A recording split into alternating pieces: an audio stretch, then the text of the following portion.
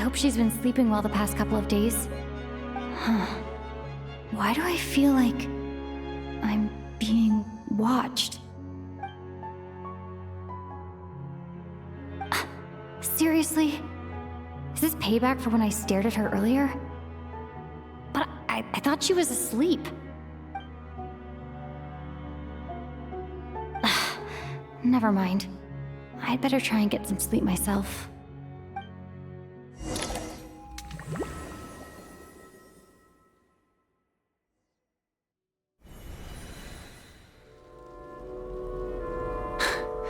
Hey, what are you spacing out for? Are you reaching your limit too? How long have we been walking for? Do you remember? Time's lost all meaning. Ever since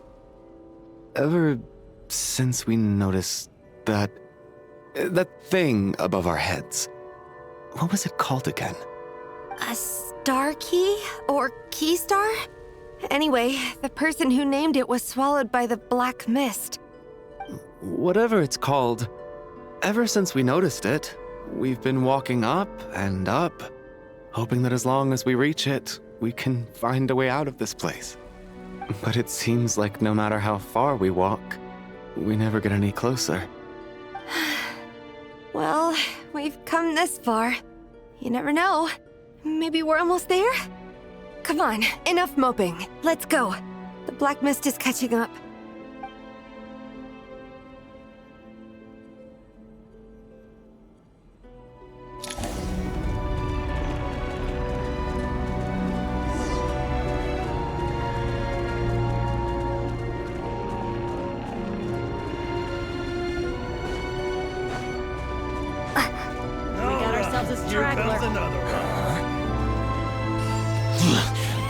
Monsters!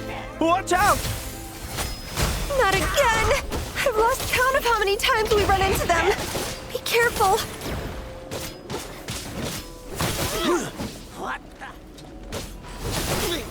What the? In case!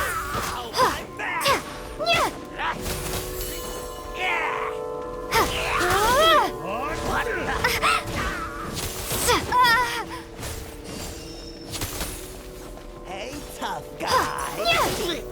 What the?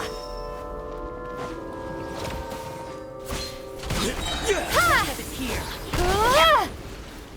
What the? What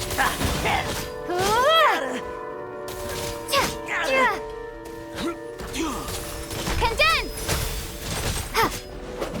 Cryostorm!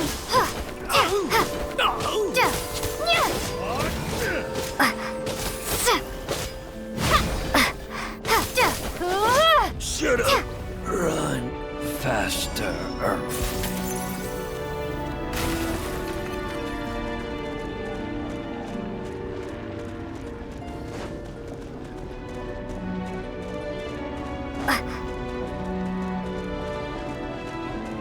All right, here comes another. Who's there? Here they come again! Get ready!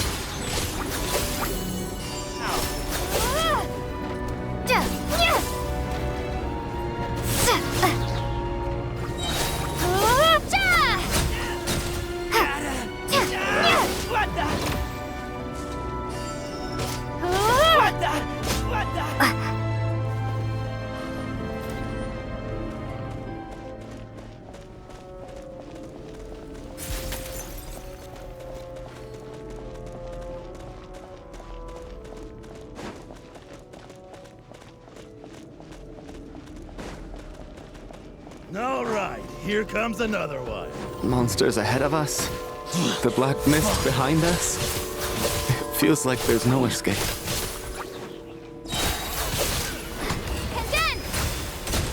Shut up! Run faster.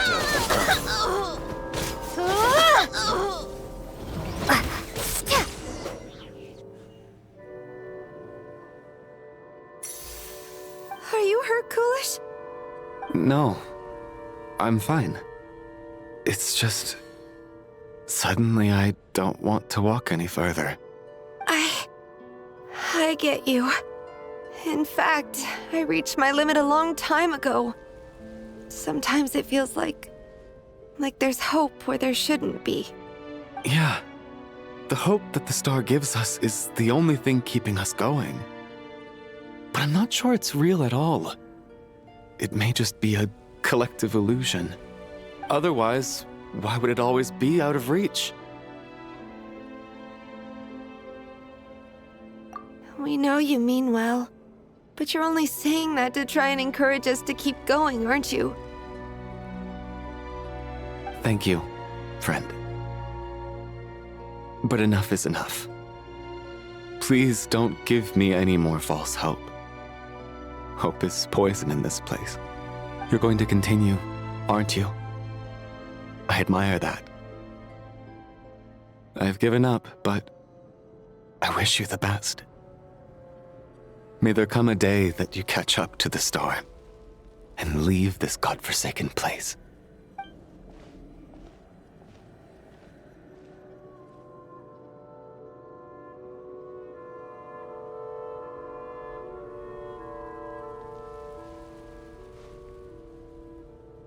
It's not an illusion. We really are getting closer to the star.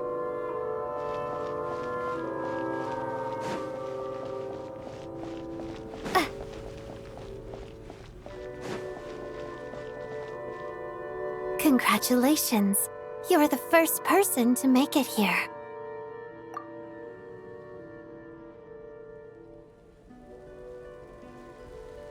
I'm the star's envoy. The black mist has stopped rising. Its hunger is satisfied for now, having devoured your two companions. This is a good opportunity. I'll let you get some rest before we continue. What do you mean, leave? The star represents the starting point. It's the waypoint for the beginning. Congratulations on reaching the starting point. Once you are ready, we will head out and walk upwards. I will be right by your side the whole way.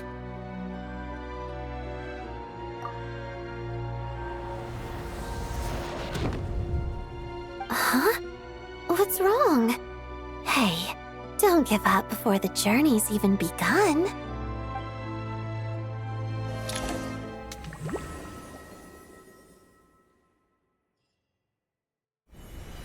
Rampana! Rampana! Is that Vodyanitsa's voice? What happened? Coolish! Wake up! Please wake up!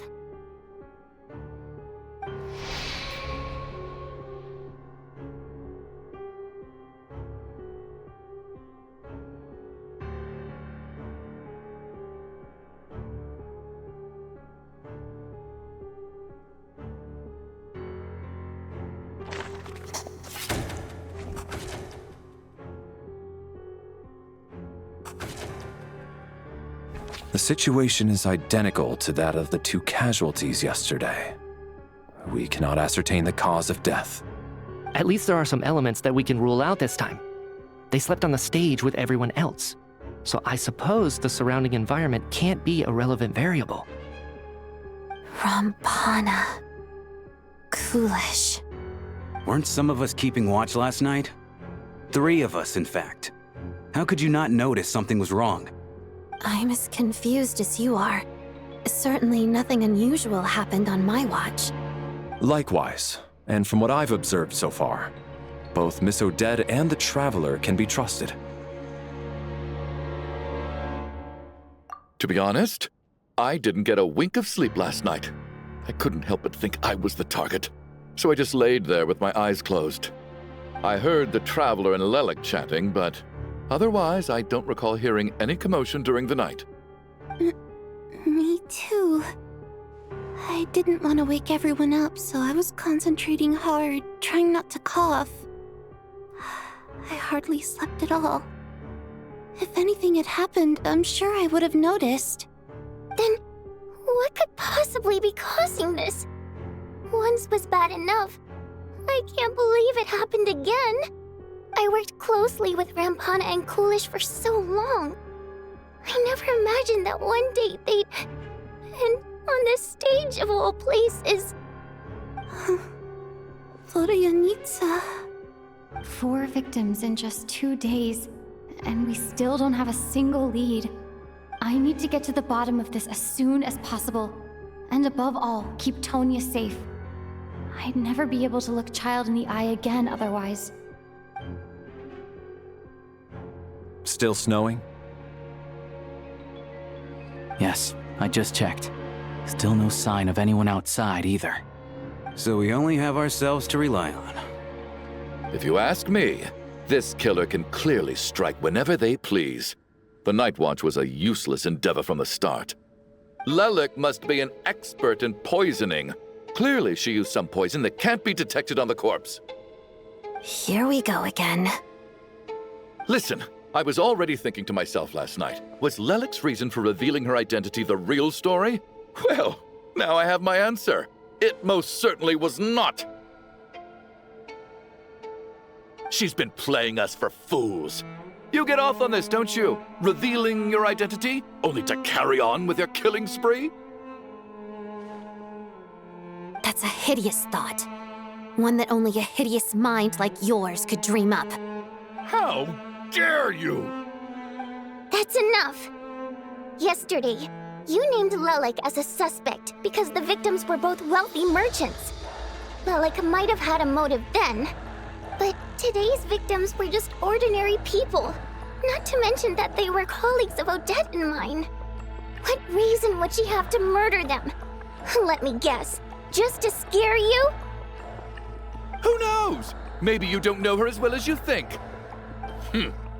I implore you all to ask yourselves, how many people are there really in this world that have what it takes to kill another person? Not many, I'd wager. Lelik is well known to be a ruthless operator, and now she has revealed her identity. How could it be any more obvious? Everything you've said so far is still just conjecture, which doesn't constitute a concrete lead. You need to back up your claims with some evidence. How can you defend her, officer? What did she say to you while you were on Night Watch?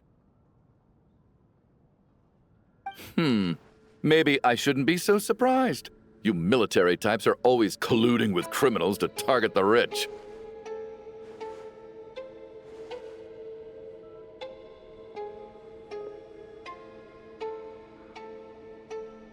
All so you can get your grubby paws on our hard-earned fortunes, then tell us to fall in line. The Fatui, the Druzhna, and the Rokot. Thugs, the lot of you.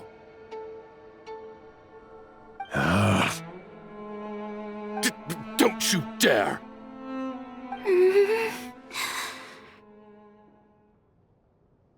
Sir, but you were the one who told us not to stop other people from expressing their opinions yesterday. 4 people have already died. Only yesterday I was chatting with Mr. Coolish. Then we woke up in the morning and he's... Turning against one another is the last thing we should be doing right now. Little girl. Even if Mr. Chuganov is a puffed-up, pig-headed windbag who doesn't have a clue what he's talking about, he's still one of the victims here, isn't he?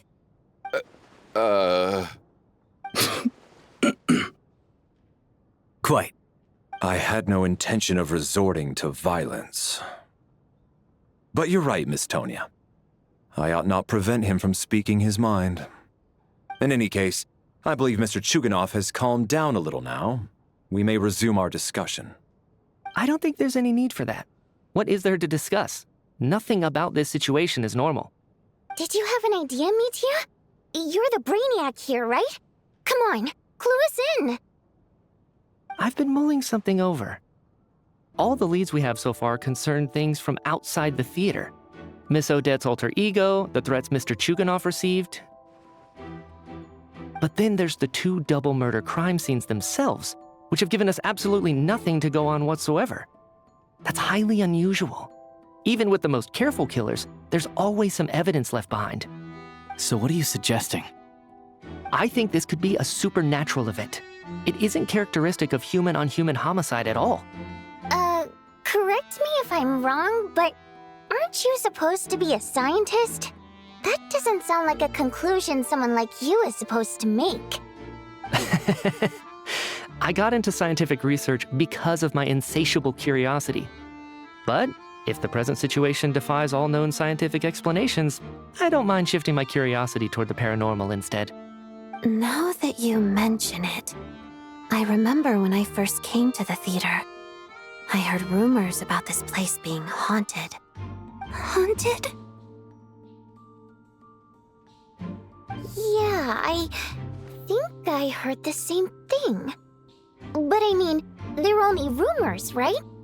We've worked here for years. Surely we would have noticed any spooky goings-on by now. Well, this has taken an unexpected turn. A haunted theater? If Paimon were here, she'd probably be hiding behind me in fear right now. Why don't we take this opportunity to look for clues again with a more open mind? Maybe a different perspective will help us see something different. Very well. Whether it's criminals or ghosts we're looking for, the same rules apply. Everyone needs to tread carefully. I'll move the bodies into the same room for now.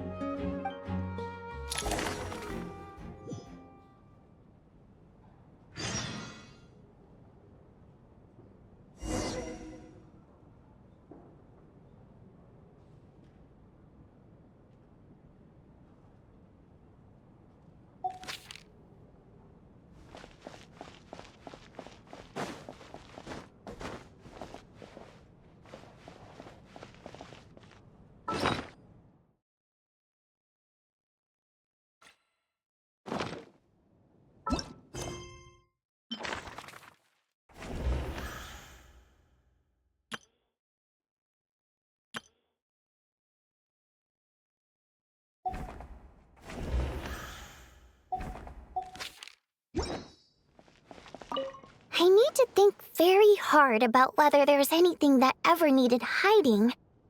After all these years, there must be some things even I've forgotten about.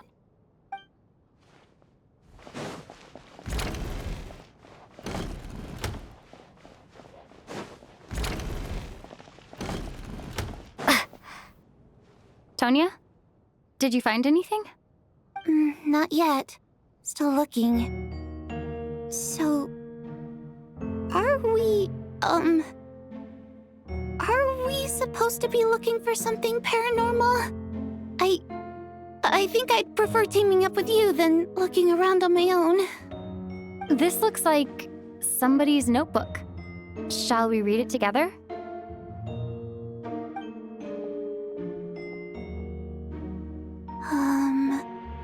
Well, it doesn't look scary or anything, so I guess it should be fine.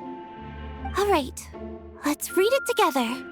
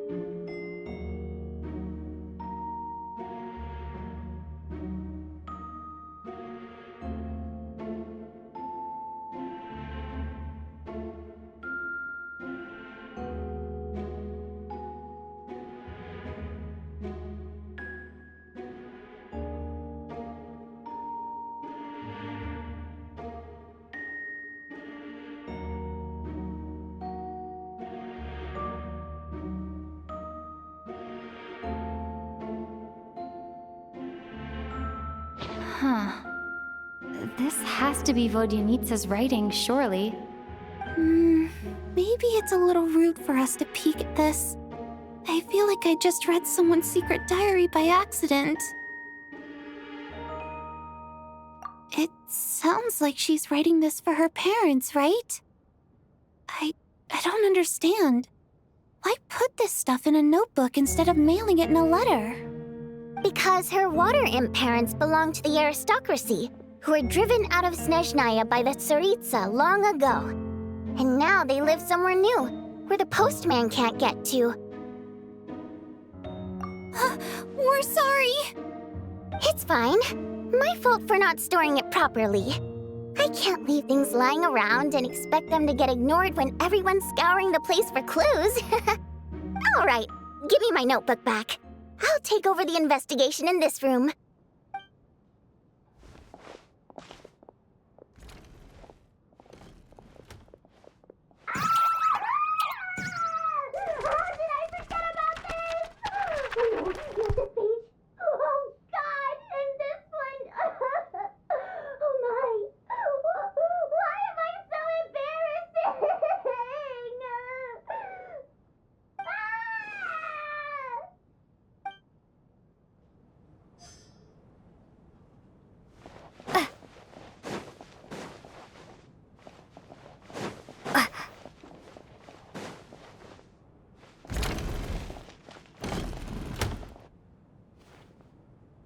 Valeri, come take a look at this. You too, Traveler.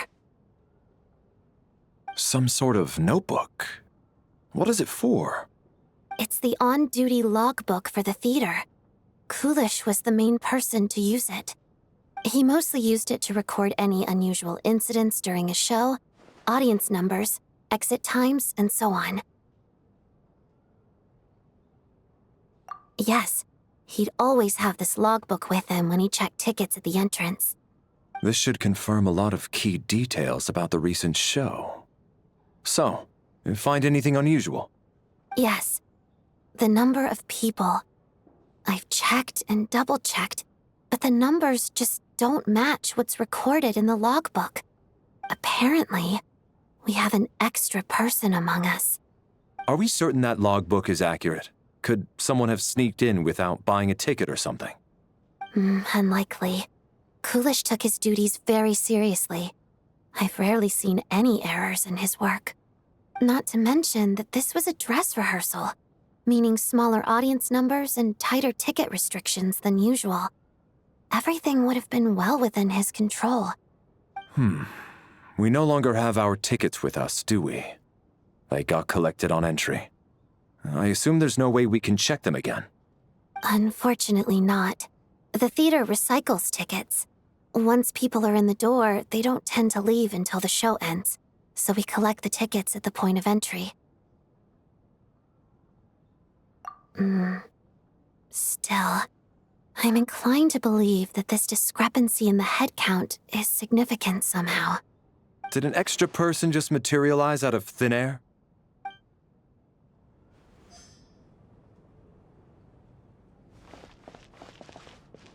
Did an extra person just materialize out of thin air?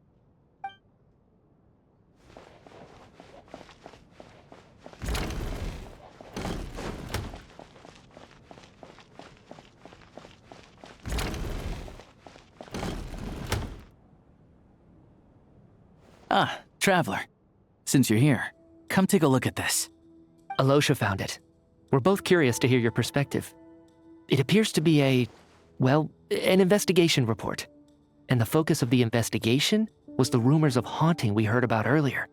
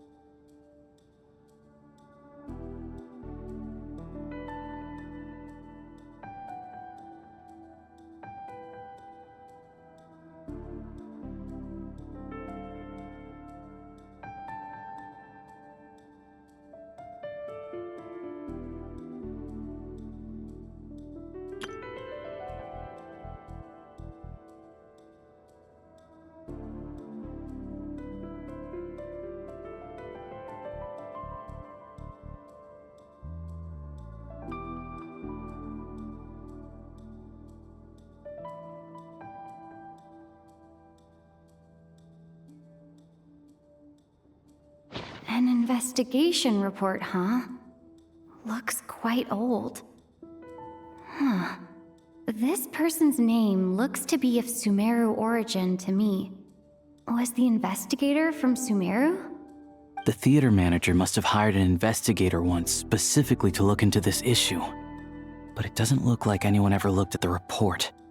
Presumably, the manager wanted to know if the supposed haunting was dangerous while also being fearful of word getting out in case it affected the theater's business.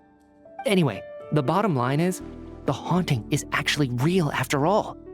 It's caused by an obstruction in the ley lines.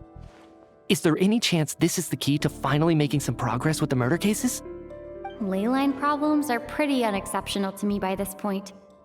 And while it certainly offers an explanation for the ghosts, it's hard to imagine what connection it could have to these two murder cases. Some of the language that appears at the very end of the report caught my eye. Angel civilization, ley line renovation? My area of research doesn't touch on any of that, so it's completely outside of my wheelhouse. Huh? A piece of paper just fell out from the report. It landed right by your feet.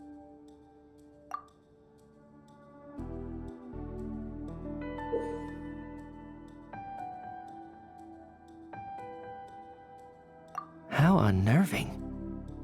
It was tucked inside the report, so it must be a note left by the author. Death is near. Is that supposed to be what's going on here? With us in the theater? But if so, how did the author foresee it? Could he predict the future somehow? Maybe things are more complicated than we thought. No, wait a second. If we take the report and the note at face value, they completely contradict one another. The report definitively concludes that the hauntings in the theater are harmless and cannot affect the real world. But the note seems to be warning of potential danger. The question is, what exactly does the note mean by death?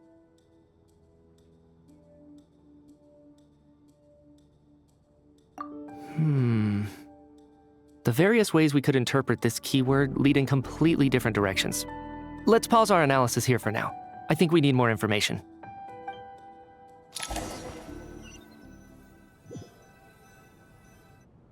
If we take all this together, it's not impossible, is it? If anything, it's the natural conclusion. Oh, I beg to differ. This sounds to me like a product of a researcher's vivid imagination.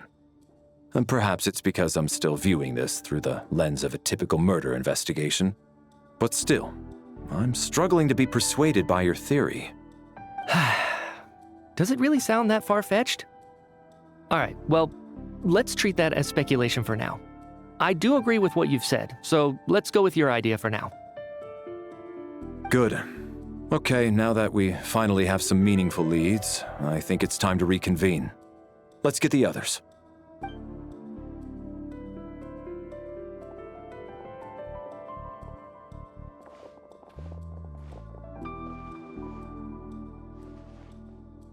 So, that's about everything we've discovered so far. I'll share my theory first. Based on what we've learned from the logbook, I believe the extra person among us is most likely the killer. If the killer had simply bought a ticket, it would have greatly increased the risk of their identity being exposed. I expect he or she either hid in the theater ahead of time, or found a way to slip past the ticket inspection. They then blended in with the group and waited for an opportunity to strike. What about the note found in the investigation report? Any thoughts on how that fits in? The killer may have simply planted it there as some sort of sick joke. I've seen my fair share of psychopathic killers. They love playing cryptic mind games. So, it has nothing to do with the haunting of the theater after all. This theory makes sense to me. If we have an audience member unaccounted for, chances are they didn't come here to watch the show. Could it really be that simple? So, in other words, all we have to do is find out who got in here without a ticket, and all our problems will be solved? Then let me make one thing clear. All the theater staff should be well aware that I came here for the rehearsal legitimately, yes? There's no way I'm the one who didn't have a ticket. It's true. I hear you used every trick in the book to get a hold of that ticket, too. Everything short of throwing a temper tantrum and rolling around on the floor at the entrance. I most certainly did not degrade myself in such a way. Probably a stupid question, but I might as well ask. Did anyone here get in without having their ticket checked? Hmm? Guess it was naive of me to expect them to just admit to it. Especially after the unprompted Lelic reveal. Once was already a miracle. Twice would be unfathomable.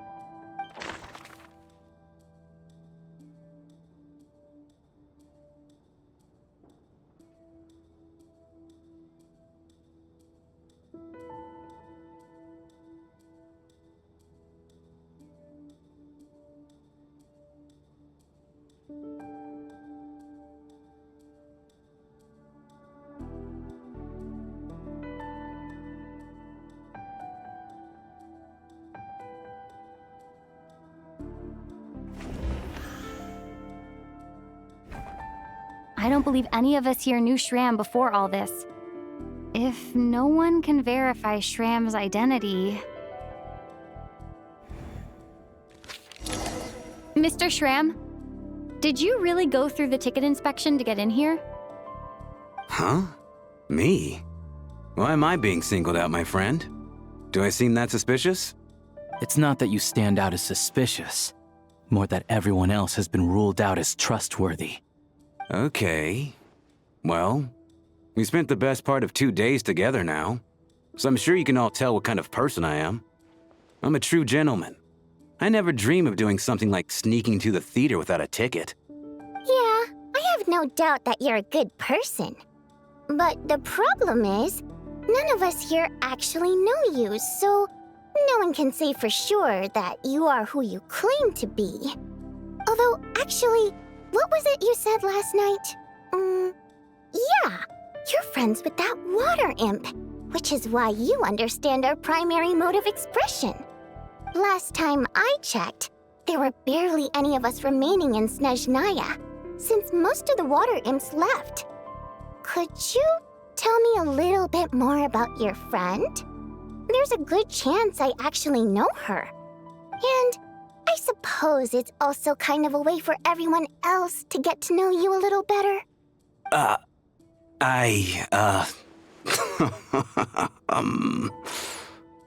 Good grief. Are you blushing? Pull yourself together, man. Stop giggling like a teenage boy. It's revolting. Hey, revolting is a little strong. All right, fine. I'll admit it. That water imp friend of mine, the truth is, we're dating. I was just a bodyguard hired by our family. But the stars must have aligned, because sparks began to fly between me and their daughter. Never in my wildest dreams did I think I'd get so lucky. We don't need details. Just get to the point. Okay. I'm just a little hesitant to reveal her name, that's all. You know how it is. These are delicate times. Even with me to protect her. If word gets out that she's dating a human, both the Fae and human factions will give her a hard time. Really? Wait, no. That can't be. Huh? Shram, what the devil are you talking about? Why is everyone looking at me like that? Surely you can understand where I'm coming from. Delicate times? Factions? Yes? You know, the Civil War? Last time I checked, the Fae and the humans were still at each other's throats. If I'm not mistaken, the last significant civil war in Snezhnayan history was over 400 years ago, when Her Majesty the Tsaritsa had just taken the throne and was consolidating her reign. What do you mean, 400 years ago? What's going on here? Is Shram from the past? All right, Mr. Mitya, you win this round. As far-fetched as it is, it appears that your theory may be correct. I'm just as amazed as you are. I didn't even believe it myself, to be honest. Is someone going to explain what's going on here? From the look on your face, you figured it out too, haven't you, Traveler?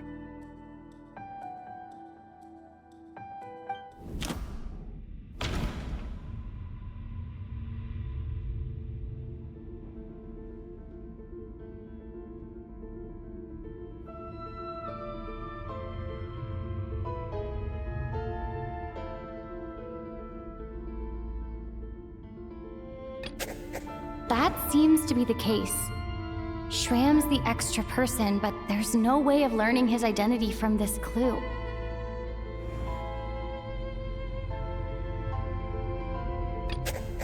Vodyanitsa's private letter touches upon the history of the Water Imp aristocracy's exile, but reveals nothing about Shram's identity.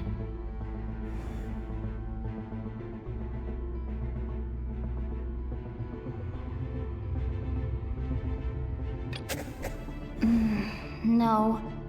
The truth lies within the clues we've already discovered.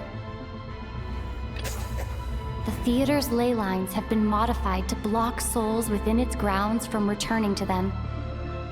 Some souls can even wander this place forever. Mr. Shram's statement proves he's from hundreds of years ago. And according to the investigation report on the theater hauntings, Mr. Shram is very likely a lost soul wandering the theater.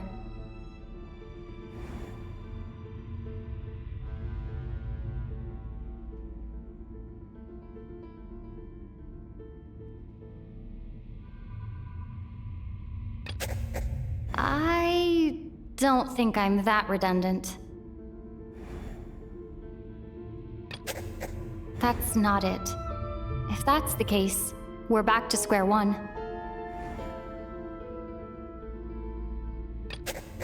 This is Mr. Valeri's hypothesis. If there is no supernatural element to this incident, it's very likely to be true. For some unknown reason, the soul that has been wandering the theater due to the ley line issues has joined our group and blended in. Yeah. That must be the immediate reason why the ticket count doesn't match the number of people present.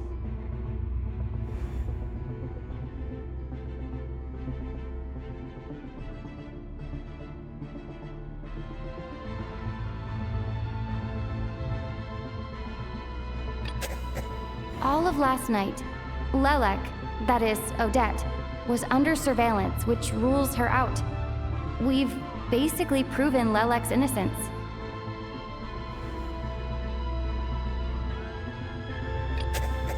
The death of those victims is an irrefutable fact. It is the outcome of whatever's going on here. What we need to do now is find the truth within this information. Since we discovered that Mr. Shram is from the past, it seems we need to broaden our assessment of this incident beyond the bounds of common sense. The contents of the investigation report have been verified.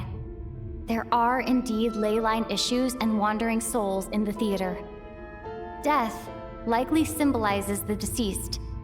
Mr. Shram, for instance. Death is near. That must mean that there's a dead person in our midst. That's the truth, isn't it? Yeah, the logic is clear now. The investigation report said that there would be souls stuck wandering around the theater because the ley lines were cut off. Mr. Shram must be one such soul who died in the theater a long time ago. In which case, that also makes him our extra person. So when the note said death is near, it must have been referring to death as in the deceased, people who died a long time ago. Someone who died a long time ago. In short, there's a dead person among us. The extra person we've been searching for is a ghost from the past. You mean I'm a ghost? No. Don't make jokes like that, my man. There must be some mistake. But even if I was dead, I know for a fact I didn't kill anyone these past 2 nights. Yeah. Even if all that's true, the report also said the souls inside the theater can't affect reality, right? They're harmless. Then what if the problem isn't the souls at all, but the ley lines themselves? The ley lines have a powerful ability to attract and devour souls. Let's say that the ley lines are like a black hole, constantly seeking to engulf souls. But the souls that don't want to return are trying to avoid being sucked in. Why does this analogy sound so familiar? What happens when the black hole can't achieve its goal? I'm only speculating here, but What if it ended up swallowing innocent souls by mistake, or intentionally taking other souls to compensate? That could explain why we weren't able to determine a cause of death. If you're right, and their souls were devoured by the ley lines, it does make some sense. It does seem to explain a lot of the things we couldn't make sense of. Does that mean it's true? Except there's no concrete evidence. Mitya is relying on a lot of logical leaps. Still, it seems like the best explanation we have under the circumstances. All right, so how could Shram not know that he's dead? Seems a little unlikely that he hasn't noticed anything unusual even after several days interacting with us. On the contrary, it's perfectly normal for a soul to wander the theater for centuries without questioning their existence or reason for being there. It's simply what's natural for them.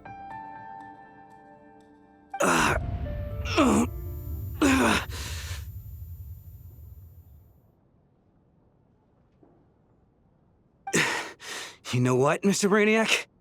I think you might actually be right after all. I'm trying to remember and... even though my head feels like it's going to explode, I think... it's all coming back to me.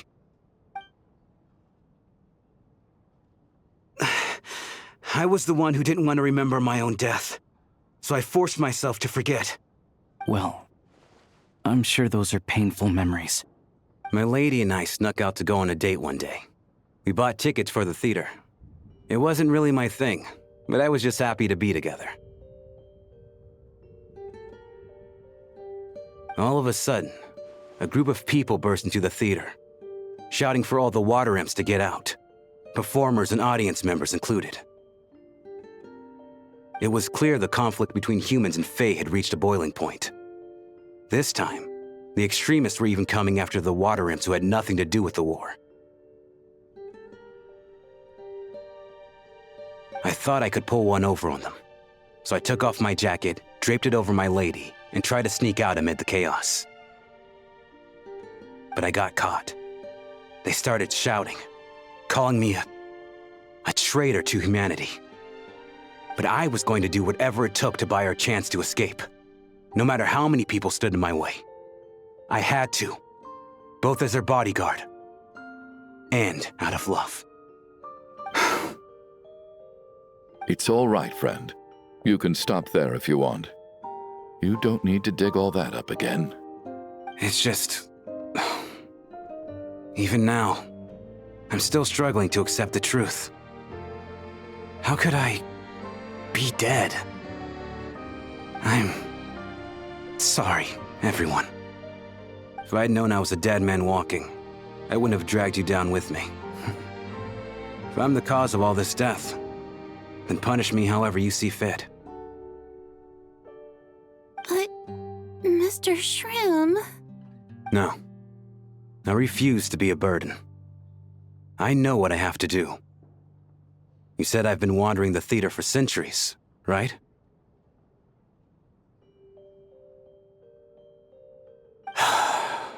I guess it's high time I got a breath of fresh air. Out there, I mean. I'll leave this place and take all this death with me. Go out on my own terms. Mr. Shram, I'm sure we can figure out a different course of action. My good sir, we both know I'm not supposed to be here. I should have accepted my death long ago. One way or another, this has to end. Unless you're saying this goes against another one of your military principles somehow. No, I'm speaking on a personal level this time. Let it go, man. Oh, wait. One last thing. Miss Water Imp. My lover. Her name was Litia. Litia Ozarova. Do you know what happened to her? Ozarova. Oh, Auntie Ozarova. That's what we all called her.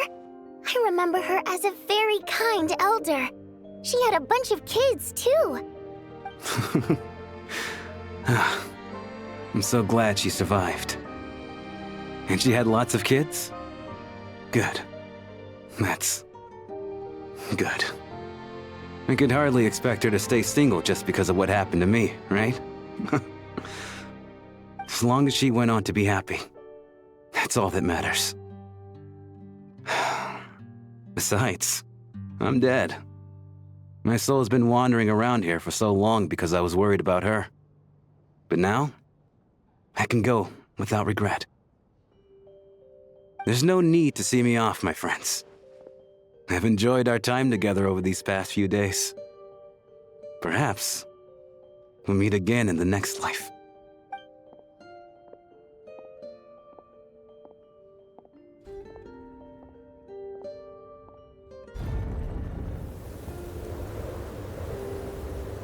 Take care, my man. I knew Mr. Shram was already dead, but I still feel so sad. Death is cruel, no matter how we might try to make sense of it. So, was the conflict between Fae and humans really that bad back then? I was only little, so I don't remember much. It's terrible to think that so many innocent people had their lives turned upside down. Even the historical records about that time period don't say much about it. All people know is that the Tsaritsa founded the Fatui, drove out most of the Fae aristocracy without explanation, then used her terrifying power to suppress the humans. It seems to me like the Tsaritsa chose to make herself the enemy. She downplayed the conflict, directing whatever animosity both sides had for each other at herself instead. That's also why, despite how brutal the conflict was at the time, there hasn't been much lingering tension between humans and Fae since. Things have been fairly harmonious for the past few centuries. So, the Tsaritsa banished the Fae to protect the Fae living in the city? She offered herself up to be hated in exchange for peace. Maybe it's not quite as bad as it sounds. I don't think Her Majesty is too concerned if mortals hate her or not. And besides, there are very few who truly do. All this time, I had no idea. All right. If Mitya's theory is correct, then I think we can consider this matter settled. Let's all take a break.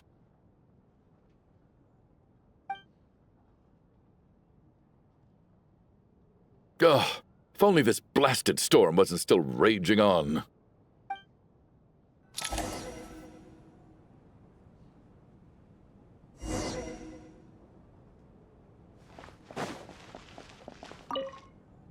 I was actually planning on hiring him as my bodyguard after we got out of here, you know. Oh, poor guy.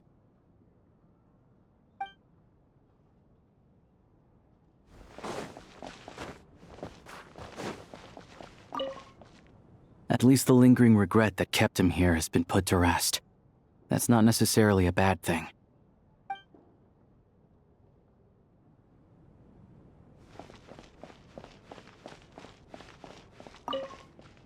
Well, at least it seems like Mr. Shram stayed optimistic until the end. The information he revealed, it's given me a lot to think about.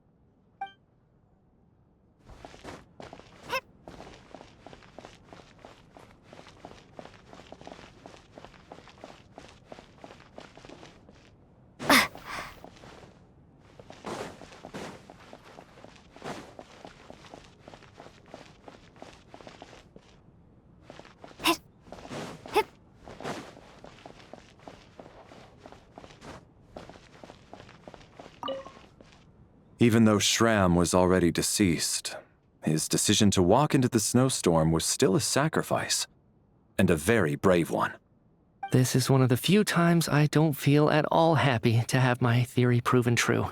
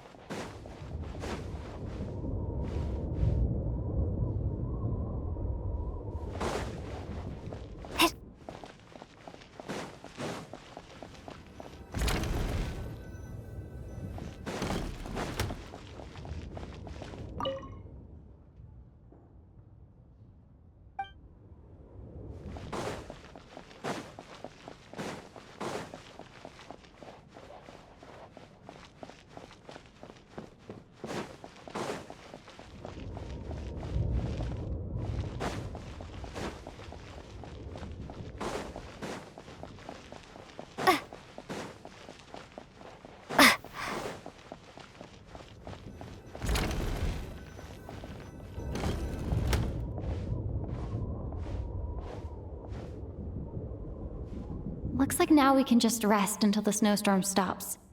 I still can't believe Shram turned out to be a ghost who'd been in the theater for hundreds of years. To think he was dead this whole time. What a strange turn of events. Knock, knock. Hmm? Knock, knock. You know the door isn't closed, right? You don't have to knock. Think of it as a signal then. When I'm entering someone else's room and I knock, I'm here as Odette. If I don't knock, it's Lelik.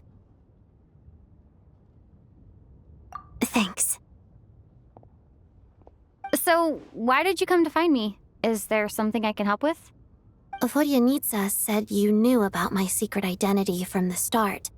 But when everyone was discussing who Lelik could be, you were worried that revealing what you knew would be unfair to me, so you kept it to yourself, right? Yes, I'm extremely grateful for that. It's nothing. I mean, you didn't hold what happened with Senora against me, so I should thank you for that as well. Actually, there's something else as well. I found myself in a situation similar to the one you were in when you helped conceal my identity. So I thought I'd come and ask you for advice. It's about Mitya. Before all of this, the last time I saw him, he was dead. As I'm sure you know, my goal as Lelik was to stop Project Stuja. Well, when I found out the tech lead for the experiment behind Project Stuja was Mitya, I immediately started planning to track him down and threaten him to back out. I often saw him around the theater, but I soon concluded that making my move there would risk exposing my identity. So I decided to infiltrate the Armory Palace and go directly to his lab. That way, the threat would be much more effective.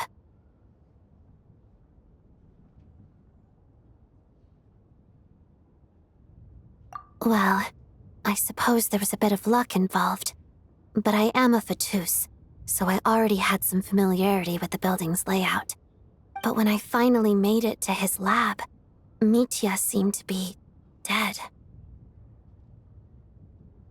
I checked his breathing and his pulse. He had no vital signs whatsoever. I'm certain of that. I thought maybe another anti-Project Stuja activist had beaten me to it, and chosen a much more brutal method, so I made myself scarce. That's why you were so on guard around Mitya that first night here. Yes. When I saw him sitting in the audience during the performance, I could barely contain the shock. To me, it was a miracle. Somehow, he'd come back from the dead. But then, the murder started happening and things got so complicated that it wasn't really at the front of my mind. That is, until Mitya himself said there must be a dead person among us. Then I couldn't ignore it any longer. And yet, you thought that bringing it up right away would single Mitya out, just like when everyone was suspecting Lelik. Exactly. I thought there could be something I was missing. Besides, we soon figured out that Mr. Shram was a ghost, and we knew there was only one extra person, so we thought he had to be the one. But now it seems like there's another candidate. I understand why you kept it to yourself. There was so much information being thrown around during that discussion. Bringing up Mitya would have just introduced more confusion. So, what do you think we should do? Let me confirm one thing first. When was it that you found Mitya dead? Around a week ago, sometime in the afternoon. A week ago? That's earlier than I thought.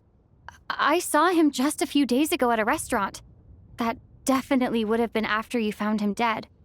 He seemed completely normal to me, chatting with Vodyanitsa, trying to avoid Valeri.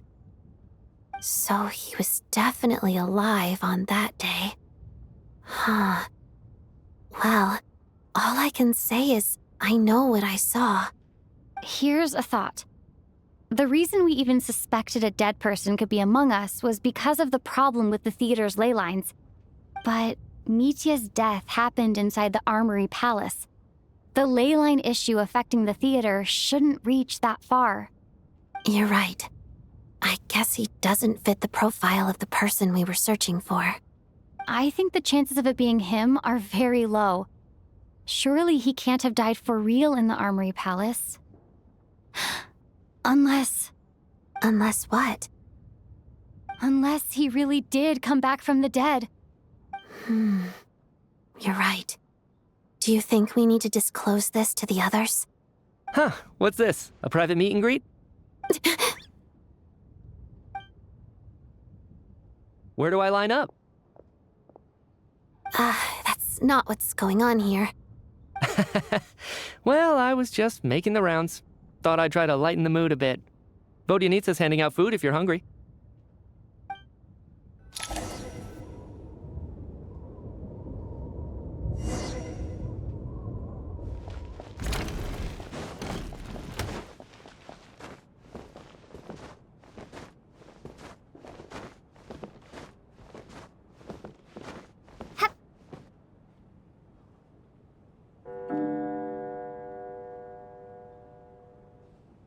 What is going on with this storm? Could it be connected to that monster that just arrived in Snezhnaya? I almost hope it is. Her Majesty the Tsaritsa left to vanquish that beast herself. We just need to wait for her triumphant return. Do you think people still feel the cold after they die? I'm wondering about Shram. Oh, maybe we should have given him a coat before he went out there. Death itself is cold, isn't it? I'm sure the storm will embrace him. Well, I hope he has a safe journey. I'm going to miss him, I think. It's not like we can blame him for Rampana and Kulish's deaths. Thinking back on it, we barely made it out alive ourselves. Once we get out of here, how are we going to explain what happened to their families?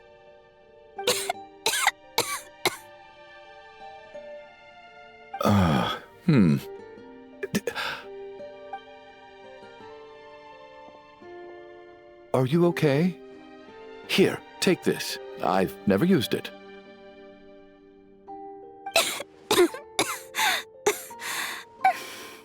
Thanks. Look who's Mr. Nice Guy all of a sudden. Is it because Tonya stood up for you this morning? At least you know how to return a favor. Yeah, without Tonya, who knows how badly he would have been hurt. I told you already, I never intended to resort to violence. Duh, bunch of rascals. Little girl? I was rather surprised when you spoke up for me this morning. I didn't think I had many admirers here, so, thank you.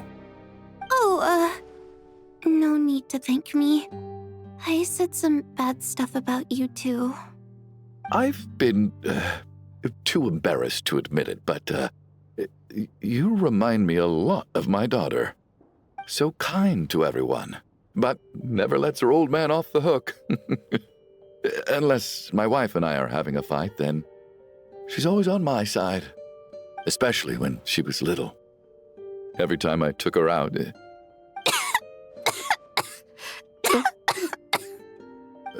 All right, easy now. How long have you had that cough, Tonya? I don't know. It's probably been a while. I'm fine. Are you taking anything for it? Yeah. I'll be fine once I see my brother. He's gonna pick some frost fairy flower leaves and brew a tonic for me. I'll feel much better once I drink that. I see. That's good to hear, then. We should probably discuss arrangements for tonight. Now that the deceased has left our midst, there shouldn't be any more incidents. However, out of an abundance of caution, I'll keep watch. Shouldn't we take shifts? I can take one if needed. No need. I managed to get a nap in earlier, so I have plenty of energy right now. After all the tension of the past few days, everyone else should just focus on getting a good night's sleep.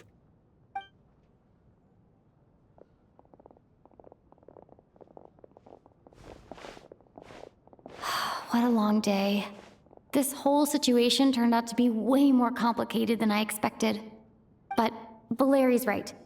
I should just try to calm down and get some rest. The last thing I want is to give myself nightmares.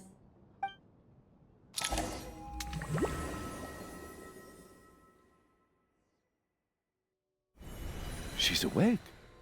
She's awake! Get over here, you big lug, and take a look! If you must call me something, call me Mr. Door. The Black Mist is coming. You need to go.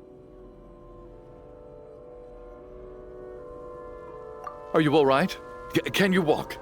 We just got attacked by monsters on our way up. That Mr. Door fellow protected us. He just seemed to come out of nowhere. Not much of a talker, but when it comes to taking down monsters, that man doesn't hold back. Curses! The Black Mist is catching up to us. We need to keep going. Mr. Door, I don't believe I've ever seen you around here before. Why is that? There's no need to try to get to know me. I'm just Mr. Door. I have to find the door that belongs to me. Oh, well, anyway, we're lucky to have you here. Thanks for saving us earlier. No need to thank me. This is where my duty lies. Mr. Door! Monsters! Get rid of them! I can just push these ones off. What the? What the? What the?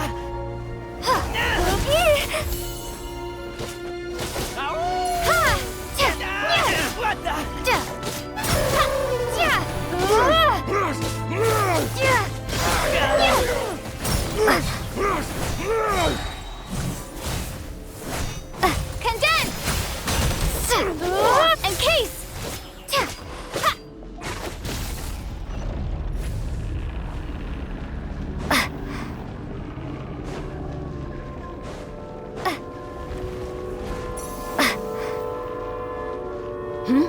Halt! So we're doing this the hard way.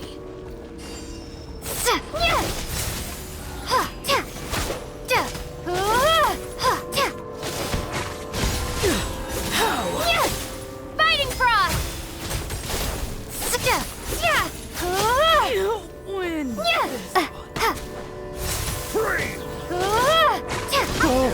Remarkable work, Mr. Door. If I had your muscles, I'd do the same.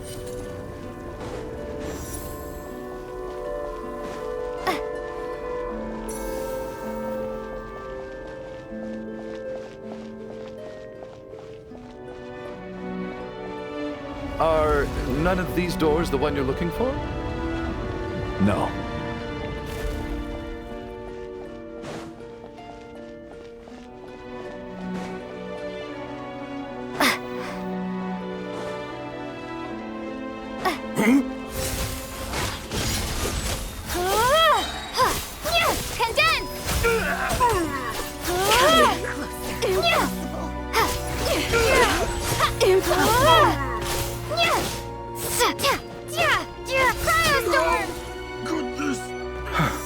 I'm so exhausted. And the Black Mist is still rising. Oh. Wait, look! There's more monsters down there. Are they coming from within the Black Mist? No, no! They're gaining on us! Quick, keep going, or they'll be at our heels any second!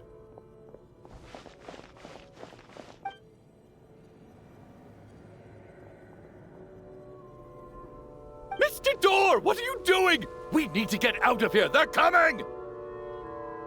Found it. This is my door. What? You mean you're going to stay here? I am a door. This is where my duty lies. No! You saved us. We can't leave you behind. You must keep going. A door can only keep things out for so long. You must make haste. But... Oh, you're right. Let's go. We can't let Mr. Door's sacrifice be in vain!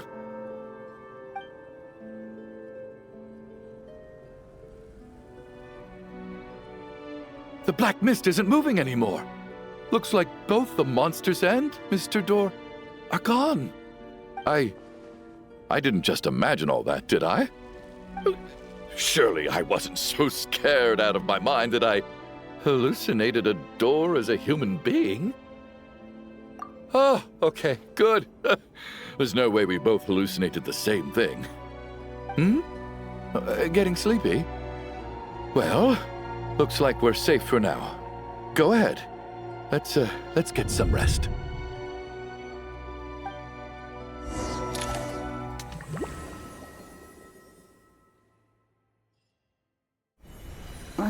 What time is it? Is it morning? I think I had a nightmare. Oh, I guess everyone's still asleep. These past 2 days have been exhausting. Valeri's keeping watch though, so he's probably the only one awake. Valeri?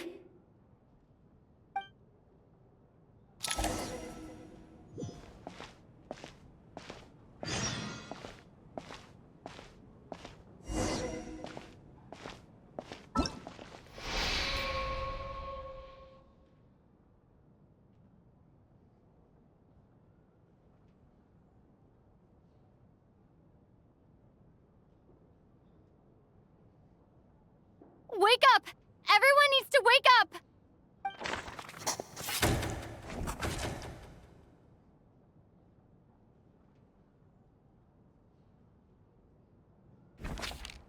Just like the last 2 nights. No clear cause of death. I've been a real thorn in your side, haven't I, Mr. Valeri? Now you can rest in peace. But for me, life will be all the duller for not having to run away from you, my friend. How's Tonya? Is she okay? I just checked on her, and it doesn't seem like anything serious. She's just exhausted from the past couple of days, and she's still recovering from her illness. We should let her sleep a bit longer. That means Valeri was the only one who died last night. If Valeri was awake and keeping watch, it would have been impossible to kill him without waking everyone else up. That much is certain. This is so frustrating. Why has nothing changed since yesterday? I thought we already dealt with the dead person causing all this. Actually, one thing has changed. There's only 1 victim this time, not 2. Does that mean...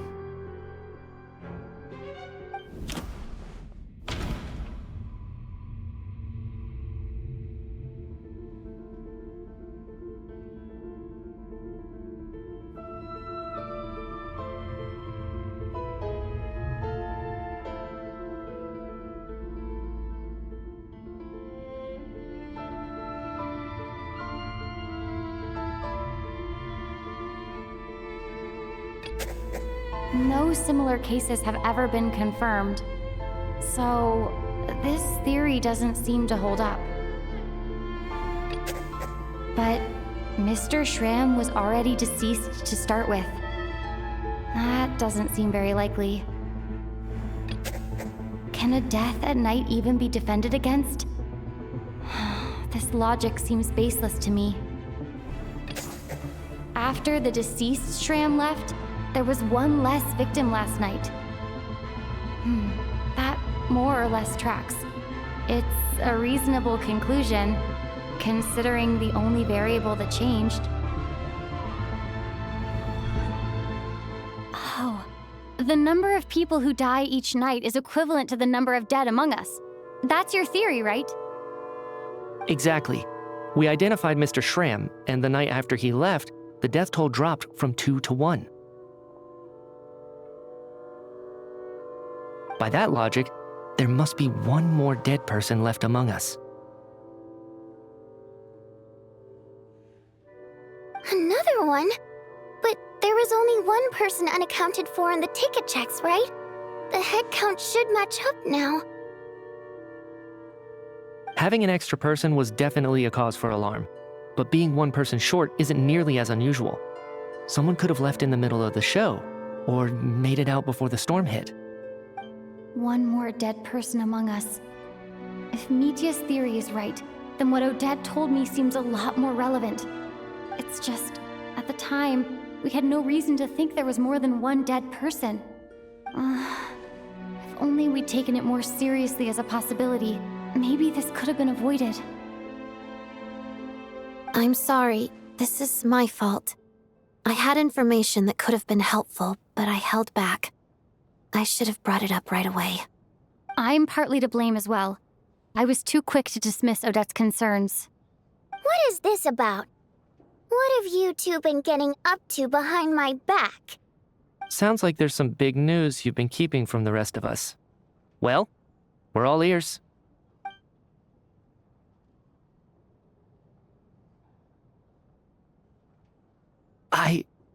I'm the dead person?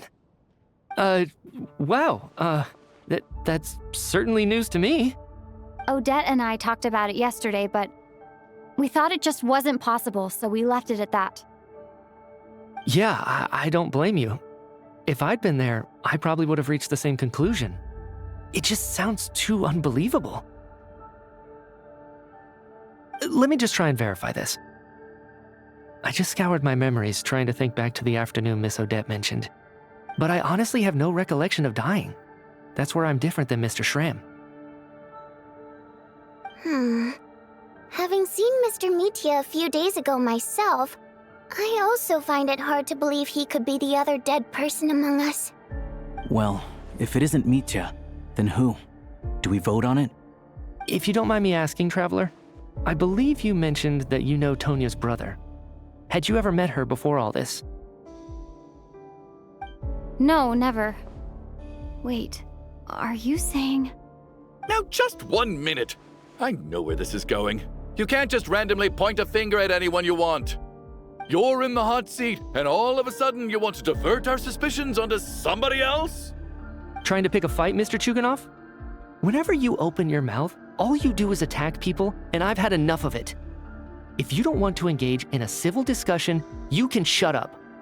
You little brat! Did Nietzsche ask about Tonia because he suspects her? I suppose I only identified her by age and nothing else. Could that mean... I'm just saying, you're going around casting suspicion on people for no reason. How could Tonia be dead? I can vouch for her, if nothing else. I've seen her before. She's the sister of that Harbinger, isn't she? The one called Child. Oh, really? You're telling the truth? Since being here, I don't think I ever mentioned she was Child's sister specifically. Does Chuganov actually know her? If Chuganov can vouch for her, then it can't be Tonia either. In which case, it seems unlikely that there's another dead person among us at all. Miss Odette, could you go over that afternoon with me one more time, when you found me dead? No problem.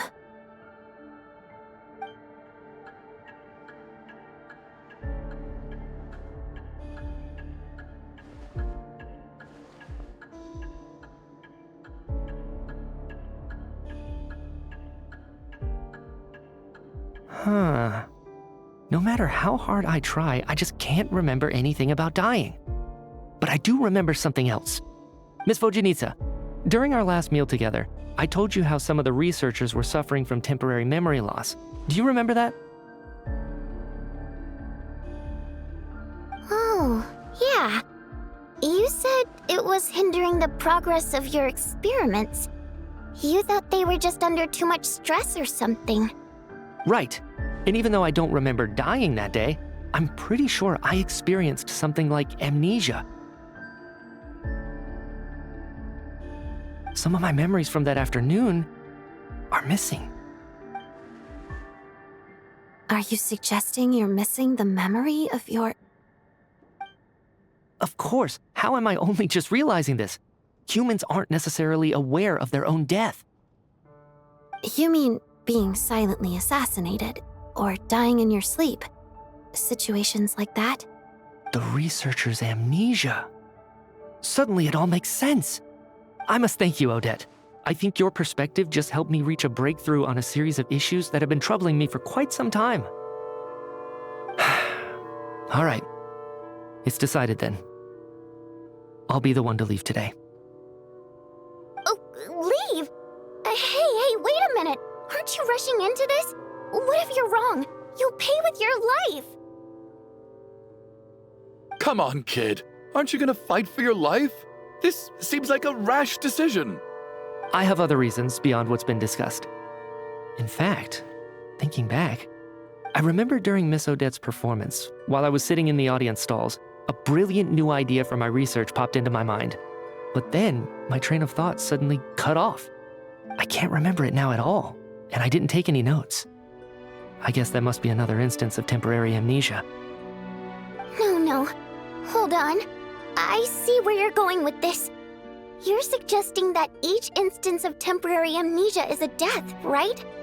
There's a glaringly obvious flaw in that idea, no? How can one person die so many times? I believe Miss Odette's account. During the period where my memory is blank, I must have been either dead or in a similar state. All it would take is for the same thing to happen in the theater, and I would come under the effect of the ley lines in this vicinity. This increases the likelihood of me being the deceased, does it not? But... There's no evidence to suggest that anyone other than me is a candidate for the deceased. So allow me, as a scientist, to treat this as an experiment. Please relax, everyone. I don't think things are as bad as they may seem. If I really am the deceased, then to leave the theater will be a relief for me.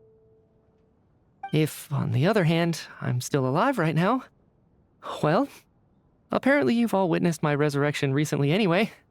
Who's to say I won't return from the dead again this time? Mitya's right. This is the only thing we can try right now. I think he's deliberately downplaying the gravity of the situation, though. He probably doesn't want to burden everyone. What is a scientist if not someone who gambles on experiment after experiment in an attempt to obtain the truth?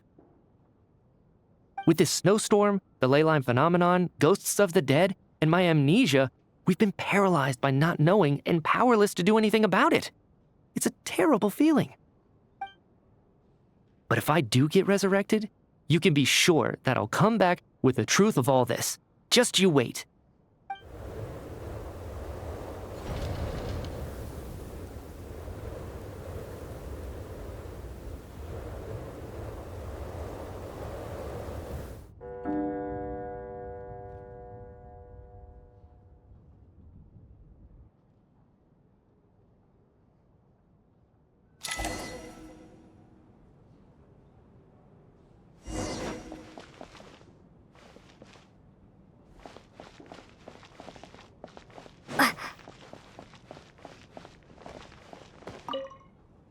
What's on your mind, Odette?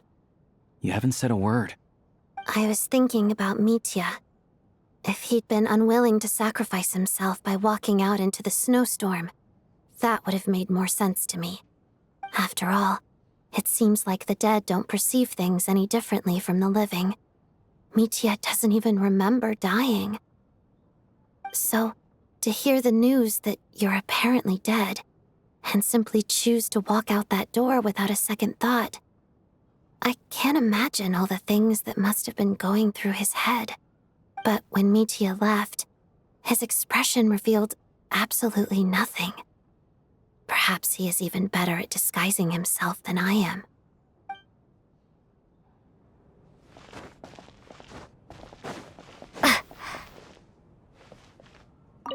Oh, that Valeri guy was packing even more muscle than I thought. I can't believe how heavy he was. Hauling him over there nearly killed me. Oh, curse this confounded snowstorm. Go bother some other poor souls instead.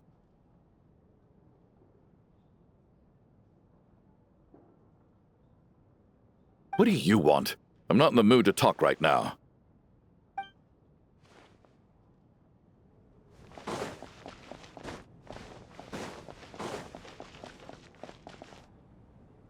Poor Mr. Mitya.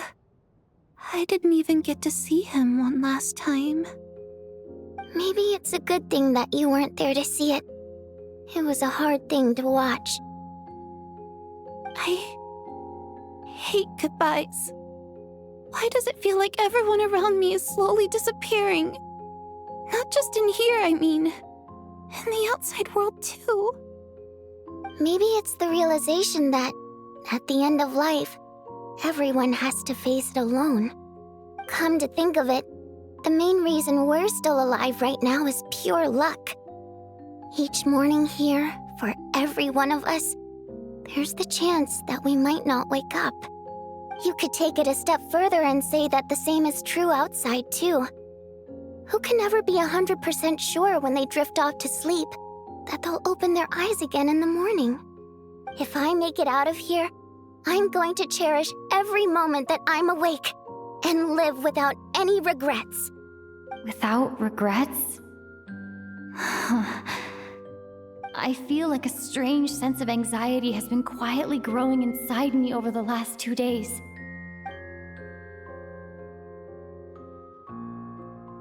Are you okay? You look really glum. If something's bugging you, let's talk about it. There's only a few of us left here now.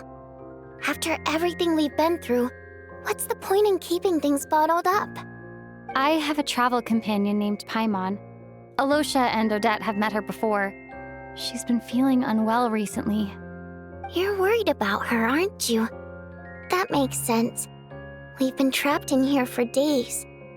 To be honest, I used to feel like I was just a spectator in this world, watching everything that happens from the sidelines. Maybe it's because I'm a descender? A descender? But with Paimon by my side, over time, I slowly felt my connection to this world growing stronger. She loves eating, sleeping, and having fun, but she's also a great guide. It's her authenticity that makes this whole world feel more real for me.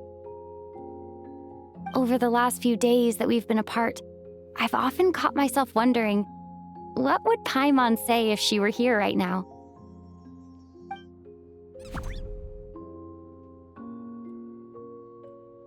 But by the time I snap out of it, the conversation has already moved on and I'm still in my own little world. I'm trying to overcome this sense of detachment, but I really miss Paimon. I guess, in a way, she means the whole world to me. I bet she misses you when you're not there as well. Maybe you're her entire world too. I don't know if this will make you feel any better, but back when the water imps left Snezhnegrad in droves, I also felt like the whole world was suddenly empty. I could be surrounded by people all smiling and having fun, and still feel completely separate from it. So, I totally understand how you feel. Later on, I started to think, maybe accepting the fact that our loved ones won't always be with us is something that takes a lifetime.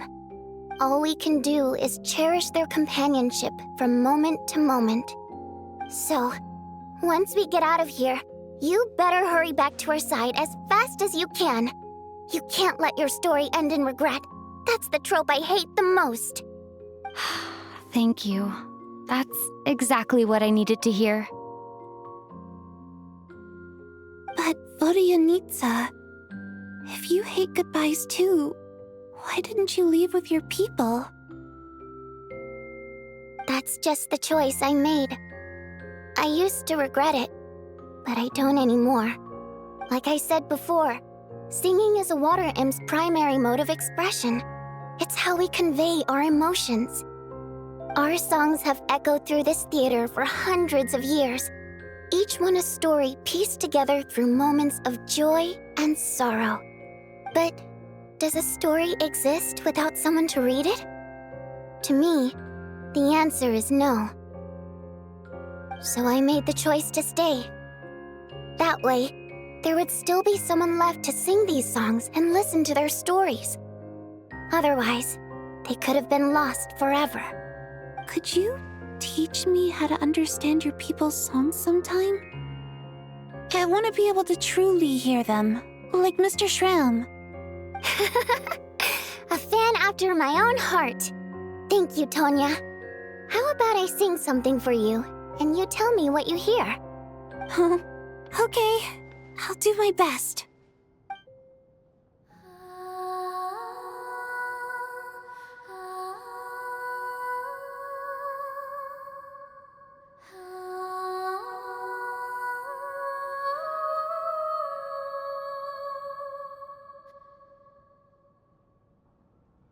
I've never heard that one before.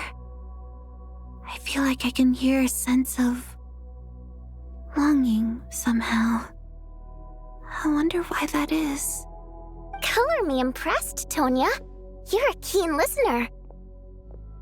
Most people can only tell if a song is happy or sad. I didn't think you'd be able to pick up on such specific details. So, what's the song about then? Come on, tell me. I've actually never performed this song in the theater before, because it has more of a ceremonial purpose for our people. It's not meant for the stage. It means something like, "May those we have lost watch over us, and follow this song back home in the night, so that we might be reunited once more."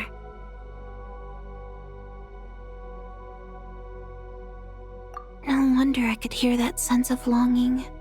You sing it for loved ones who have passed away. I hope it reaches them. It's getting late, Tonya, and you're not well. We should all turn in early. I suppose there's no reason to keep watch tonight. Okay. But, before I go to bed, could you sing that song a couple more times for me, Vodyanitsa? Of course. Anything for my #1 fan.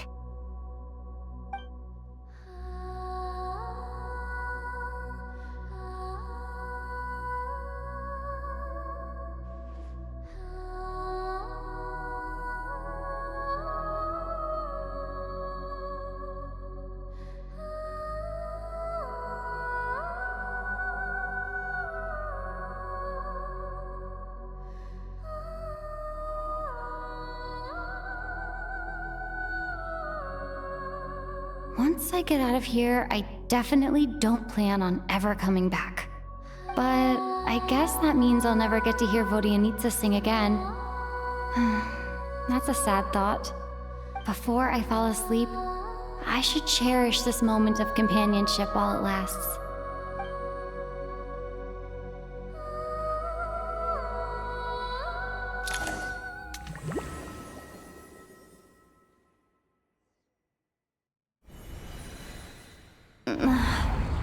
Where am I?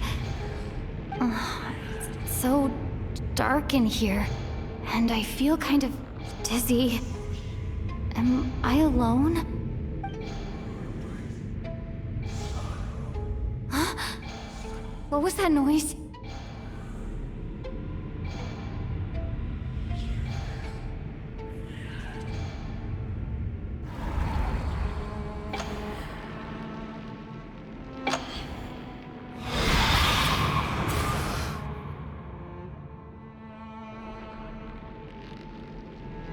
Return, O spirits.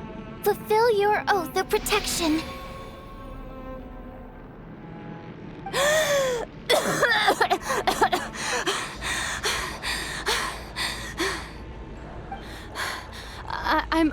I'm alive? What just happened? No time for questions. Quick, over here. Turn on the switch. We need to bring back the light.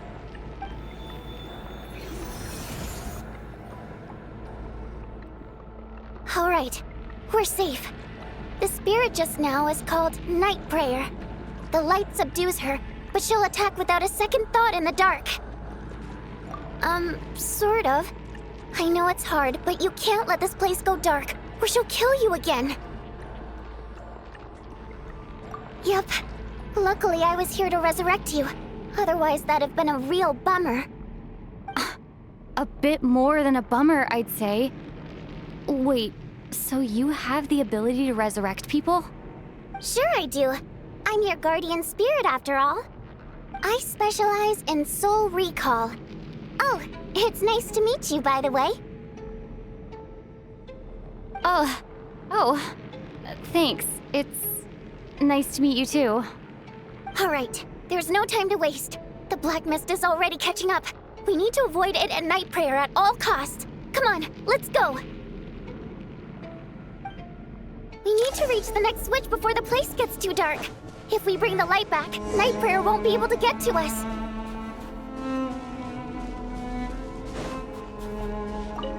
Sweet, sweet light! It's back! Shh! It's night prayer. We need to move quick, but don't let her notice you. Look out!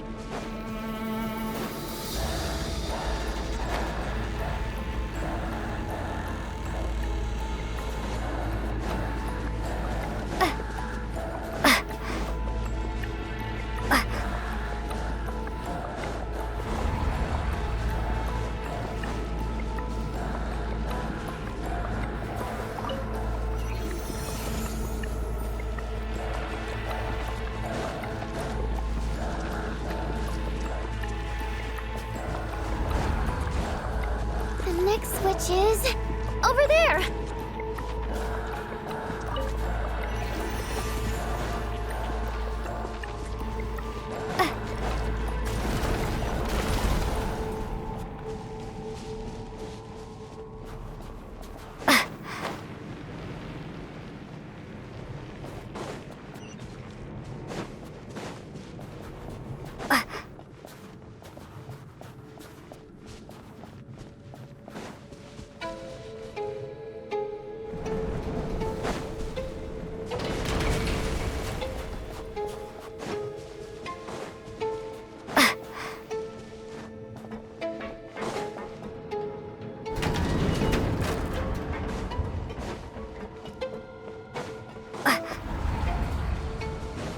No, night prayer is here too.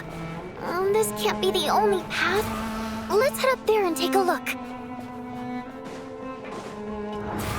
This is not the end. I won't let you die like this.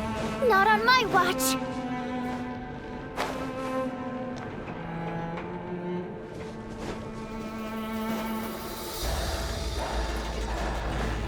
The switch is just up ahead.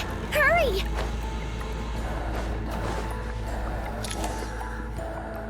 It's too dark.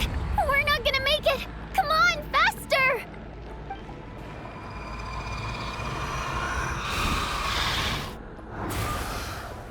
Traveler!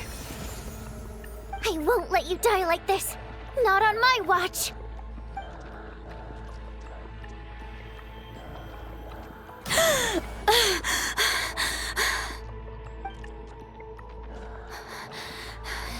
Even though it's not permanent, dying is definitely not a pleasant experience. Great. You're back. Yeah, thanks to you. Time for you to get out of here. Quick, before the light runs out. What about you? You're not coming with me? I can't. I've already been used up. A guardian spirit's skills are finite. I can only resurrect someone so many times. I might not look any different, but my essence has been exhausted. Now, I will slowly start to fade away. I can go no further. The black mist is where I belong. It's okay. Why didn't you tell me sooner? Because it wouldn't have changed anything. That knowledge would have just burdened you. And a guardian spirit's role is to protect. But... Go. Now, before it's too late. I already hear night prayer approaching.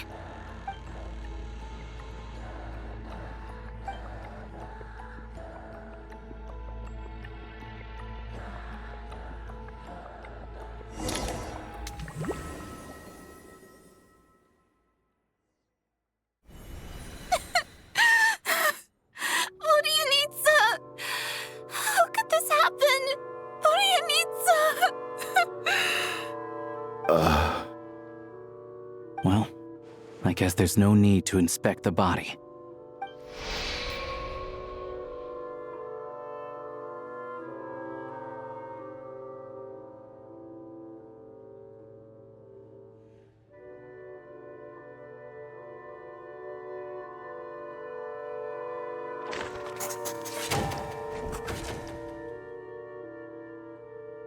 This wasn't supposed to happen. You lied to us, didn't you, Chuganov? You've been lying from the start. Take a long, hard look at yourself before you go around accusing other people. I suspected you on day one, Lelik, and now look where we are. By some strange coincidence, you've never been targeted. You just happen to have survived this long? No, you should be the prime suspect. And you, little hunter, ever so content with staying on the sidelines. Yet you were the one who stopped us from leaving from the start. Why are you trying to keep us here? Now you're just lashing out indiscriminately. That's either a sign of anxiety or a guilty conscience. Where was all this passion and bravado before? Decided to fight until the bitter end. Is that it? Is that a threat? Fine, bring it on. You think I'm afraid to die after all this? You want to kill me? Go ahead. I'd like to see you try. After all the trauma of the past few days, everyone's been pushed to the breaking point. Valeri and Mitya aren't here anymore. Someone else needs to step up and take charge. But first, I need to think this through. Considering everyone left, who's the most likely candidate for the deceased?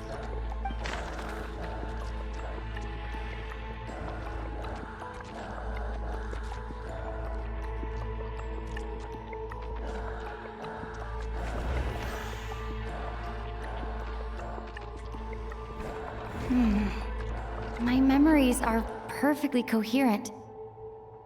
Even after racking my brain, I can't recall any scenes of my own death.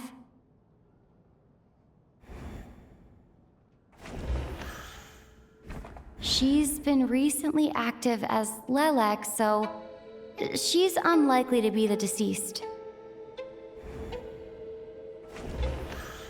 He's arguably the first friend we made after arriving in Snezhnaya. While he works at the theater, we've also met him outside of it, so he can't be the deceased.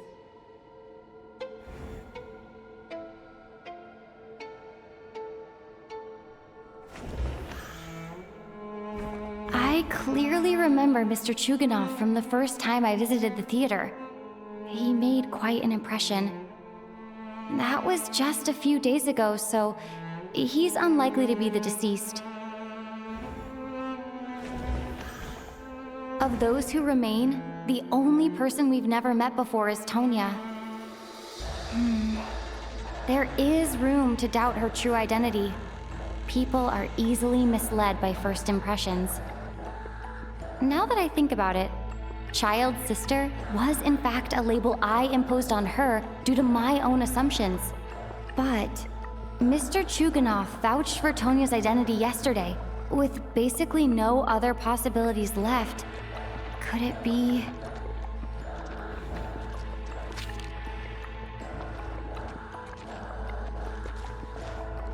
Tonya, how's Tusser been lately? Tusser? Your brother Ajax must have mentioned me in his letters home, right? Did he say anything about a blonde traveler? No. And my brother's name is Razik, not Ajax. Ugh. Chuganov, looks like it's your turn to do some explaining. Yesterday you said you could vouch for Tonya. Why did you give us a false testimony? I knew you were behind this, Chuganov. You've been lying through your teeth from the start. Everything about you is fake, down to the wife and daughter you're always talking about. Your entire family man persona is a charade, isn't it? That night, when I infiltrated your place as Lelek, I noticed you were home alone. Didn't think much of it at the time, just thought everyone else was out. But thinking back on it now, that doesn't seem very likely. My guess is, you live alone, don't you? Even that was a lie? But why would he lie about having a family? Oh, curses. Oh, why is there no end to this blasted snowstorm? If it would just stop. If it would just stop. I think I remember now. I know how I ended up here. It feels like a distant memory. But at the same time, it's just like it was yesterday. The reason I'm always coughing is because I got sick with frostbite. The locals usually call it the snow cough. It's not a very common illness. It's partly genetic and partly caused by the cold climate, but it can be fatal. They sent me to the hospital as soon as they found out I had it, and I spent so long lying there in that hospital bed. After a while, I felt myself growing weaker and weaker. Nothing seemed to be working anymore. Neither the treatment that the doctors were giving me, nor the medicine my brother was brewing from frost fairy flower leaves. So one day, I told my brother that I wanted him to take me outside for once, so things could be like they used to, just for one day. I wanted to meet loads of friends, experience new things. He agreed. He snuck me out of the hospital, and we escaped. We got to the theater, bought tickets, and went inside. Oh, it was all so exciting. I remember the show very clearly. It was amazing. But I found myself getting sleepier and sleepier. Oh, Tonya. When I woke up, I couldn't find my brother anywhere, so I guessed he'd already left. But there's no way he'd leave me behind.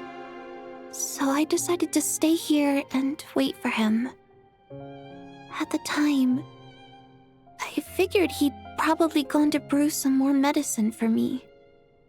I was planning to chew him out for abandoning me when he got back. Tonya, it sounds like by then you'd already... Yeah, I know. I understand now. Dead, aren't I? This cough and the feeling weak, it's probably just my body's memory. After all of that, it turns out I can't blame my brother after all.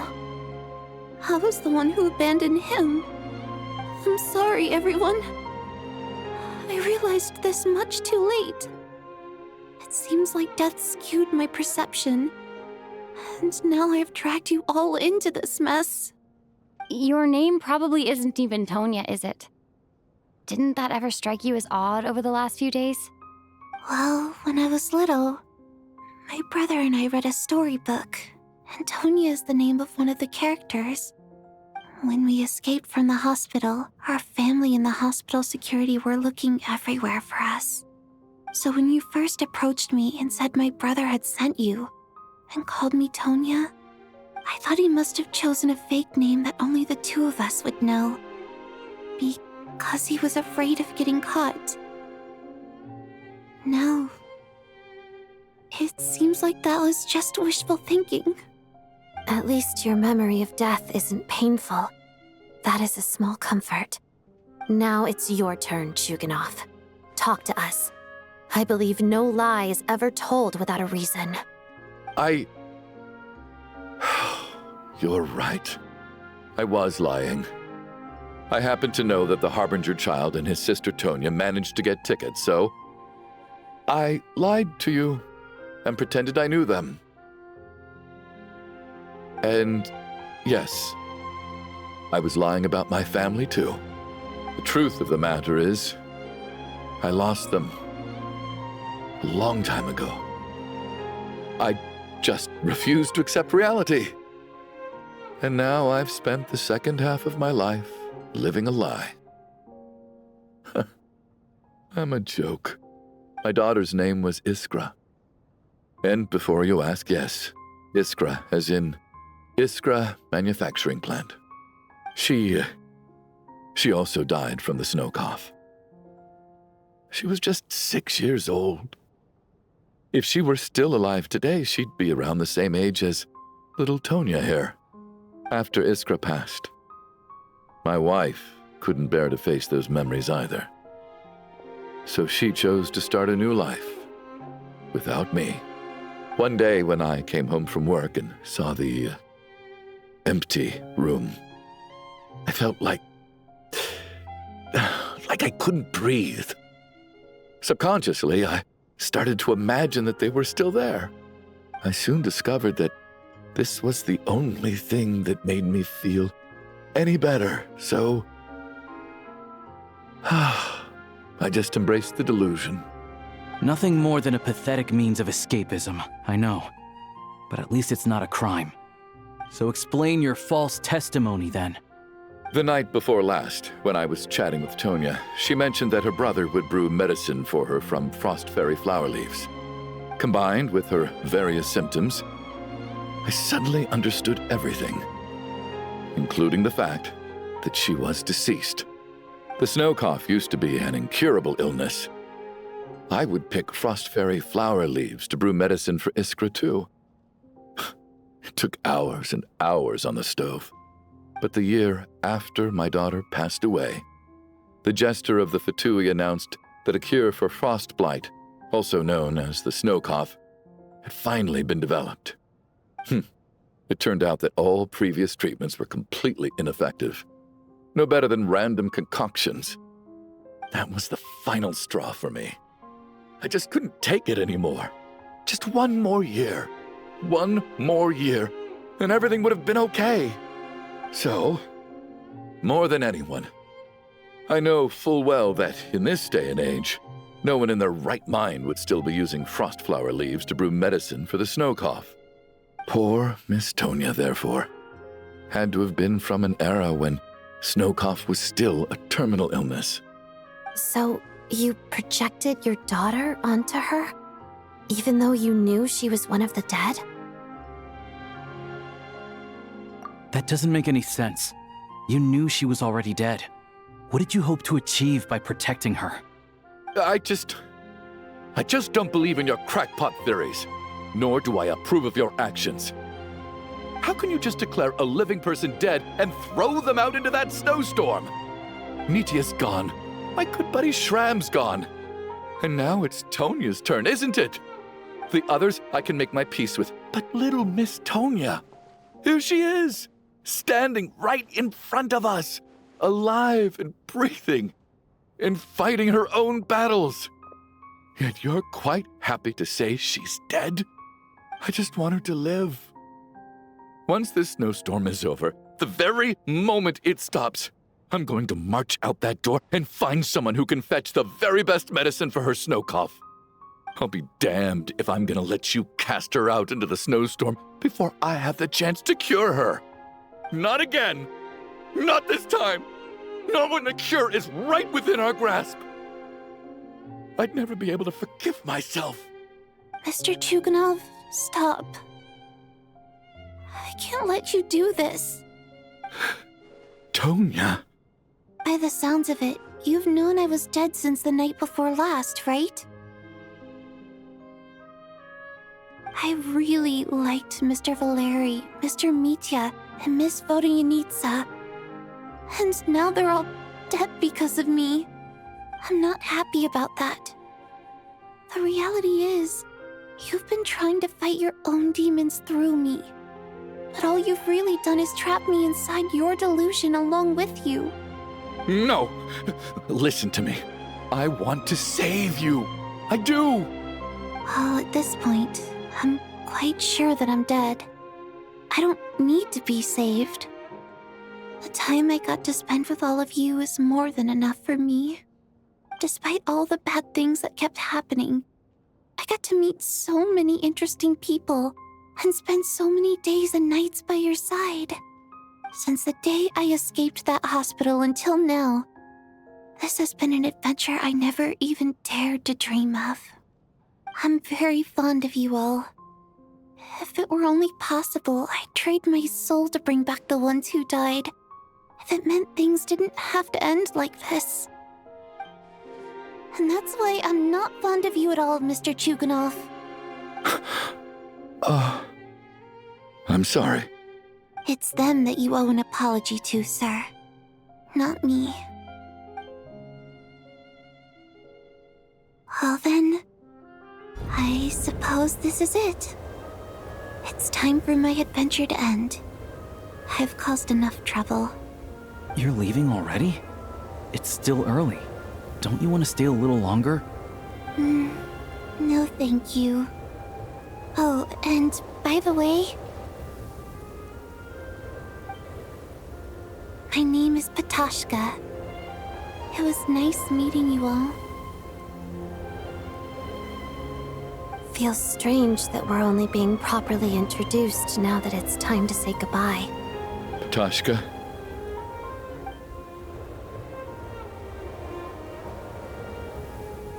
What are you doing, Chuganov? Are you crazy? Let me leave. I can't keep lying to myself anymore.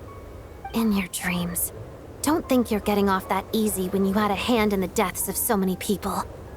The Fatui have honed quite an array of enhanced interrogation techniques since they were founded.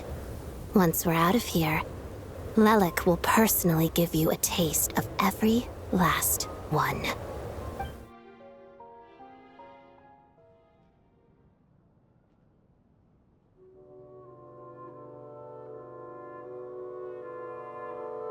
I think we should leave. I doubt this snowstorm is ever going to stop. For all we know, this storm might have destroyed all of Snezhnaya by now. Maybe even the whole world.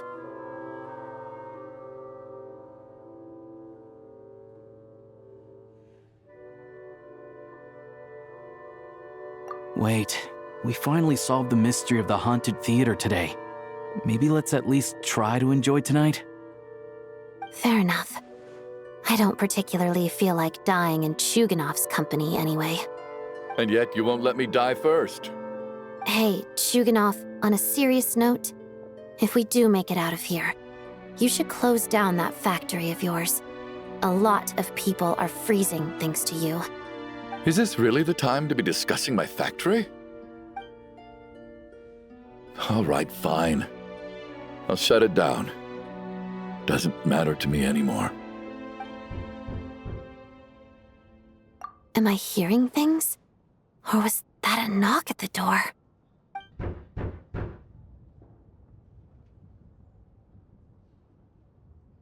There it is again. But I don't understand. The snowstorm hasn't stopped, has it?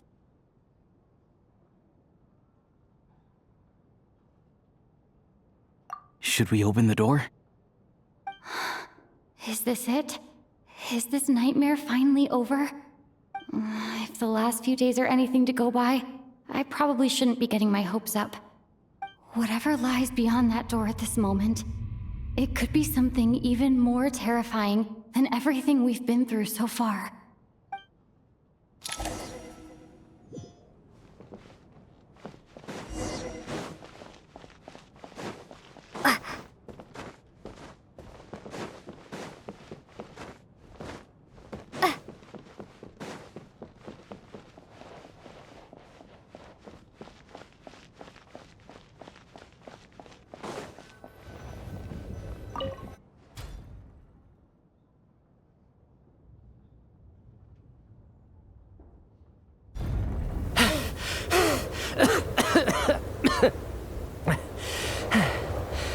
Hey everyone, I'm back. How are you doing? Feeling any better? Much better, thanks. Whew, it is so good to have you guys here. I was a little worried that the theater would be empty by the time I got back. Let me see. Tonya and Vodyanitsa are missing, which means Vodyanitsa died last night. And then you discovered that Tonya was the other dead person. Am I right? Not Tonya. Patashka. First, tell us how you made it back here. Given the conditions outside, no one should be able to return alive. You're right. The thing that got me back safely was a song. I heard someone singing. After walking into the snowstorm, my mind grew hazy. I don't know how long I walked through the storm before my mind completely slipped away. Then, suddenly, I heard the sound of singing. The voice instantly brought me back to my senses, and I regained consciousness. So I followed the voice, searching for the source of the singing. I searched and searched, until finally, just a few moments ago, there was the entrance to the theater, right in front of me. I've actually never performed this song in the theater before, because it has more of a ceremonial purpose for our people. It's not meant for the stage. It means something like, "May those we have lost watch over us, and follow this song back home in the night, so that we might be reunited once more." That must have been Vodyanitsa's Requiem. Who knew it actually worked? That song is meant to guide the souls of the dead. Mitya, that must mean that you... Huh. No kidding. Huh, seemed like I guessed right then. This is what I've been so desperate to tell you about. When I first stepped out of the theater, I was still quite lucid. My memory of it is still pretty intact. I remember the outside world being completely different than what I'd expected. It was like this was a world where only the snowstorm existed. There wasn't a trace of any humans or buildings ever having been there. I don't know how else to describe it, except to say that it just didn't seem like the real world. And as for the Requiem, if I was guided here by Vodyanitsa's song, it can only mean that I must already be dead. And this is my soul, not my body. But I didn't experience a clear moment of death while I was out there. Nor do I feel any different now than before I walked into the snowstorm. You don't seem any different to me either. In fact, this is something I've been wondering about for a while now. If souls aren't physical, shouldn't they lack tangible form? Both Shram and Patoshka were clearly deceased, and yet their souls didn't look or feel like ghosts at all. They were visible, tangible, no different than you or me. This raises a truly terrible thought. Is that really what Mitya is suggesting?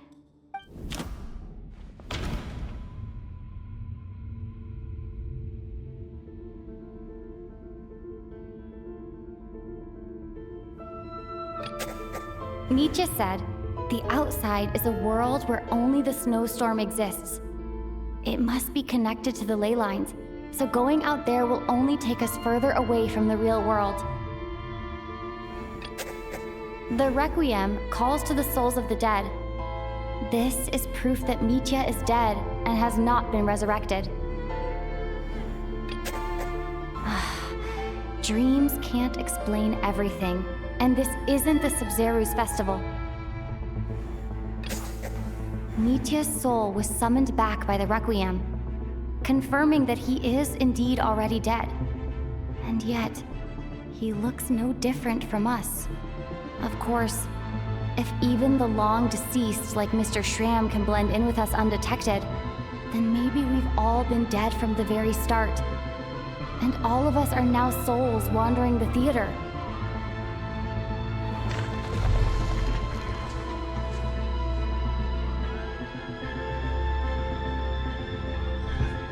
Yes. I think that this is probably the afterlife. What did you say?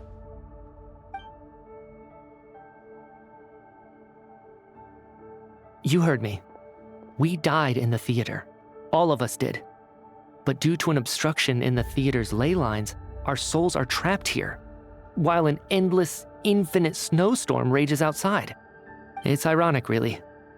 All that time, we were working so hard to figure out who the deceased among us were, when the truth was, we were all deceased. The only difference being some of us died more recently than others. Do you remember that note, "Death is near"? Seems like we misunderstood what it meant after all. Death was nearer than we wanted to think all along. The note simply meant that all of us were already dead.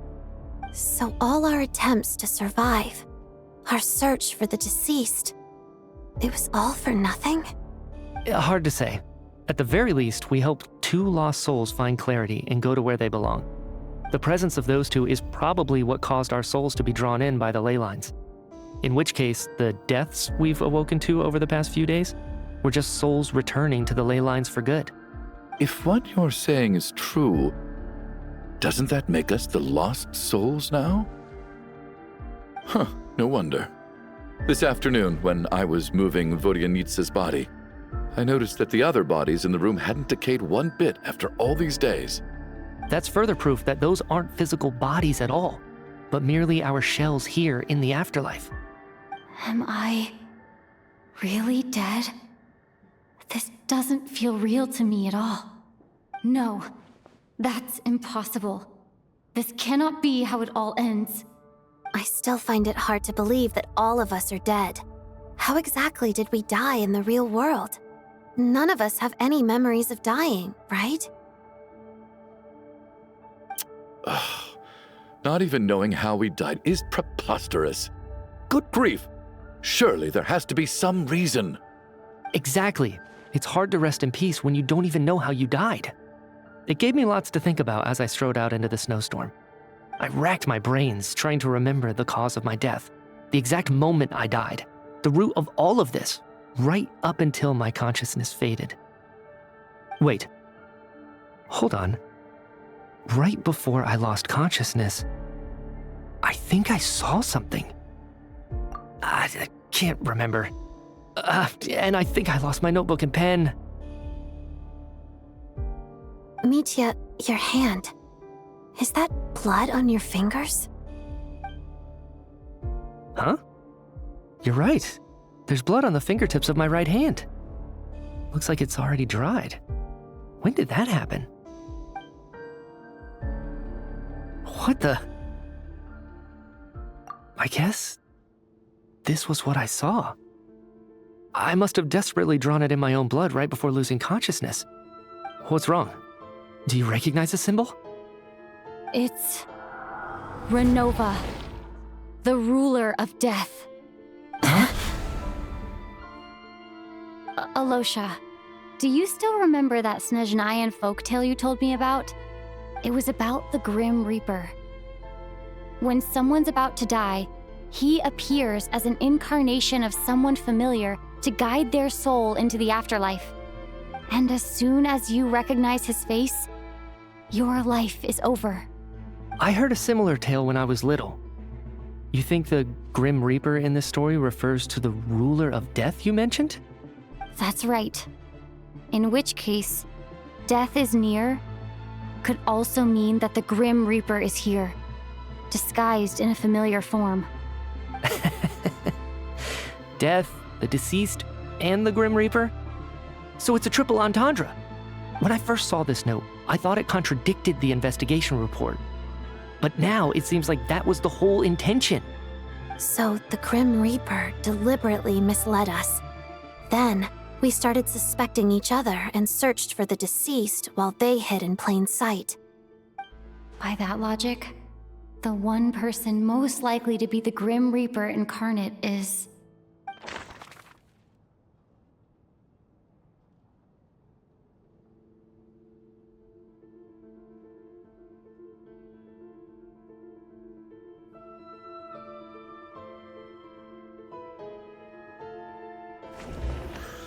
Identifying the Grim Reaper is a major decision to make. I should think it over carefully. Identifying the Grim Reaper is a... Identifying the Grim Reaper...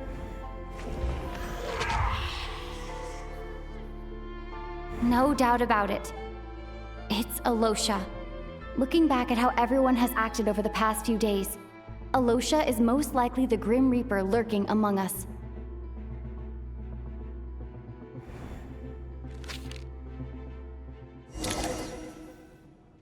Is it you, Alosha? You were the first to discover the investigation report, and you had plenty of time to slip the note inside to mislead us. So? Surely you can't suspect me based on that alone. What if someone else found the investigation report first, slipped the note inside, and then put it back without telling anyone? There's no denying it. The note could easily have been slipped in much earlier than it was discovered. That's not all. I've also noticed that, although on the surface, Valeri, Mitya, and sometimes I were the ones taking charge of the situation, looking back now, even though you didn't say much, you were always subtly guiding everyone from the sidelines. What do you mean? You were the one who emphasized how dangerous it was outside and insisted we all stay here. It was also you who suggested that we all sleep in the same place. And earlier today, you tried to convince Patoshka to stay.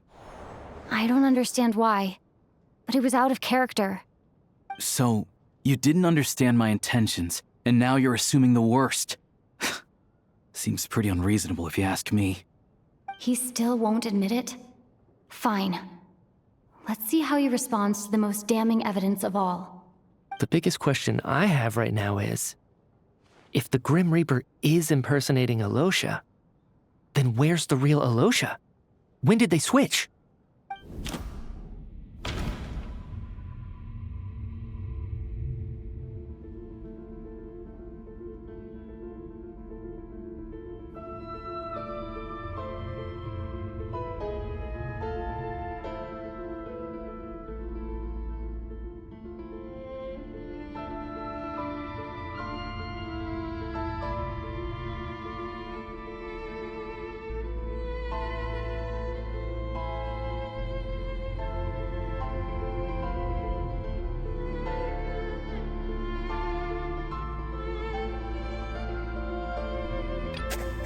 No.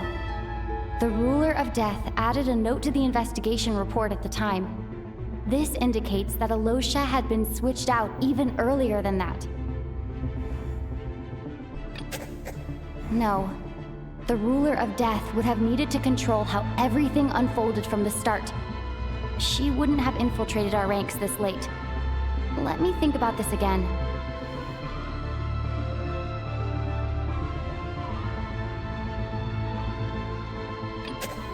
No. Nothing related to Alosha happened that night. I should think about this again. That's right. This was the moment. Right at the start, before any victims had even emerged, Alosha was switched with the Ruler of Death while everyone's guard was still down.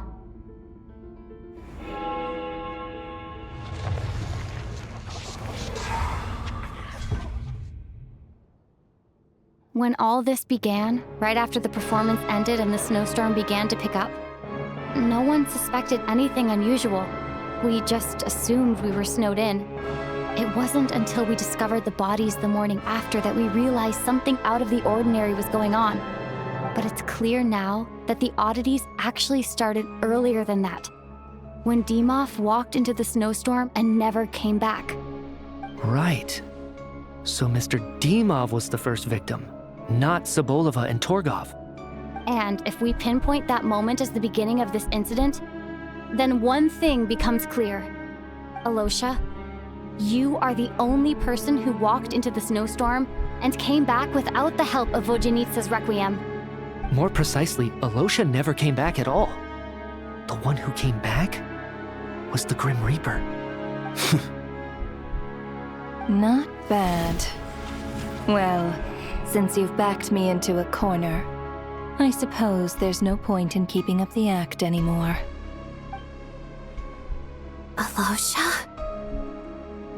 You're the Grim Reaper? I am no such tired cliché. Mortals should address me as the Ruler of Death.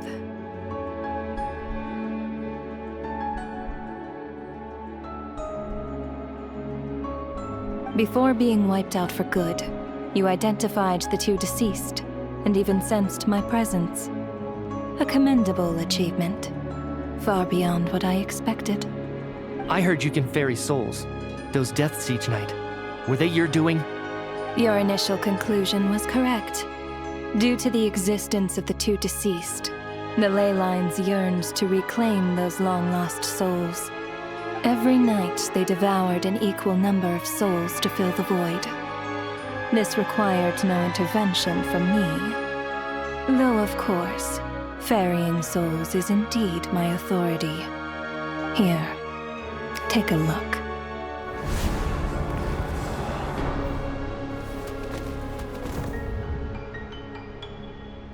What are you doing? That takes care of today's too. Don't get so worked up. You are already dead, and your souls must return to the ley lines. I know we're already dead. You murdered us, didn't you? Murdered? No. Murder is when mortals usurp my authority. Death is my jurisdiction. If I require someone to die, I need not resort to such laborious methods as murder.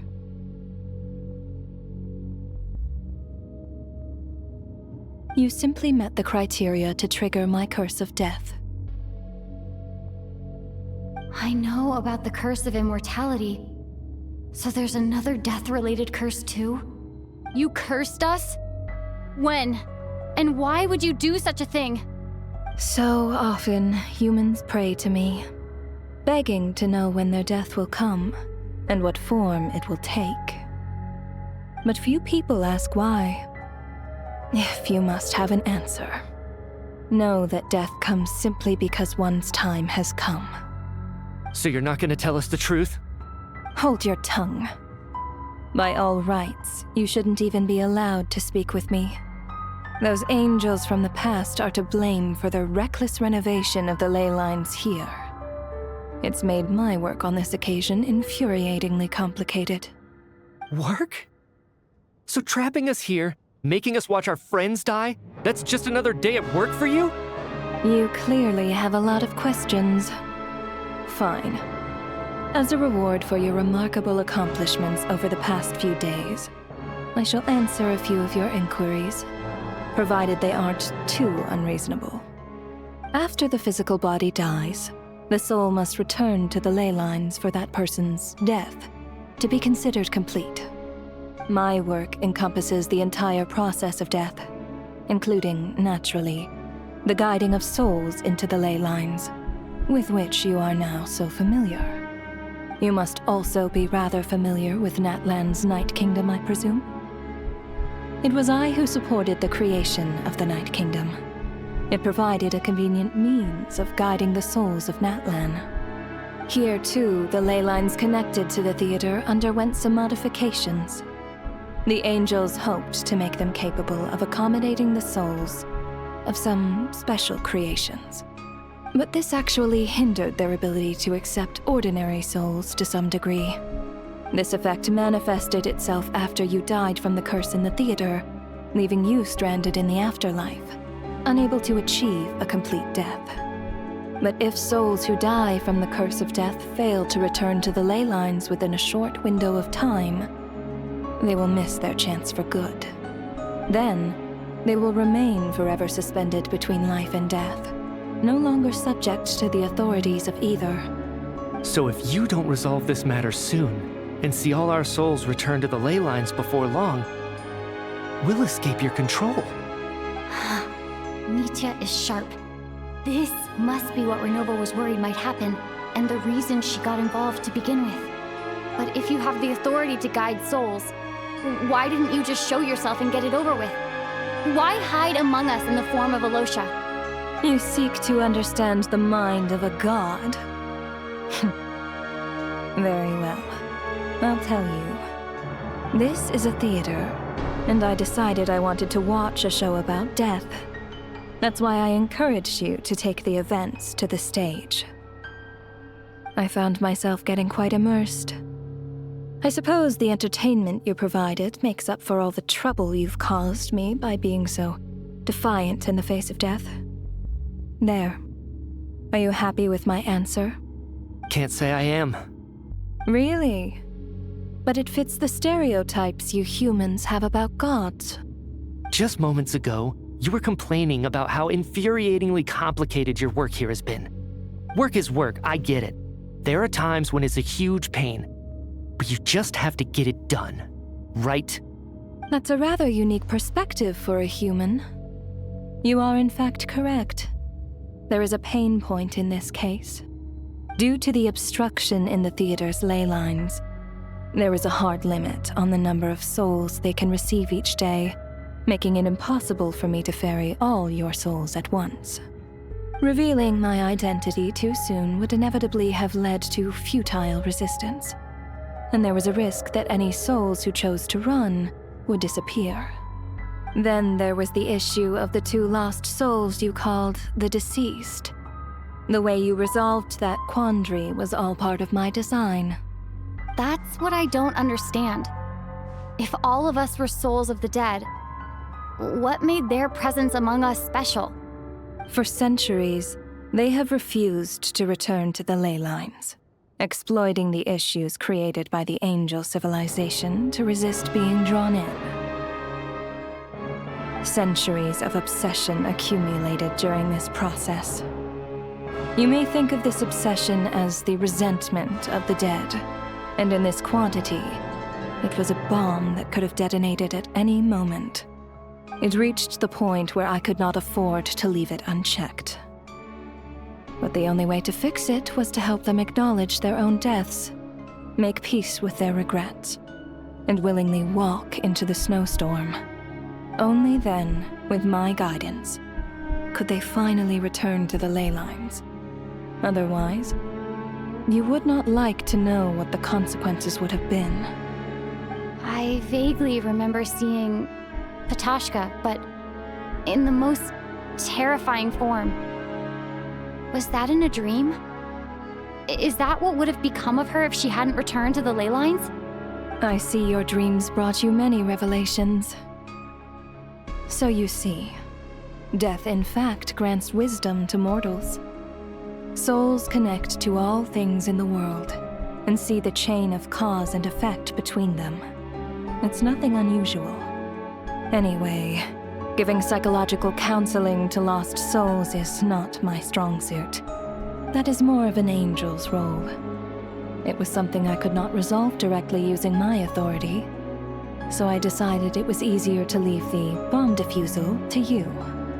Meanwhile, of course, their presence caused the souls of other members of your party to return to the ley lines each night. From where I stand, that was killing 2 birds with 1 stone.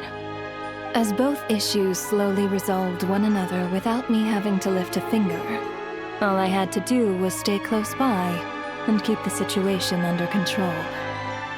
Then use my authority to wrap things up at the end. And, of course, while I was at it, I thoroughly enjoyed watching this drama, dealing with death from a mortal perspective, play out on the stage. Sounds like you had it all figured out, Grim Reaper. I just did the math. You said there's a hard limit to the number of souls the ley lines here can receive each day. It's 2, isn't it? That much is obvious, even to a fool.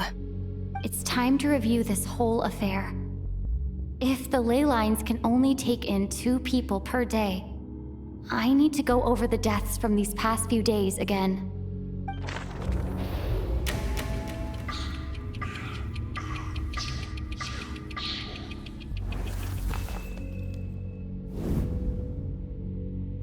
Looking back now, none of us had the faintest idea at the time.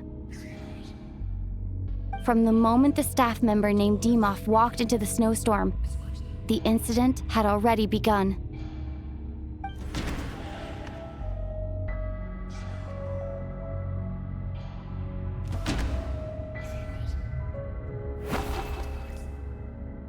No.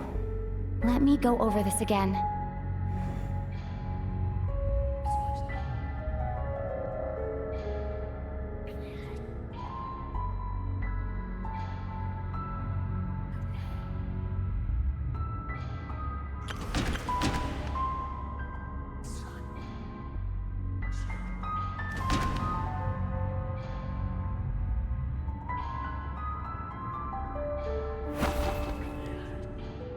No. Let me go over...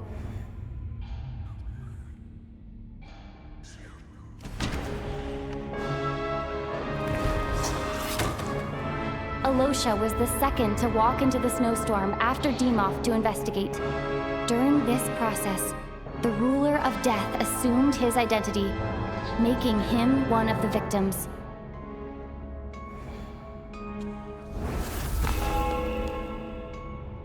During our first night in the theater, everyone was caught up in the novelty of it all. No one could have expected there would be victims the very next morning.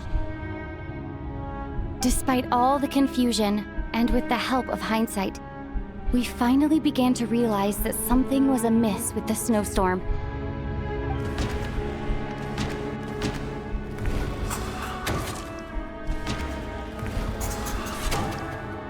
The ley lines devoured Torgov and Sobolova on the first night. At the time, we thought this might be a murder case connected to Lelek.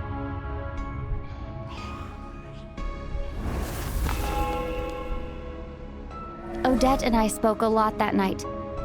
3 people were on watch, but in the morning, we discovered that someone had fallen victim all the same.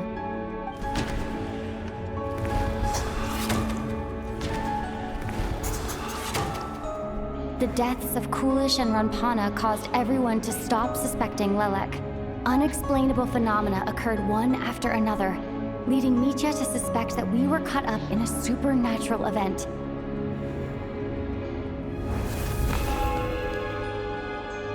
Later, we discovered that there seemed to be an extra person among us, and subsequently discovered the existence of the deceased.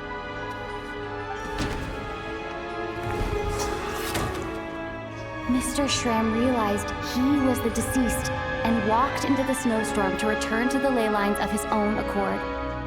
It turns out there really was a dead person among us.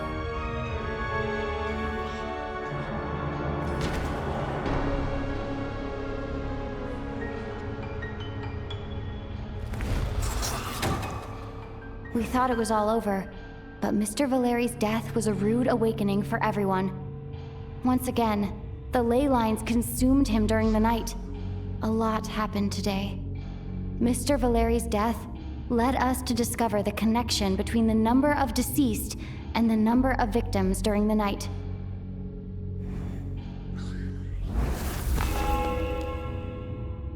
The fact that there was more than one deceased seemed to bring us back to square one. Odette revealed some information she had been keeping to herself.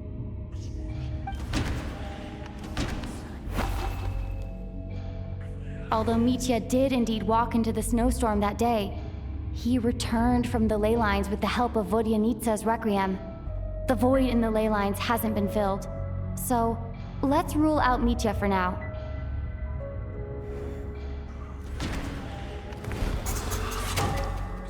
Vodyanitsa was swallowed by the ley lines in her sleep, but the requiem she sang before falling asleep was quite a game changer.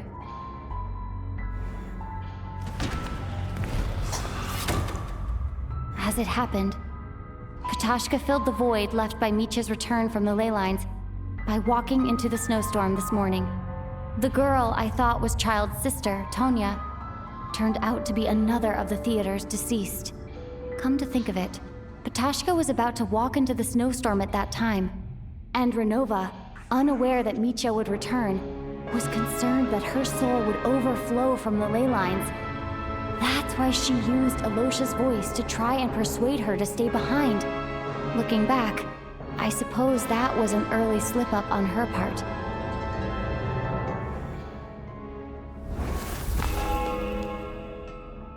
No one could have expected anyone who walked into the snowstorm to return. But just after nightfall, Mitya returned, bringing crucial information with him. Various truths began to surface, including that all of us were already dead, and that the ruler of death was here among us. Then, after revealing her true form, Renova callously claimed 2 souls.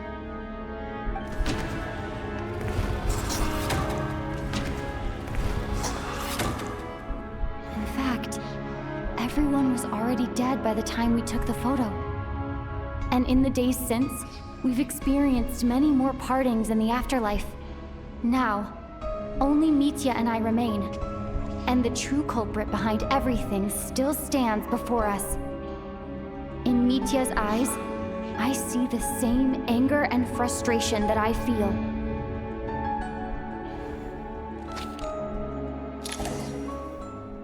That covers everything. It's all clear now. Your work isn't finished here yet, is it? The Traveler and I are still standing here, safe and sound.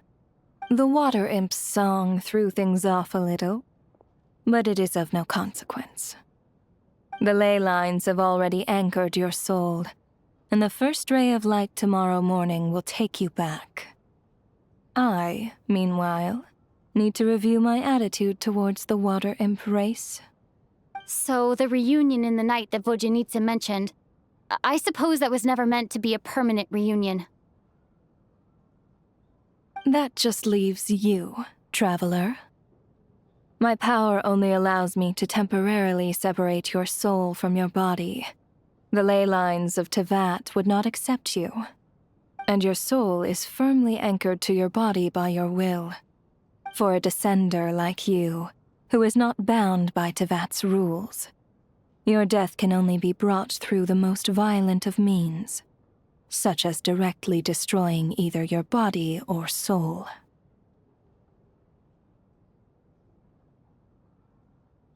I have no interest in involving myself with Descenders, for now. Although, this may change if Asmodee remains missing, or you insist on interfering with our affairs. One last question then. All our struggles and sacrifices here, they were meaningless from the very beginning, weren't they? Death abides no reason. Besides, what you call sacrifice is merely a concept created by humanity. To me, it is nothing more than a self-indulgent charade in the face of death. Mere mortals fantasizing that their actions could reclaim something from my grasp. A truly laughable idea.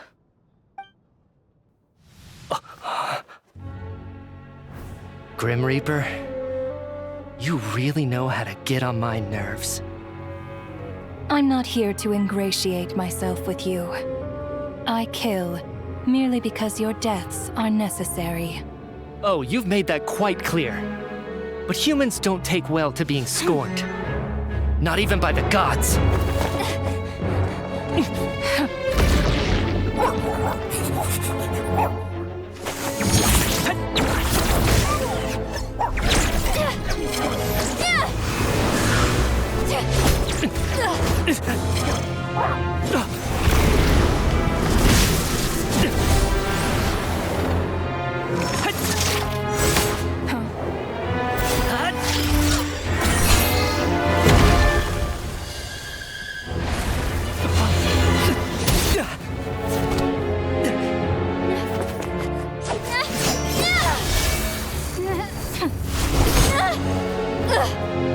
This is futile.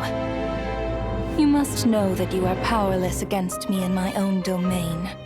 I suggest that you save your strength. For what? Maybe we can't change it. But if nothing else, we can at least teach you to have some respect for the dead. Audacious.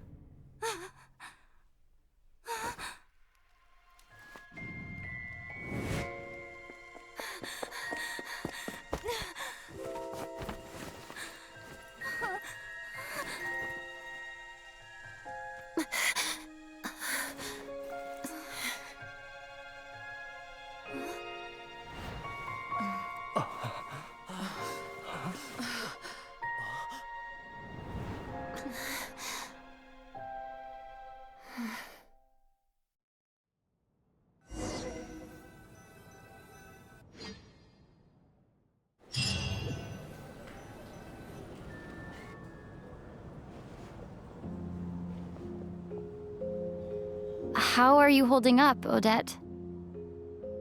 What happened to me? How much do you remember? What do you mean? Is the performance over? I can't seem to recall what happened. Has Odette already forgotten?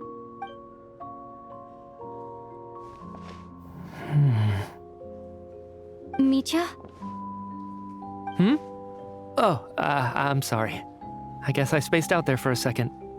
Remind me who you are?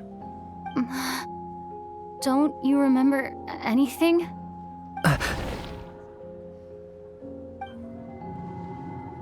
Yeah, I remember now, comrade.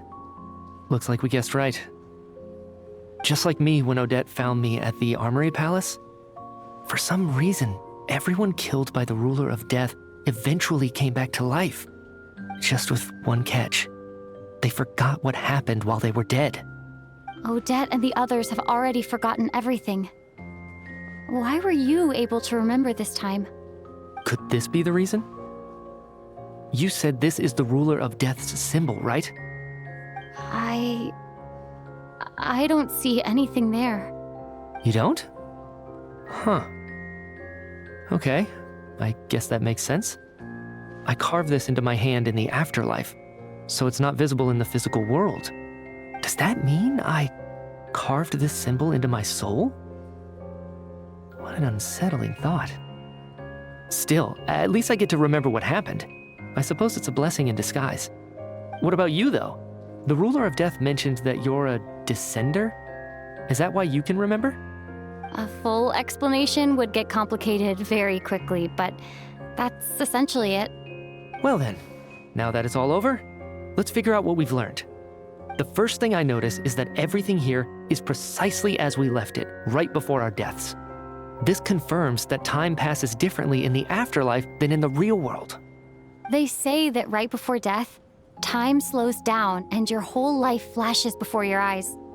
That must be how you know you have one foot in the afterlife by that point. Anyway, clearly the few days we spent in the afterlife probably only amounted to a few short minutes in the real world. This also aligns with previous reports of widespread temporary memory loss among the Armory Palace personnel. Now it seems likely that those were all brief deaths caused by the Grim Reaper's so-called curse of death. To those unaware of the truth, dying and coming back to life must feel similar to a short bout of catatonia.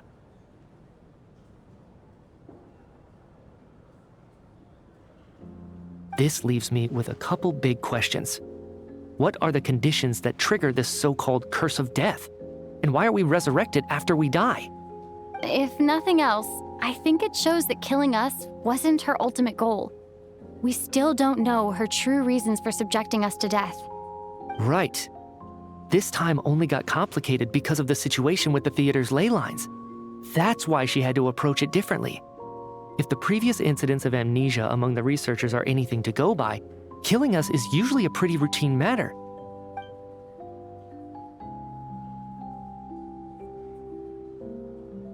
Come to think of it, wasn't I about to note something down before I died? I can't remember what it was, but I think it was something related to my research project. Sorry, Traveler. I'll catch up with you again later. Right now, I have to make a trip back to the Armory Palace. Ma'am, if I may, no one of your description has ever shown up in my investigations into Mr. Mitya's friends. Yet, you two seem very familiar with each other. Could you perhaps tell me where he was in such a rush to get to? And, by the way, have we ever crossed paths? Forgive the presumptuousness, but I feel a vague and indescribable sense of familiarity about you. I can explain everything. Could you help me gather everyone in the theater in one place?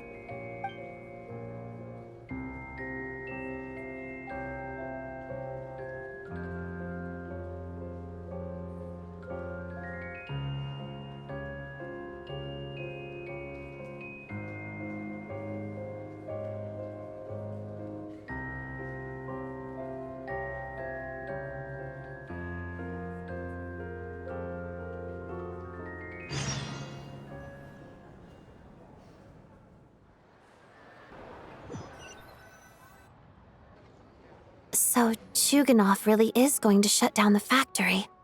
I guess this theater incident actually did us some good after all. So, you said I promised to take you to the Armory Palace while we were in the afterlife, yes? I believe you.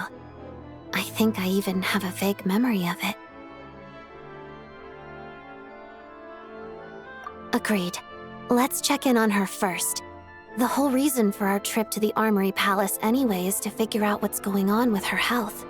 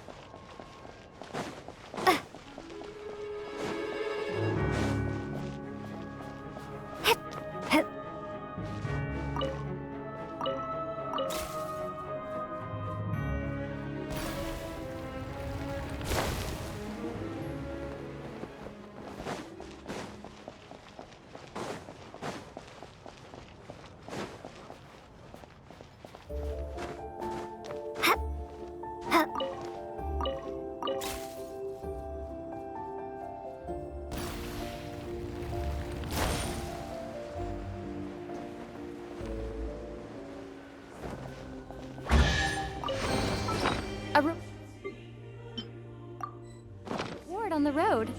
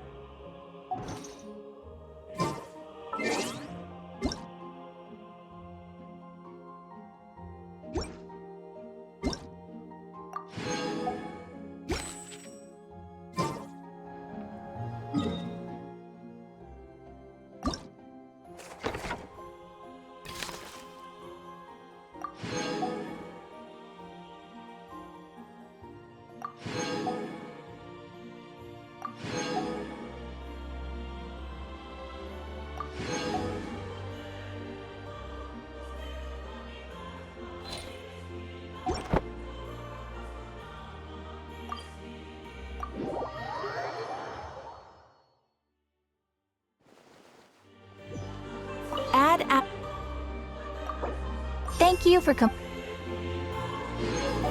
Add Ast.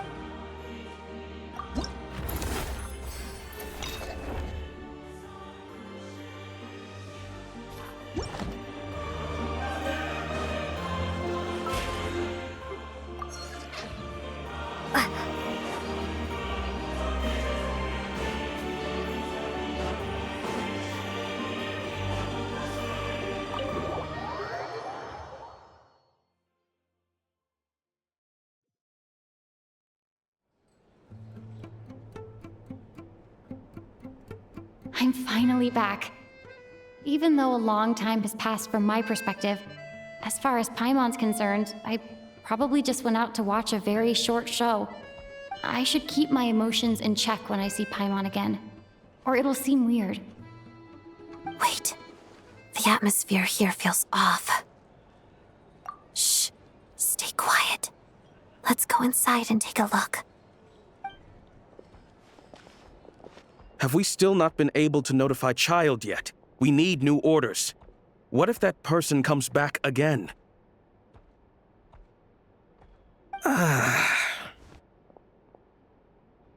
I'm so sorry. Under the circumstances, there was really nothing we could do. Tell me, what happened to Paimon? It was the Jester. He came here in person and escorted Miss Paimon away. He's the director of the Fatui.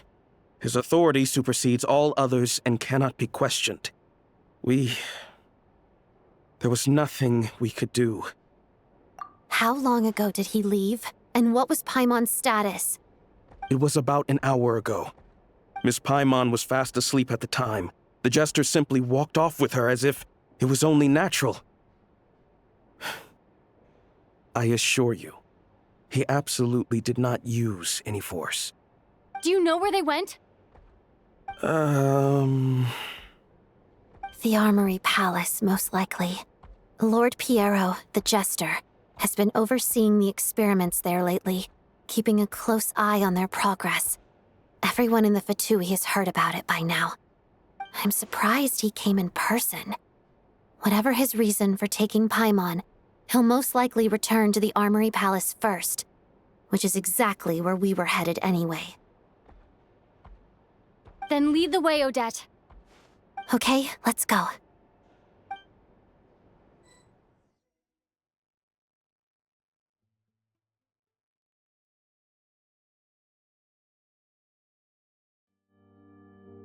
It's just up ahead. Quick, let's get inside. No, I'll go alone. You know I'm planning to force my way in. You're with the Fatui, so you should stay outside. I was hardly planning on taking you through the official channels anyway. I'm here to force my way in, just like you. I may be a Fatus, but I'm also Lelek, enemy of Project Stuja. Paimon's safety is paramount right now. With me around, you'll have an extra pair of hands. There might be devices inside that are easier for an insider to deal with. If you say so. Let's go. There's no time to hesitate.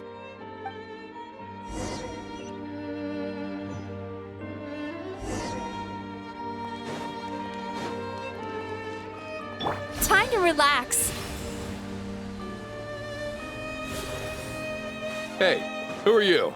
This part of the Armory Palace is under restricted access. What do you think you're doing? No questions, please. We're short on time.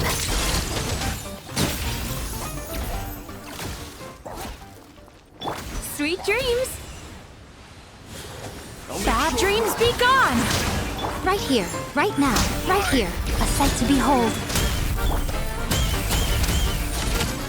Shadow me, pas de deux.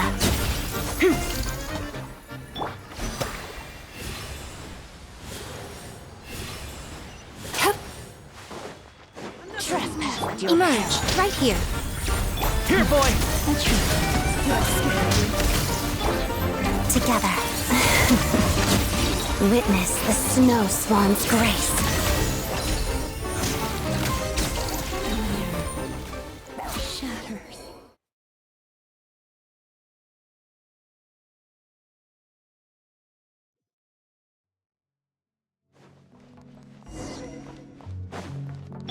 Emerge. Now it's your turn. Do you have a pass? Where are you coming from? So, you're intruders, huh? Don't blame me for what happens next!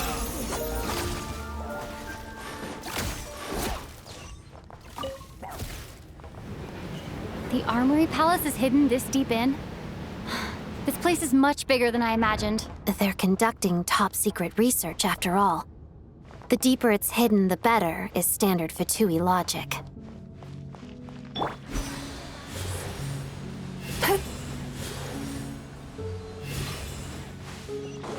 The style doesn't really look like the Fatui's handiwork, though. They must have requisitioned some structures from a past civilization. It also serves as a bit of a disguise. Looks like intruders! Stay alert!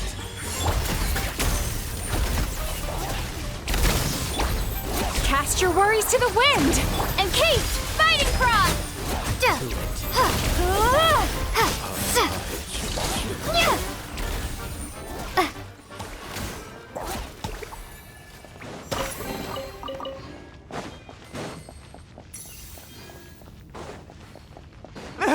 Intruders? Don't come any closer! Just what are you guys trying to do here? I'm gonna fix your skull! Right here. Nothing lasts forever. Together, pirouette. Crystalline adagio. It's dog eat dog! No one interferes with a jester's work!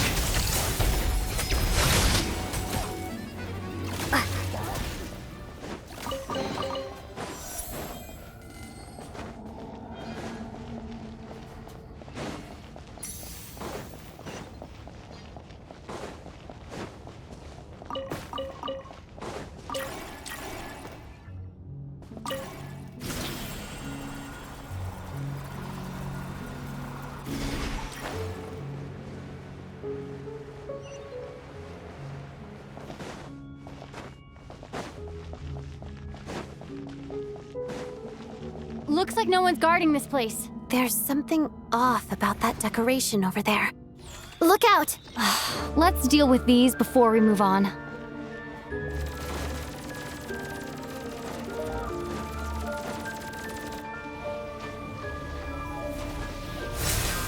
Emerge, right here, right now. One down!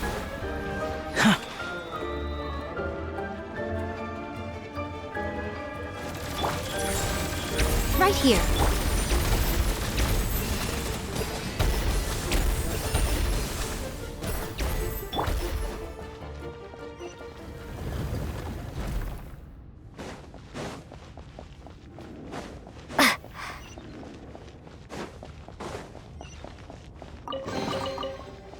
Turn that frown upside down.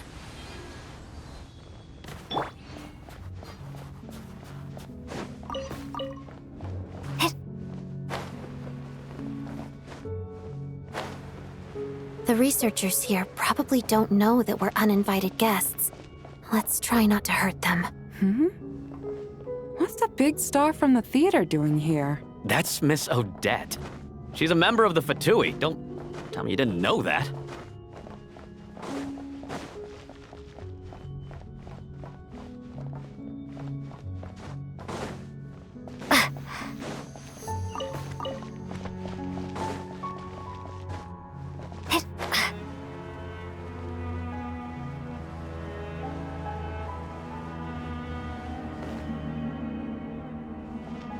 Was the whole reason for Project Stuja to support the research here at the Armory Palace? Just what are the Fatui and the Tsaritsa planning?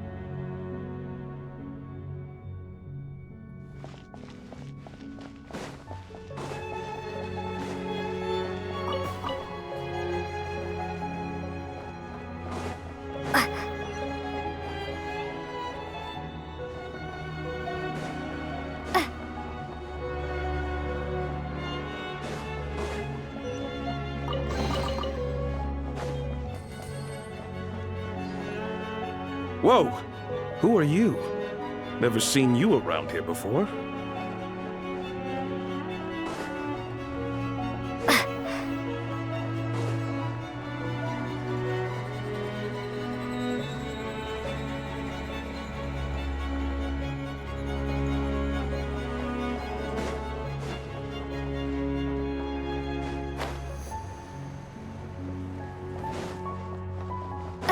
Looks like there's no way through here. Maybe using the power of this prism could help?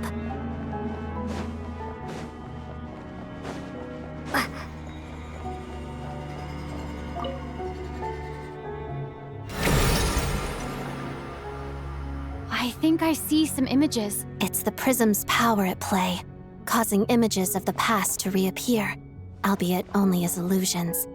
Let's make our way through here. Paimon and the Jester? Is this another scene from the past? Yes. It looks quite old, though. I don't think it happened in the recent past.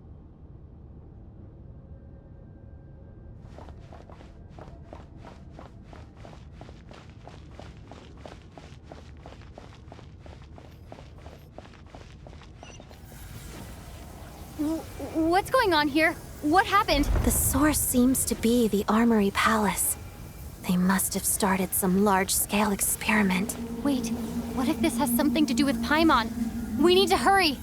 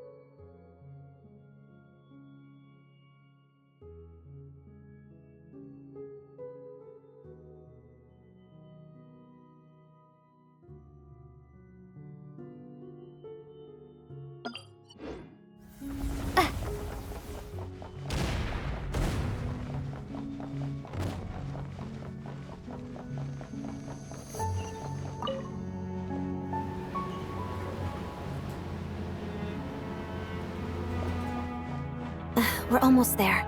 The Armory Palace is just up ahead. Paimon, please be okay.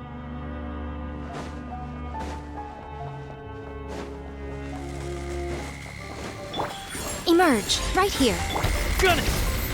Sweet dreams! Bad dreams be gone! Let's begin. Pas-de-deux. Waltz of the snowflakes. Here, boy!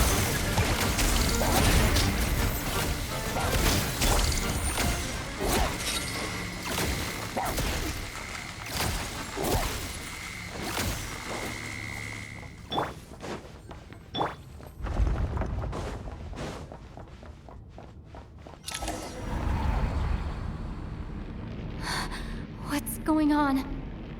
Wait, I remember this feeling. It's the curse of death. No, not now. Why is the curse of death striking again already?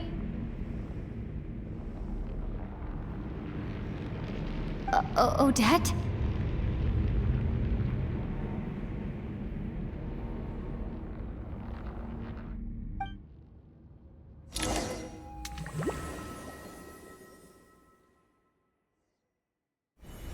Is this the afterlife again?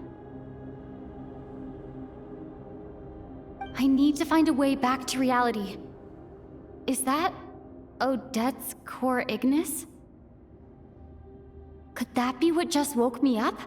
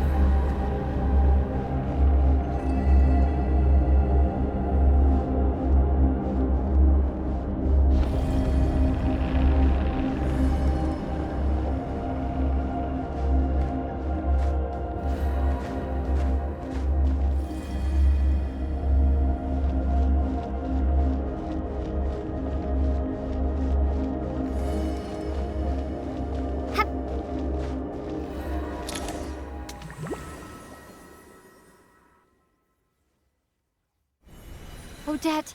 Odette! No signs of life, but past experience says that she should be resurrected before too long. Right?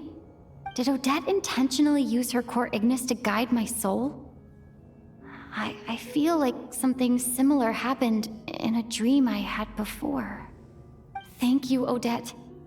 If not for you, my soul wouldn't have found its way back to my body so quickly, and I might not have woken up so soon. But I'm sorry. I don't have time to protect you. I have to use the time you bought me to get Paimon back.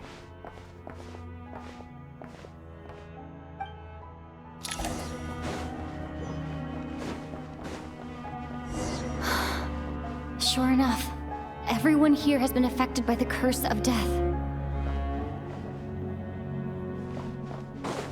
Paimon! Paimon! No, wait. Paimon probably didn't escape Renova's curse either. She won't be able to respond to me right now. I'll have to find her myself.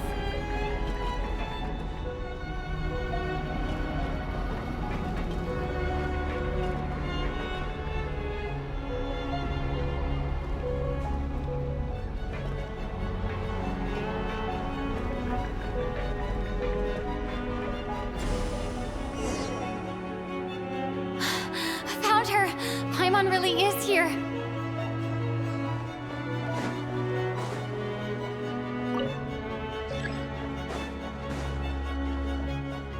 Mitya!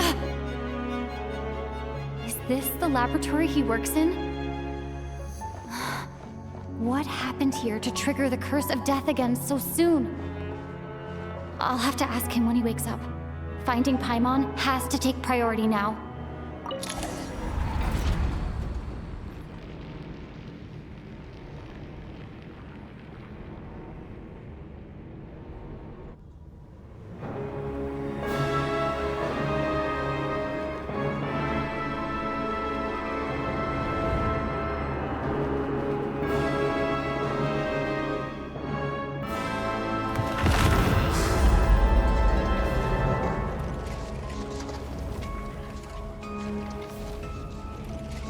You don't learn, do you?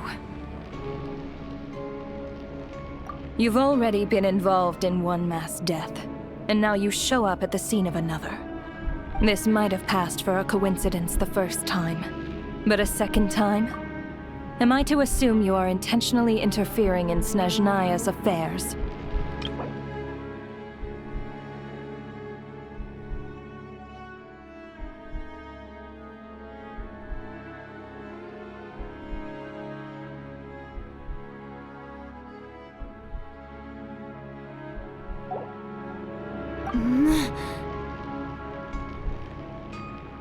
Judging by your expression, it seems that you understand little of what is going on here.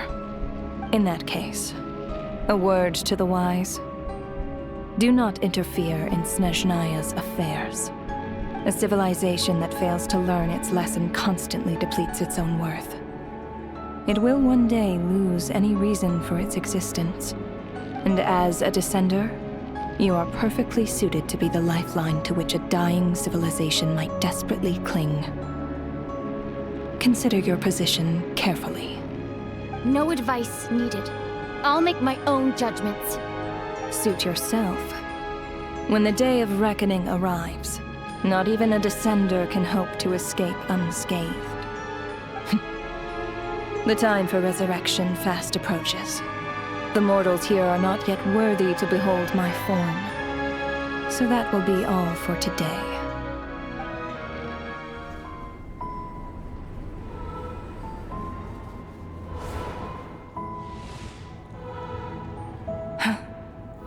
That thing is coming with me.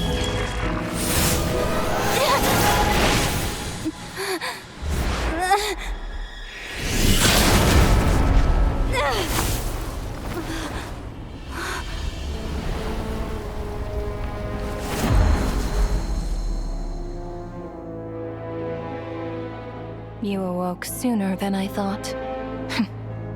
The curse of immortality is stubborn, unable to enter the ley lines, yet not content to remain a spirit. Ruler of death, what do you want?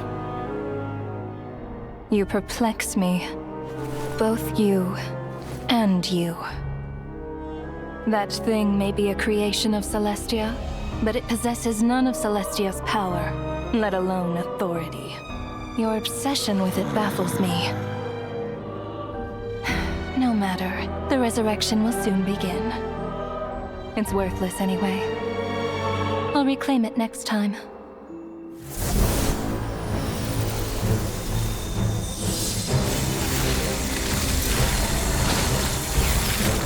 Hey, who says there'll be a next time?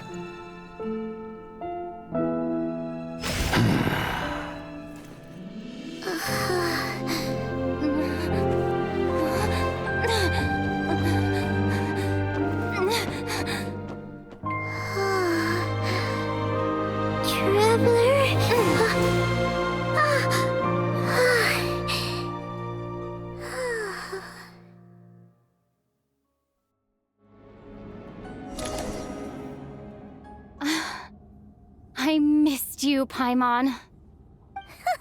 What are you talking about? We haven't even been apart for that long, have we? It was... different this time. You seem to be in pretty good shape. Yeah, Paimon's back in tip-top condition. It's the weirdest thing. Paimon fell asleep earlier, and when she woke up, she found herself here. The Jester and that guy talking to him used some kind of energy on Paimon, and she could kind of feel it canceling out that other thing that was making her feel unwell. So, Mitya helped too? Apologies for leaving in such a hurry at the theater earlier. I was in a rush to verify some theories. Rest assured that your companion is perfectly safe. We reversed the effects that the experimental energy had on her. The Jester specifically instructed me to do so. I suppose this is our first official meeting, Traveler. I could not let Paimon suffer in her condition for a moment longer, and so I simply took her without explanation. I hope you do not mind.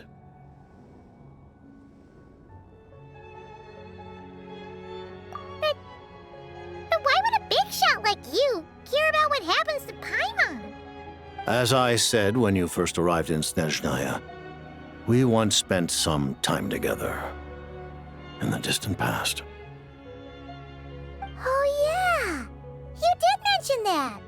Yet, Paimon did think you seemed strangely familiar the first time we met. I'm afraid the reminiscing will have to wait. Mitya, let us continue with the report. What conclusions, if any, did you reach from conducting the final experiment of our energy research ahead of schedule? The good news is, my hypothesis regarding the Ruler of Death has been verified. As for the bad news, I recommend we suspend the experiments and Project Mistelton until further notice. Currently, we have no means with which to make a breakthrough. I say this purely as a scientist, guided by reason alone.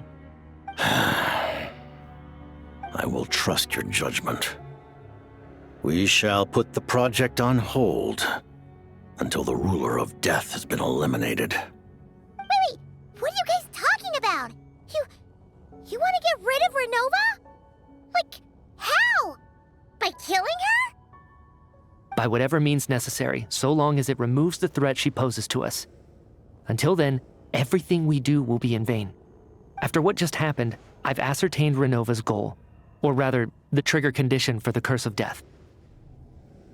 Okay, let's hear it. What she's doing is blocking Snezhnaya's technological progress, preventing us from possessing any means with which to threaten the heavenly principles. Just like the little lapdog she is. So, any ideas, research, or experiments that lead to technological progress can trigger the curse. Just now, for instance, I was set to launch a final phase energy experiment ahead of schedule. If the experiment was successful, we could have achieved a crucial breakthrough. As expected, though, the moment the experiment began, all the researchers, technicians, and witnesses died from the curse. All that effort, not to mention the energy and materials we relied on Project Stuja to gather for us, went to waste. In the end, nothing was gained. Does that mean something similar happened when we were at the theater? That's right. During the performance, I thought of an important breakthrough regarding the experiment, and wound up dragging everyone into this. So the nature of the curse seems to be something like, when moments of technological progress occur, all life in the vicinity is taken away. What a violent method. Of course, that meant the curse was normally limited to the Armory Palace. Since outsiders are forbidden from entering, this mass death phenomenon went unnoticed. Until Odette came along. I believe she was the first witness. The Curse of Death was triggered just before she infiltrated the Armory Palace that day. But you mentioned something about a final stage experiment. Doesn't that mean you've actually made some progress? That's right. Even with the gods locking certain key components out of reach, humanity can still advance technology in incremental steps accumulated over time. But, as I'm sure Renova anticipated, even incremental progress has its limits, a point where the truth you're seeking must be put to the test in an experiment. You mean the experiment you were just about to do? Yes, We were at a critical juncture, a moment where the quantitative was about to translate into fundamental qualitative change. With this single experiment, we could have brought everything we've worked for to fruition. But now, after already being forced to fumble around in the dark all this time, it feels like we've truly hit an impenetrable wall. As long as Renova's curse of death persists, we won't be able to advance the experiment or obtain any results. And with Project Stuja having been in effect all this time, at our nation's current strength, repeated trial and error is simply unsustainable. Only by eliminating Renova first will it be possible to continue advancing our plans. But she's the ruler of death! She can just kill whoever she wants, right?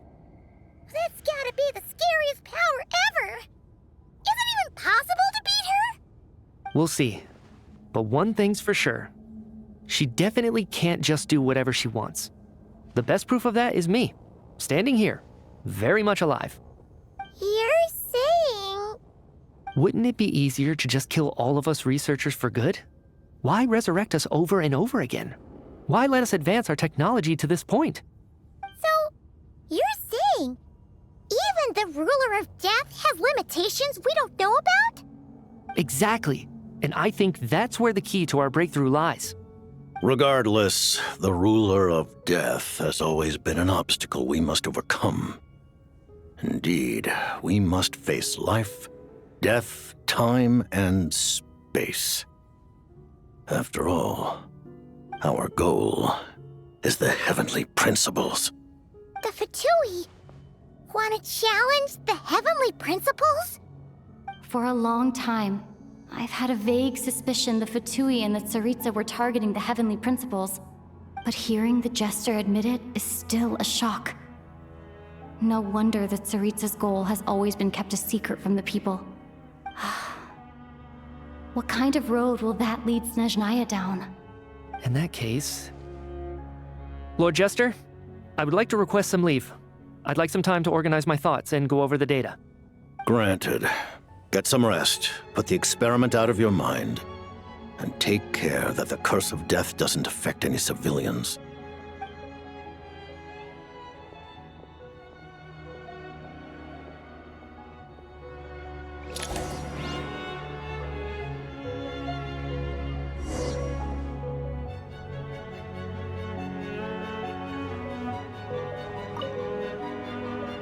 While there is yet time, allow me to offer you my hospitality, honored guest of Snezhnaya.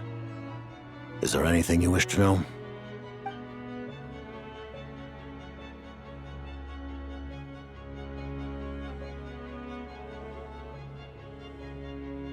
I remember hearing the term Mistelton from Columbina. Yeah! Paimon wanted to ask about that when the name came up just now. What is it? Paimon's heard of Project Stuja, but not this one. As you know, Project Stuja is a series of measures enacted to consolidate our nation's resources, the greater purpose of which is to serve Project Mistelton. Many of the things you have encountered thus far are essentially for the advancement of that project. This includes the Kuvaki Experimental Design Bureau in Notdry.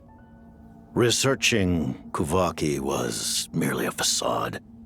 Its core objective was to use local resources and research findings to build Mistelton itself. And that's a weapon built for the final battle against the Heavenly Principles, isn't it? Huh?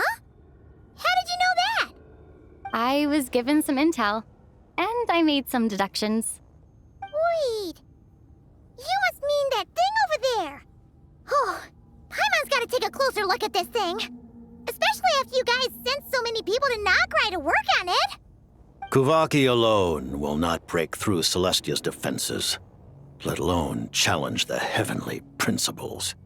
The heavenly principles are no doubt accustomed to combating the power of the light realm, and elemental energy is simply the power of the human realm, converted to that form by the heavenly principles themselves. Any attempt to use this power against its creator would be a futile endeavor. For now, therefore, we have set our sights on the form of energy associated with the third descender and the stellar linchpins. This may hold the potential to allow Mistleton to contend with the heavenly principles. You could say that by reverse engineering the stellar linchpins to extract the energy within, we have obtained a source of anti-Celestia energy.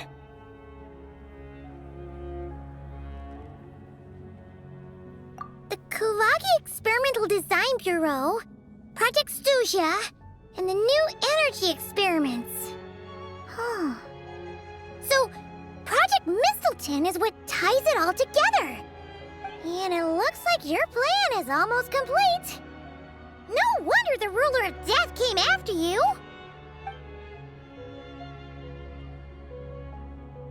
Her Majesty the Tsaritsa has embarked upon an expedition to vanquish a monster. Were it not for this, I imagine she would have been delighted to grant you an audience. Seems like the powers that be in Snezhnaya don't intend to hold my past conflicts with the Fatui against me. The Harbingers have been granted significant autonomy in retrieving the Gnosis.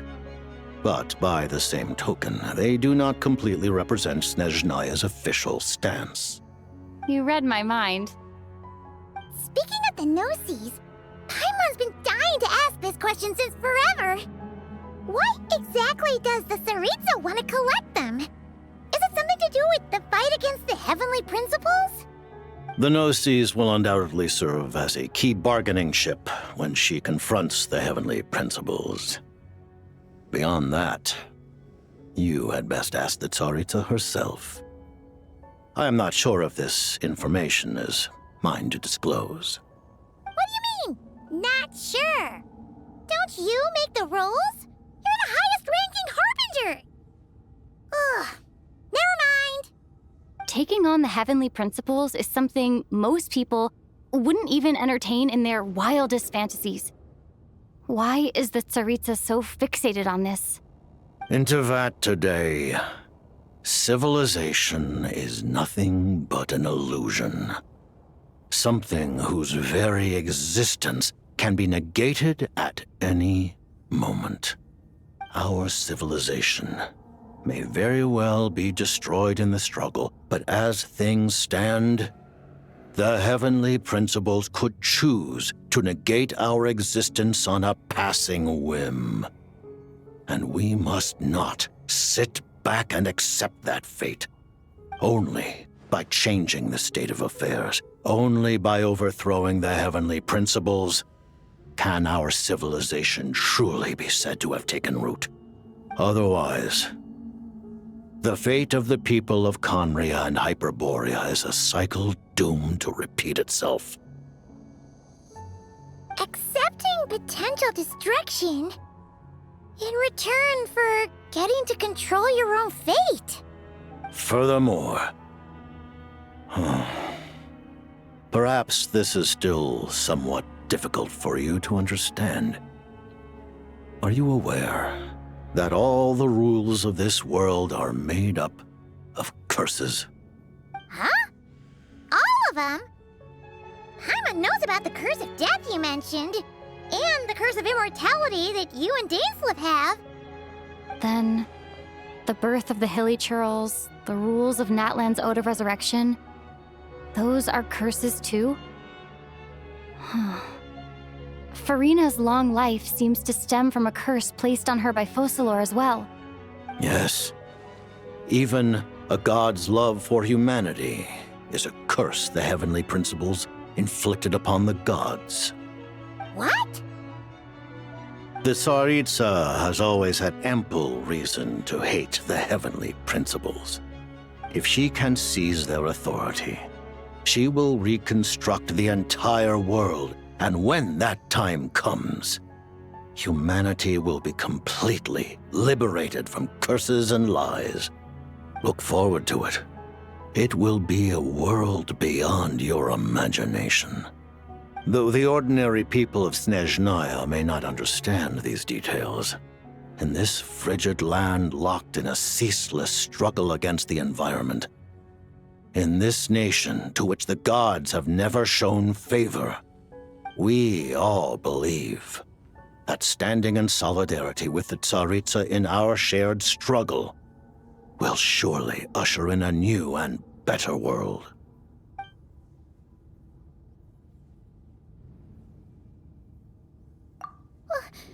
Paimon really doesn't remember! He's basically a stranger! You've gotta believe Paimon! Allow me to explain. The reason Paimon reacted to the anti-Celestia energy developed by the Armory Palace is because she comes from Celestia herself. More specifically, she is one of its creations. Paimon? A creation of Celestia? Oh, right. I was blinded by anger earlier, but thinking back on it, Renova also said that Paimon is a creation of Celestia, but she lacks Celestia's power or authority. As you know, the lunar fragments in Nodcry were pulled down from the sky using Fatui technology.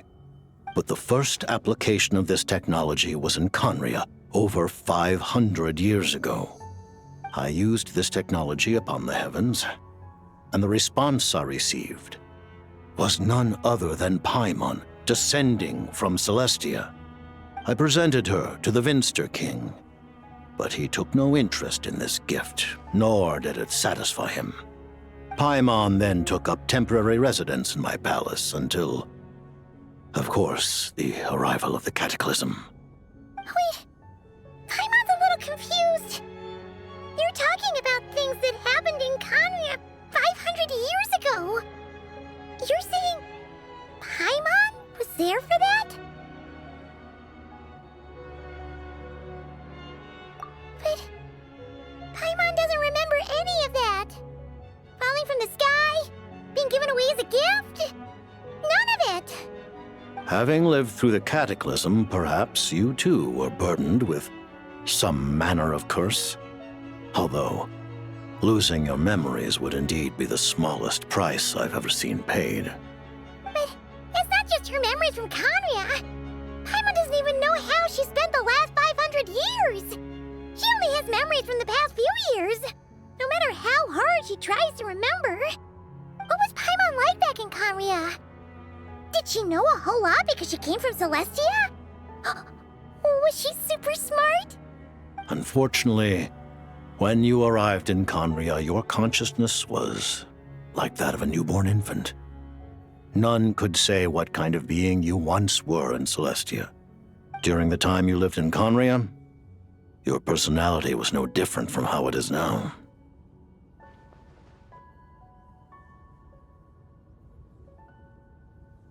Aw, man! Paimon's plan to get her memories back and become super smart is ruined before it could even start. You know, even though Paimon lost her memories, she still feels weirdly close to you for some reason. That must mean you took pretty good care of Paimon back then, huh? On the contrary, I completely ignored your existence. I was entirely focused on my struggle against Troptatir the Wise.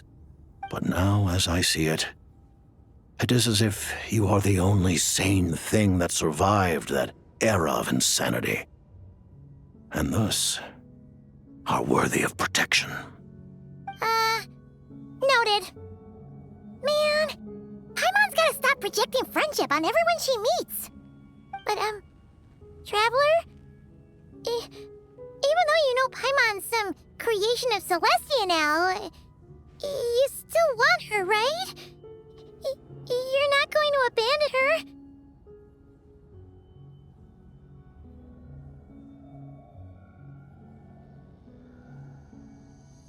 Oh, phew! That's a relief. Paimon's just learning about this, too. She's barely even processed it.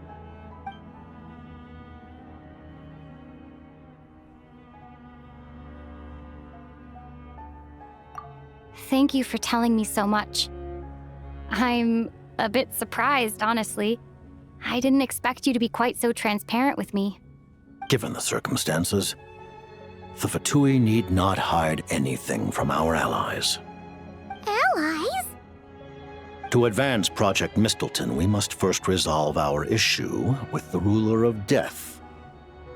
And if I presume correctly, you have no intention of letting her actions go unpunished either, do you? That's right. Ever since she said she intends to reclaim Paimon when we next meet, I figured reconciliation was out of the question.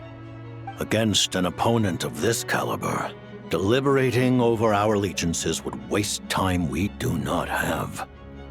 We must join forces unreservedly with whomever we can, if we are to stand anything like a fighting chance. You're going to challenge the ruler of death? Just for Paimon? But Paimon's only...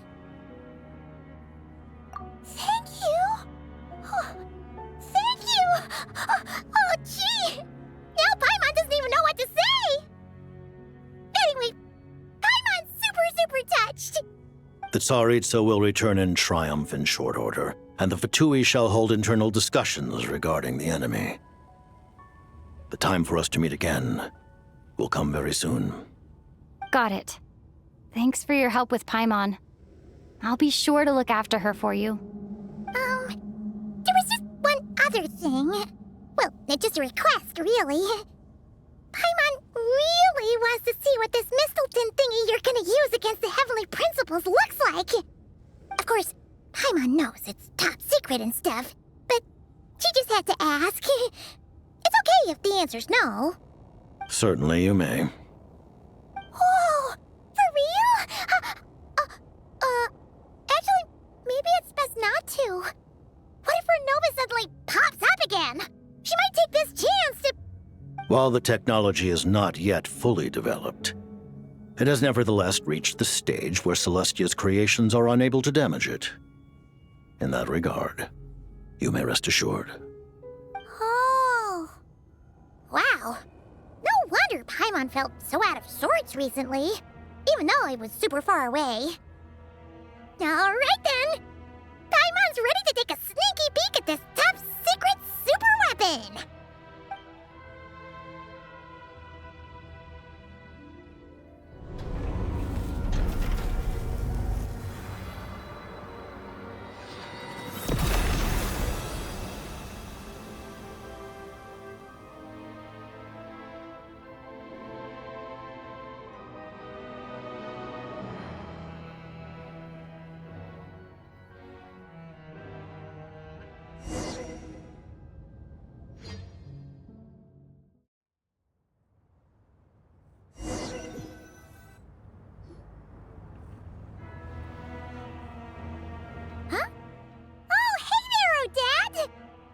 Paimon?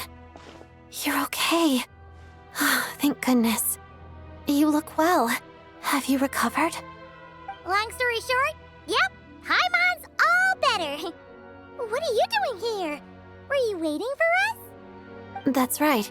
When I woke up, I wanted to go in after you, but the guards had woken up as well. It would have been tough to take them on alone, and there was no easy way to sneak past them. So I returned the way I came and waited for you here. It was thanks to you that my soul found its way back to my body so quickly. Thank you. Huh. That actually worked? Nice. I just figured I'd try my luck when that ominous feeling struck me. Really, you should be thanking this thing instead. Anyway, and now that things here are all taken care of, I have other things I should get back to.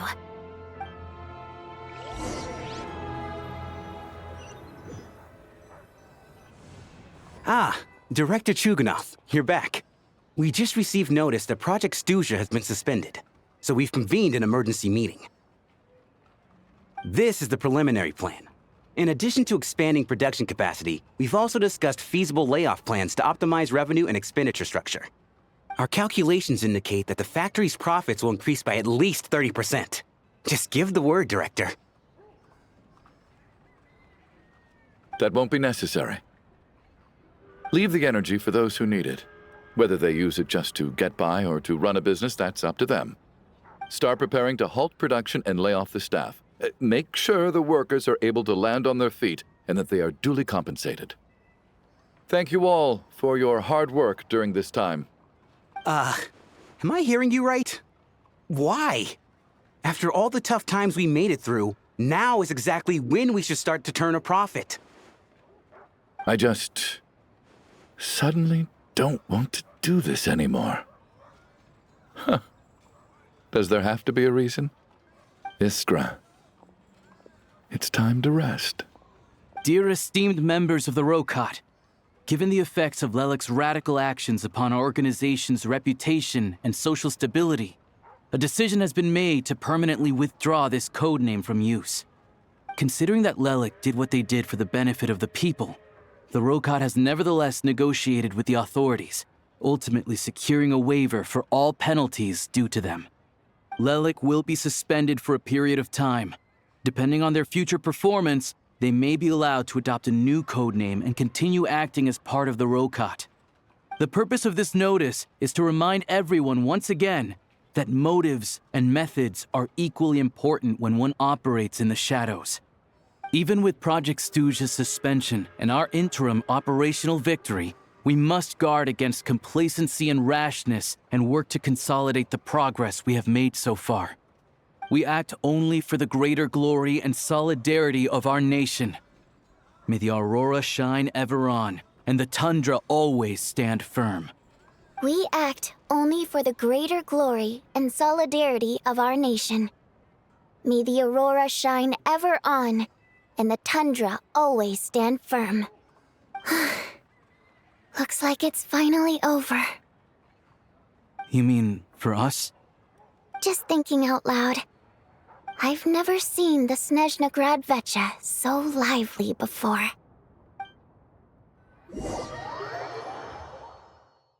I never once thought I'd come here. But I understand everything now, Rosaline.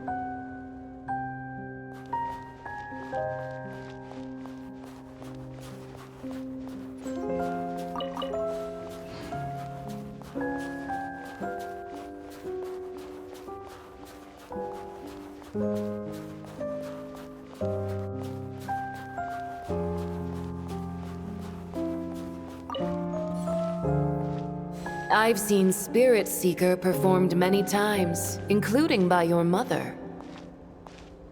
Why do you bring that up all of a sudden? Even though the choreography is always identical, every dancer finds a way to make it her own.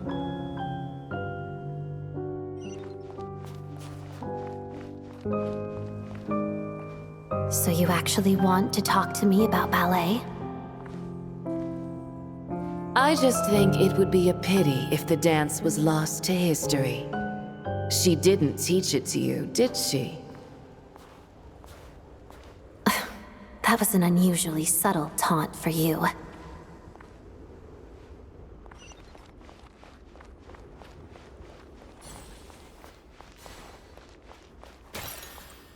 We embraced one another on the snow-swept plains, melting the ruthlessness of time.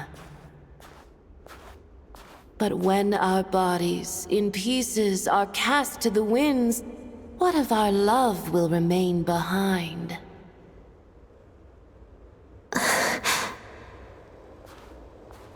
Don't tell me you can't sing. Shush.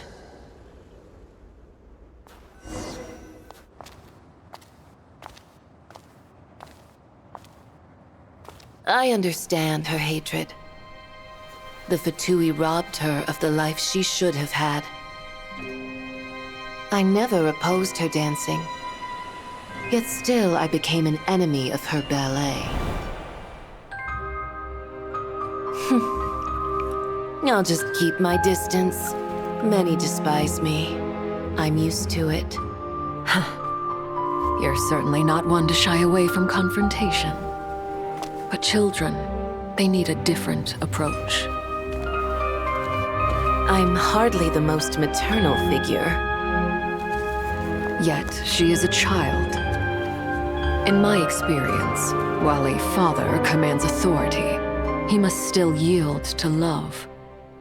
You should tell her what you think about her dancing.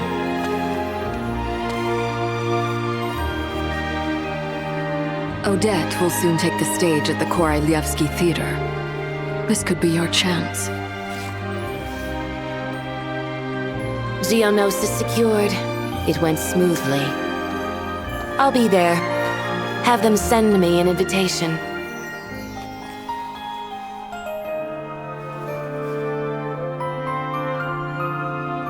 Sadly, things didn't work out. Her final words are inside that block of ice. This? Aren't these for monitoring her subordinates? Not yours. This one isn't her witch's flame, but my two worlds' flames. The two worlds' flames can burn away memories. It was my parting gift to Rosaline.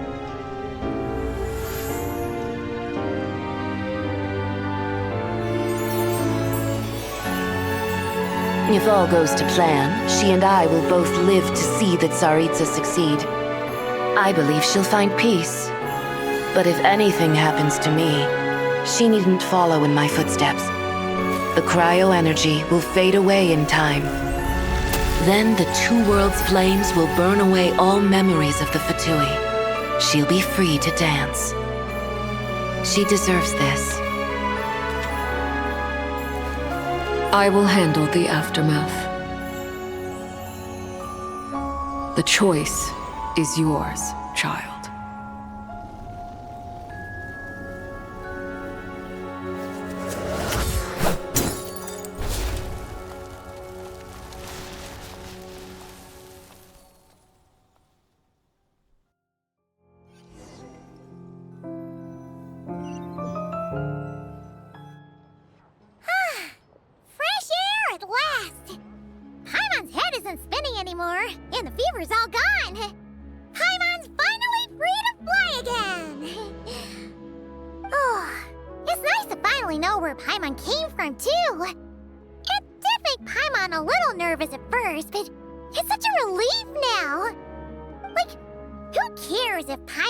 Creation of Celestia.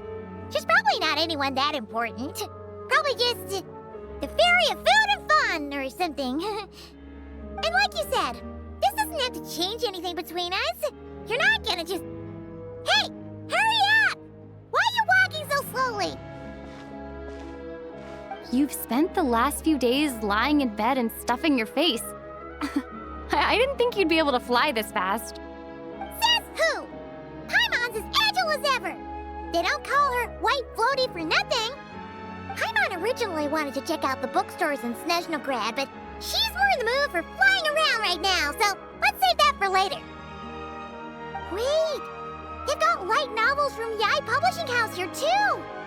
Huh? And this is Paimon's favorite mystery story from Fontaine. Wow, it got a sequel. The local Snezhnayan books look pretty interesting too, but also kinda heavy.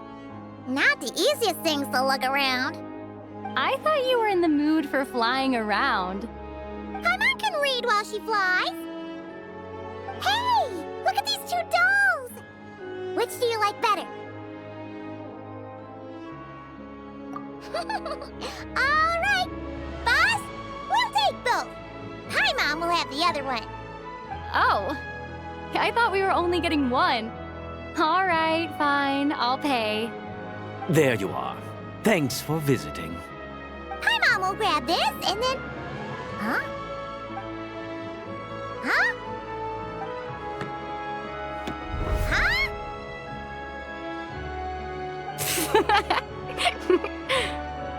How many layers does this thing have? And what are you laughing at? Huh. You knew all along, didn't you?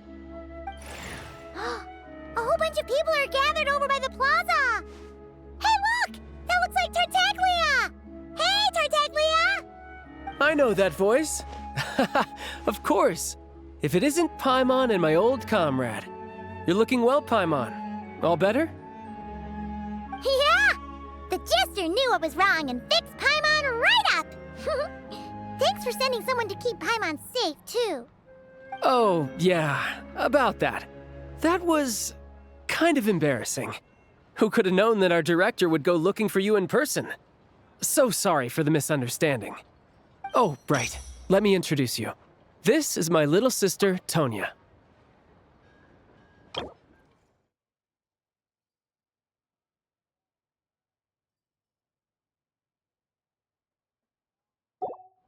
Hello, Tonya!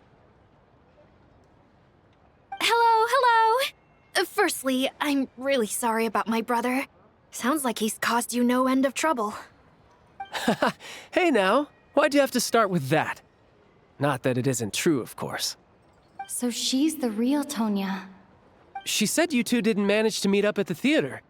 She waited ages for me, and when I didn't show, she got a little worried and went outside. I know, right? He didn't bother to say a word to me. I searched up and down the city for him, and he only told me about it when I finally caught him at the gates of Glupov. I've been rushed off my feet lately, so I didn't get the chance to go home. I just figured the Traveler would fill you in when she got there. Well, the snow was bad, and you're never late. So I was really worried about you. How was I supposed to know that you'd stood me up? I'm sorry, Tonya. I really am. I'll make it up to you somehow. Just... please don't tell Mom and Dad. Although the mix-up led to a series of misunderstandings, it's probably for the best that the real Tonya didn't get caught up in that mess. Besides, it's obvious that Tartaglia isn't usually one to break a promise. He only gave his ticket to me because he had to look into Lelek. No, it's fine. It just meant I didn't get to see the show in the end. By the way, what did you think? You were one of the first people to see it, you know? I would say... the best is yet to come. Huh? What kind of review is that? Hey, look!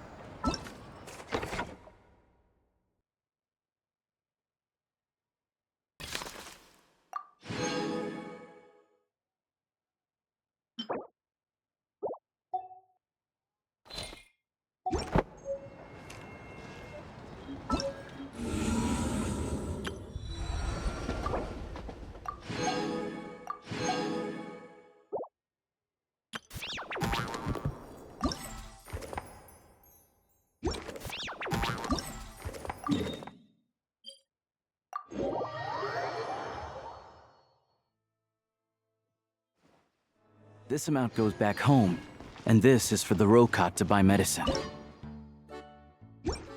Now I just need to find enough.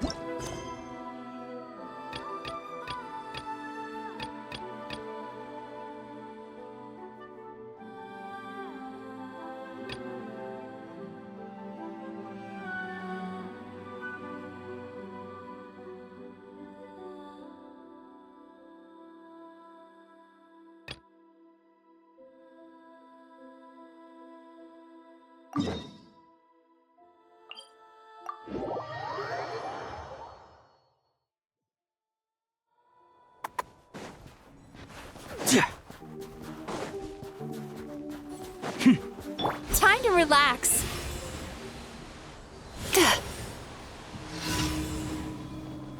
Emerge. Right here. It's dog eat dog! One down! Cryostorm!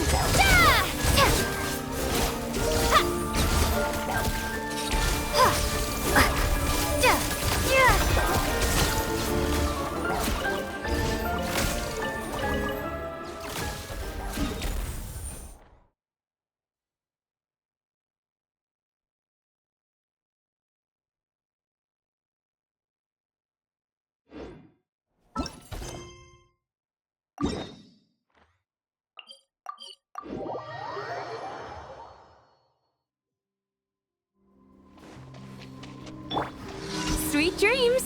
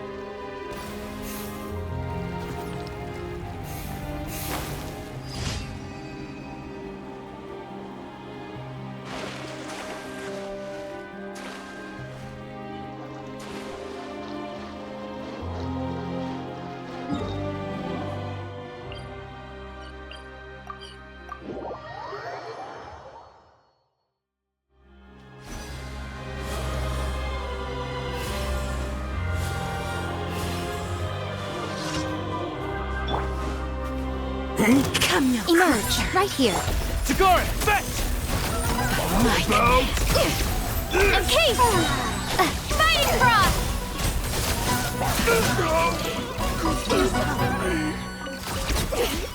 Impossible.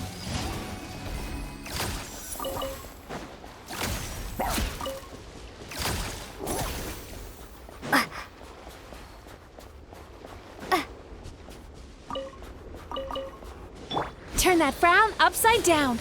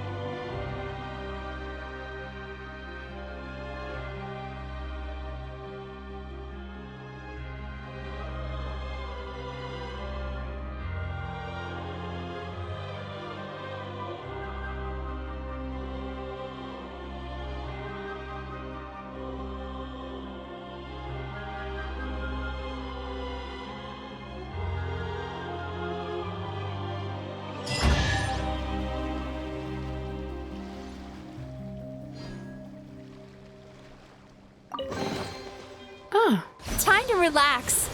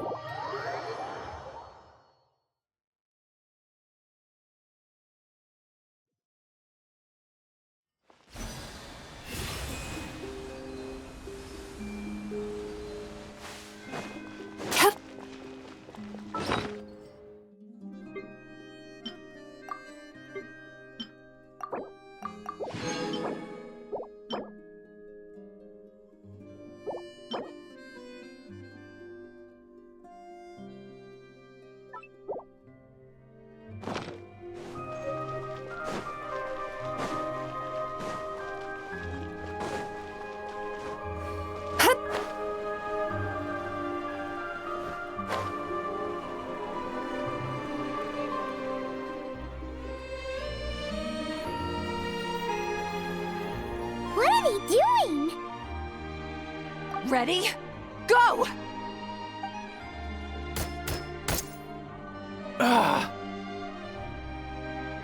Not good enough. There's no way you can complete the mission if your skills aren't up to par. For real? Come on! I really need this opportunity! I'm sorry, but this is a matter of life and death. We cannot entrust such a dangerous mission to unqualified personnel. Next! Looks like they're recruiting some crack shots. Yeah, from what I've heard, it's not a routine one. The standards this time are much stricter. If this was how they ran every call-up, the Druzhna would have disbanded long ago due to a lack of recruits. Then why are so many people still showing up? Because the pay's good, man. I heard that if you make it through, you even get some chronic crystal, or whatever it's called. Next! I'm up. Coming! Crystal, huh? That stuff's in high demand. Are they really just dishing it out to new recruits? Paimon's with you. You're a shoo-in with your shooting skills. You're gonna win some Crystal and share it out among the villagers, right? This is definitely a job for the Rokat. Let's do it! Next! Ah! It's our turn!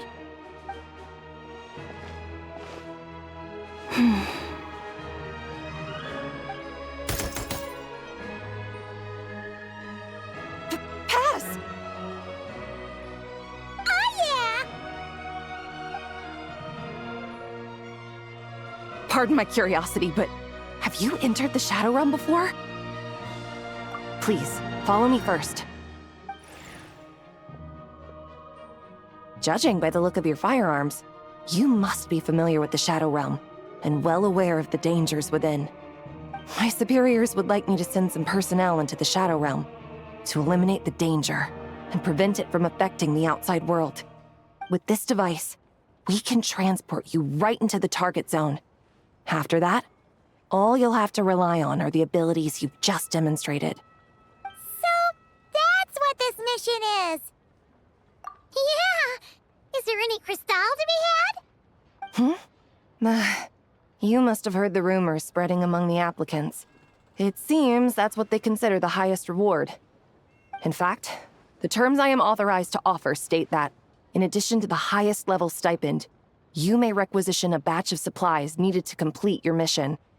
As long as it's within the Druzhna's power, we will prioritize procuring it for you. In that case, we're gonna want some crystal. That can be arranged. But could you tell me exactly what you need it for? Traveler? I see. Well, if it's a deal breaker, then I can accept your terms. Ma'am, I'm here to report that we found a suitable candidate. It shames me to say that the Druzhna have grown severely short-handed of late. Ordinarily, we should be the ones to complete a mission like this. No, don't blame yourself. Her Majesty arranged the special recruitment project precisely to deal with situations of this kind. Snezhnaya is a great nation, and Her Majesty is confident that there is great talent hidden among the populace. Our task is to find it. Yes, ma'am. Furthermore, do not forget that we have other things in mind for these new recruits beyond simply pitching in where the official forces aren't able to. Do you think any of the candidates selected in this round show sufficient potential to take on the Tsaritsa's edict? Funny you should mention that. I think you might want to read this candidate's registration profile. She might just be the person we need. Her? Huh. Isn't that interesting?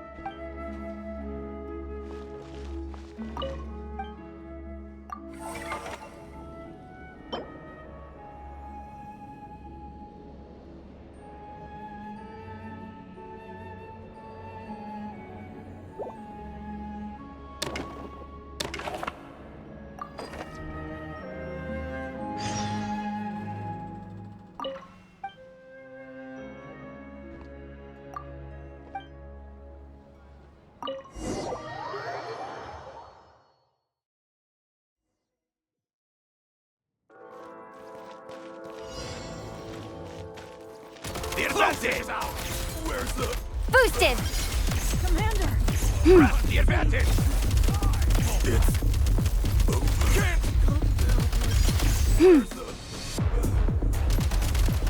Change of tactics! Can't take much more. It's...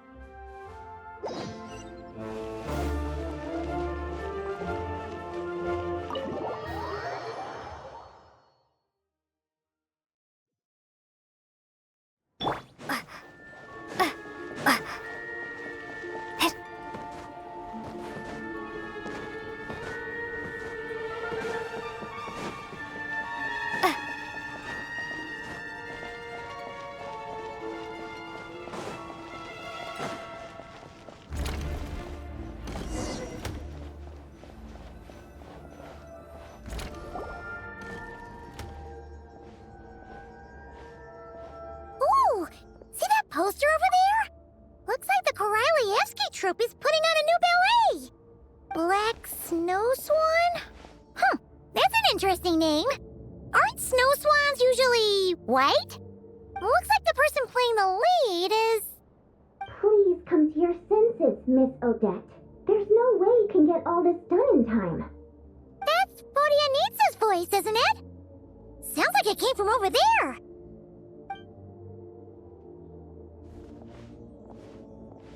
The premiere is only 2 weeks away. Why are you still taking on Fatui missions? What about the rehearsals or the meet and greets here at the theater? I doubt either of those will take up the whole day. And even if they do, there's still time at night. You mean when you're supposed to be eating dinner or sleeping?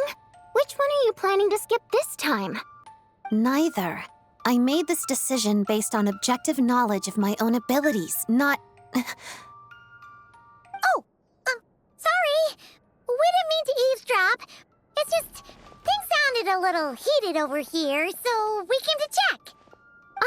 Traveler and Paimon. Perfect timing. Help me talk some sense into Odette, please. Nothing.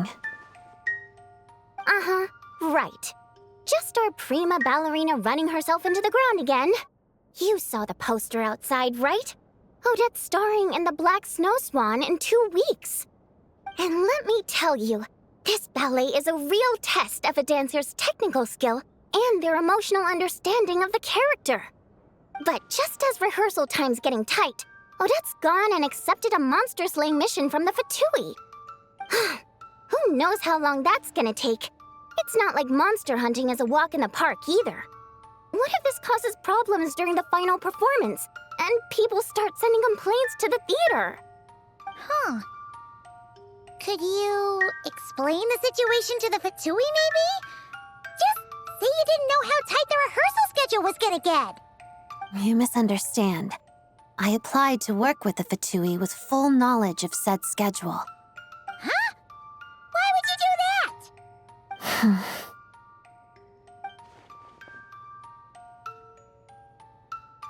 All that matters is that I'm confident I can do both.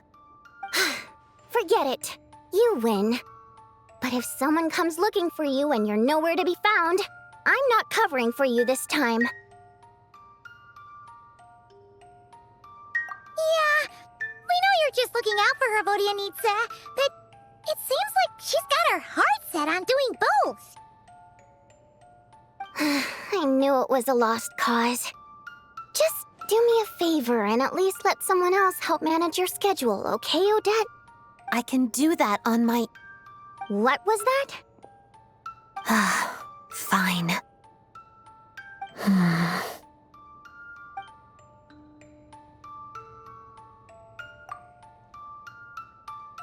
Very well. That was quick! Well, back when we were trapped in the theater, the Traveler proved to be someone we can trust. Besides, she's dealt with many Harbingers and is familiar with how the Fatui operate. I'm sure she's up to the task.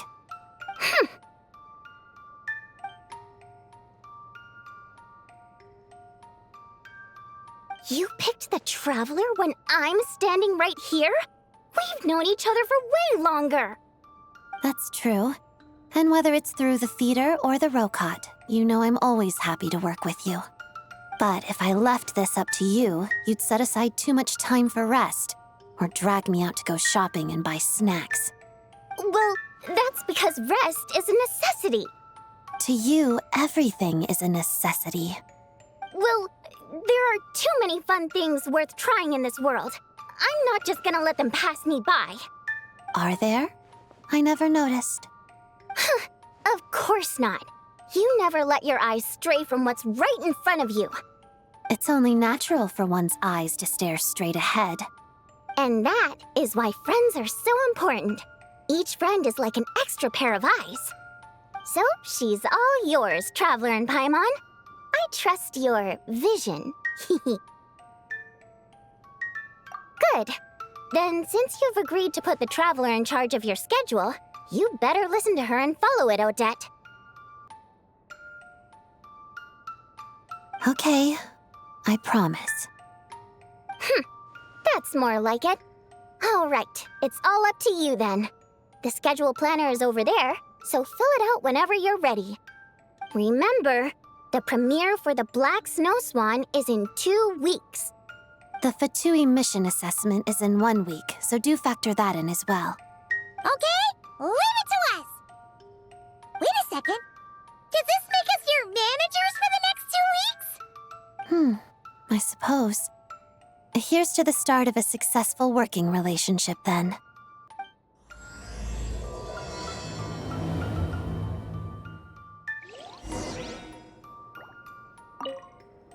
I'm leaving Odette in your hands, okay? Try to keep a close eye on her and don't let her wear herself out. The schedule planner is right over there. I'll be relying on you these next 2 weeks.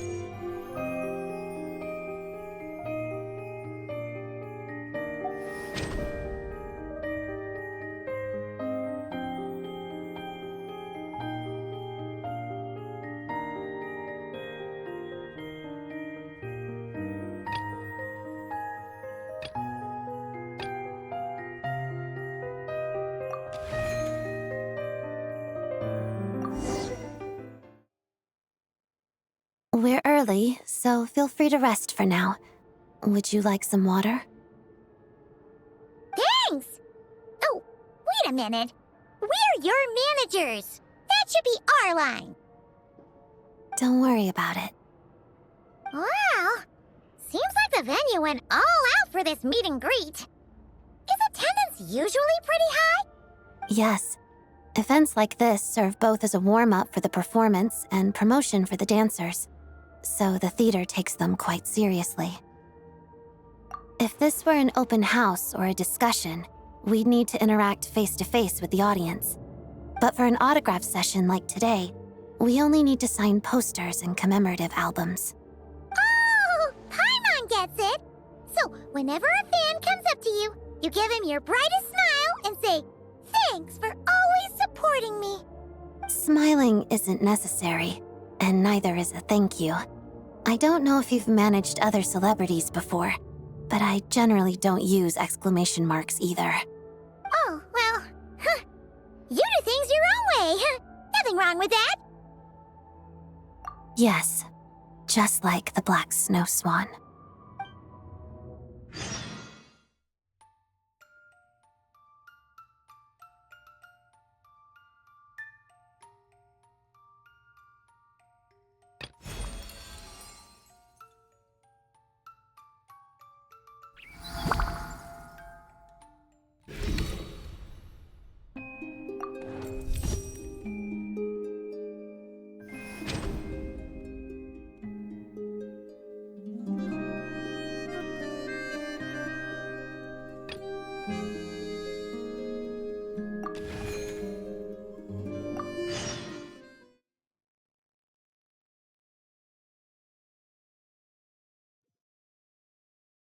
All right, we're here. So, you just need to clear out the monsters around here, right? All of them across this entire area, actually. We can do a little at a time, though. Step by step, just like dancing. Oh, got it. Guess the Fatui does do good deeds sometimes, huh? Of course. That's only natural. Yes, you're right. Keeping monsters from invading this area is a good thing for sure. Well, let's get moving, shall we?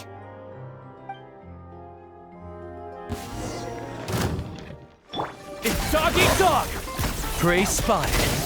Emerge, right now. Emerge. Shadow me.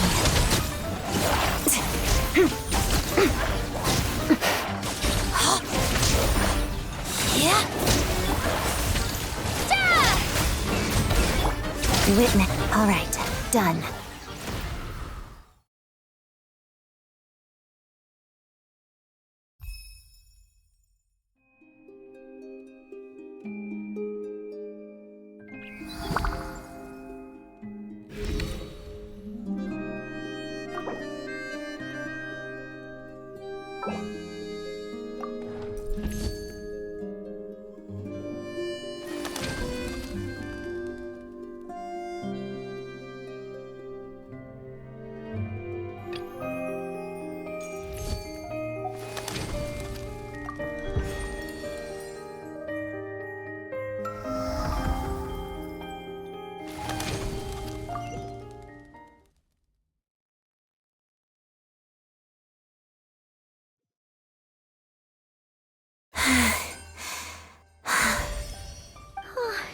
That's the last of the monsters around here, right? You okay, Odette? You fought extra hard today. I'm fine. It's just...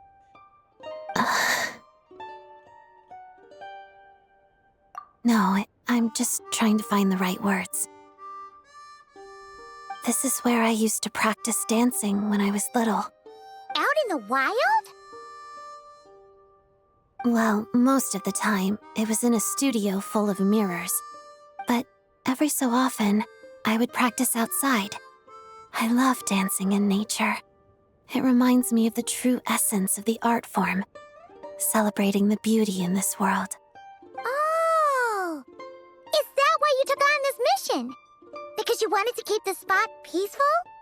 That's part of the reason. It's because of the black snow swan. The ballet?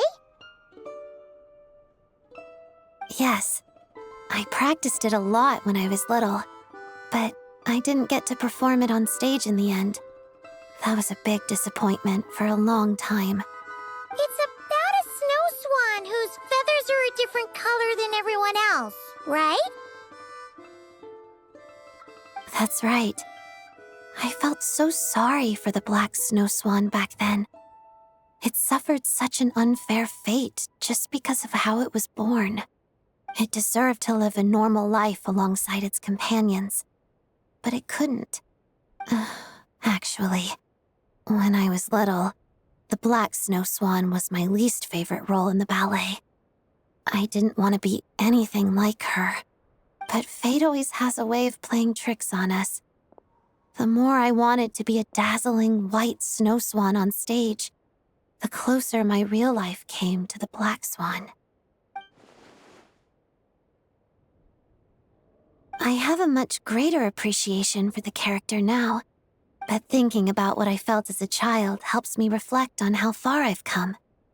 I hoped it might help me better interpret the character in the ballet itself. So that's why you thought of coming here. Do you know how the black snow swan's story ends? She stops trying to fit in with the flock and lives on proudly in solitude. After that, she flies higher than any other snow swan. In the end, the pure white clouds embrace her, and she goes to a place no white-feathered snow swan could ever reach. That's a beautiful ending. Yes, solitary, yet beautiful. Well, after hearing all that, Paimon thinks you can pull it off for sure. We'll be cheering for you. Thank you. But before that, I should focus on the work I'm doing for the Fatui.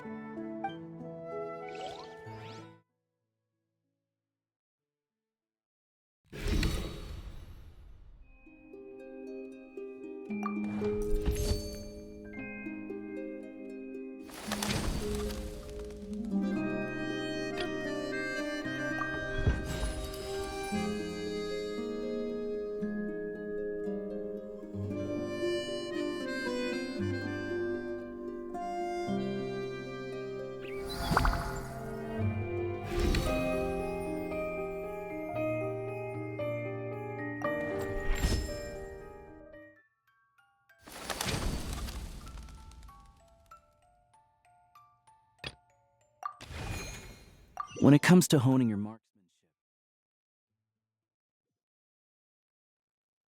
The Traveler scheduled a day off for me today. She probably wants me to relax. I don't think there's time to spare for that. I'd rather just keep pushing. But I promised Vodyanitsa and the Traveler I'd stick to the schedule. So I should keep my word. A glass of lemonade and a serving of snowball blooms atop snowfields, please. Thank you. I suppose a little rest never hurt anyone.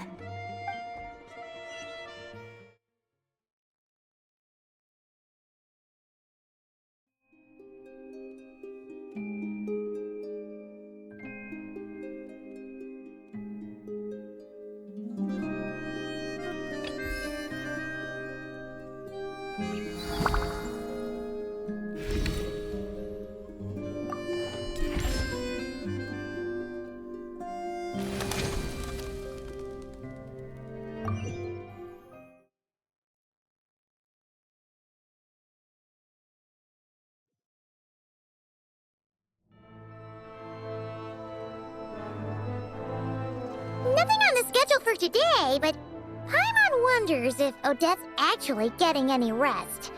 She seems like the type to push herself way too hard. Why don't we stop in on her usual stomping grounds? See if we can check in on her.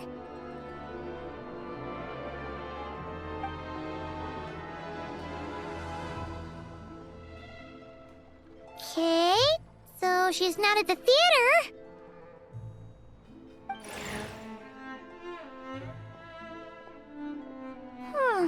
She isn't here either. No sign of any monsters, at least. Doesn't look like she came to Podvorier restaurant to eat either. Well, we basically looked everywhere. If we didn't miss her somehow, she's probably resting at home. Guess we can finally relax. Ah! It's Odette!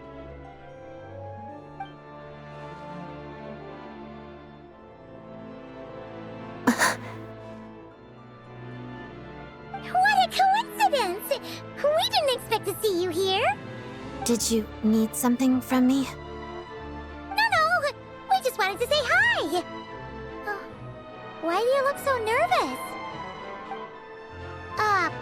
That's a lot of boxes.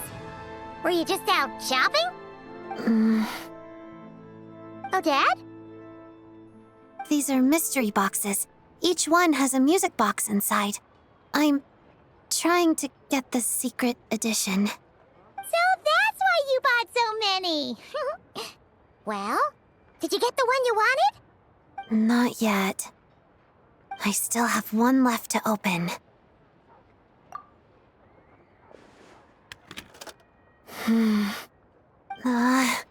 A duplicate. I've gotten this one 5 times now. I'll go buy 10 more. Hold on. Let's be reasonable about this, okay? Starting with 10 is perfectly reasonable. Paimon's not trying to stop you. It's just... you've already bought so many. Are you sure this isn't your stubbornness talking? You want the secret edition that much? Yes. Because I'm the reason my mother broke her favorite music box. I fell during dance practice one day, and she dropped it while helping me up. It was an antique, so it's hard to find others like it, and repairing it isn't easy. But the newly released secret edition from these mystery boxes looks just like it. Oh! Thank you.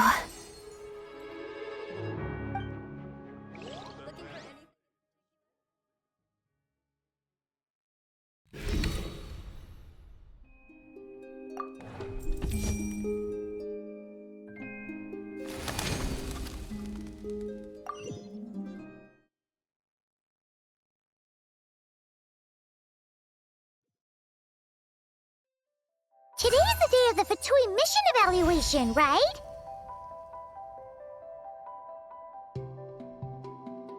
Odette's been doing a pretty good job, so there shouldn't be any problems. Hello, Odette. Oh, you're here too. Lady Marionette. Zandrone, what are you doing here? I should be the one asking you that, don't you think?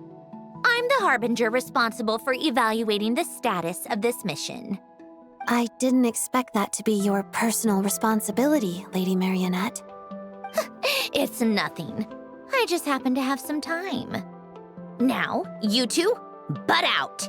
This evaluation is internal Fatui business. Okay.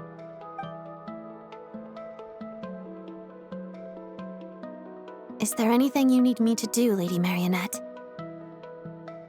No need. The evaluation is already complete. Uh-huh. This was a monster extermination mission, so all I needed to do was check the monster activity at the target location.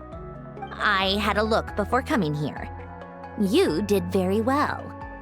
You pass. Keep up the good work. Thank you, Lady Marionette. No use thanking me. You're the one who's been putting in all the work. By the way, I saw the poster for the Black Snow Swan. How are the preparations going? You holding up all right? Yes, thank you for the concern, Lady Marionette. Communicating with the younger generation is like pulling teeth sometimes. Especially with this one's personality. I understand your struggle now, Rosaline. Well, if there's nothing else... Hold on. Yes? If I remember correctly, the area you were responsible for clearing out was a spot you frequented as a child. Yes? Did you hear that from Rosaline? You could say that. What I'm trying to say is... well... Yes? Whatever. No use beating around the bush. Take it from someone who knows. You can't change who you are on the inside. You just need to accept it. It's just some free advice. Listen to your heart. Don't always keep those feelings locked away. This isn't an order or some attempt at moral grandstanding. If you don't find it helpful, feel free to pretend I never said anything. If you'll allow me, Lady Marionette, you seem a bit different from before. Do I? I'm assuming you mean that in a good way. I do. And thank you for the advice. I'll keep it in mind. All right, then that's all from me. I often have Arlecchino over for tea. You should join us sometime. If that makes you uncomfortable in any way, invite Lenny and the others along. Or the Traveler. It's no extra work on my part. Just a few additional tea settings. Understood. Take care, Lady Marionette.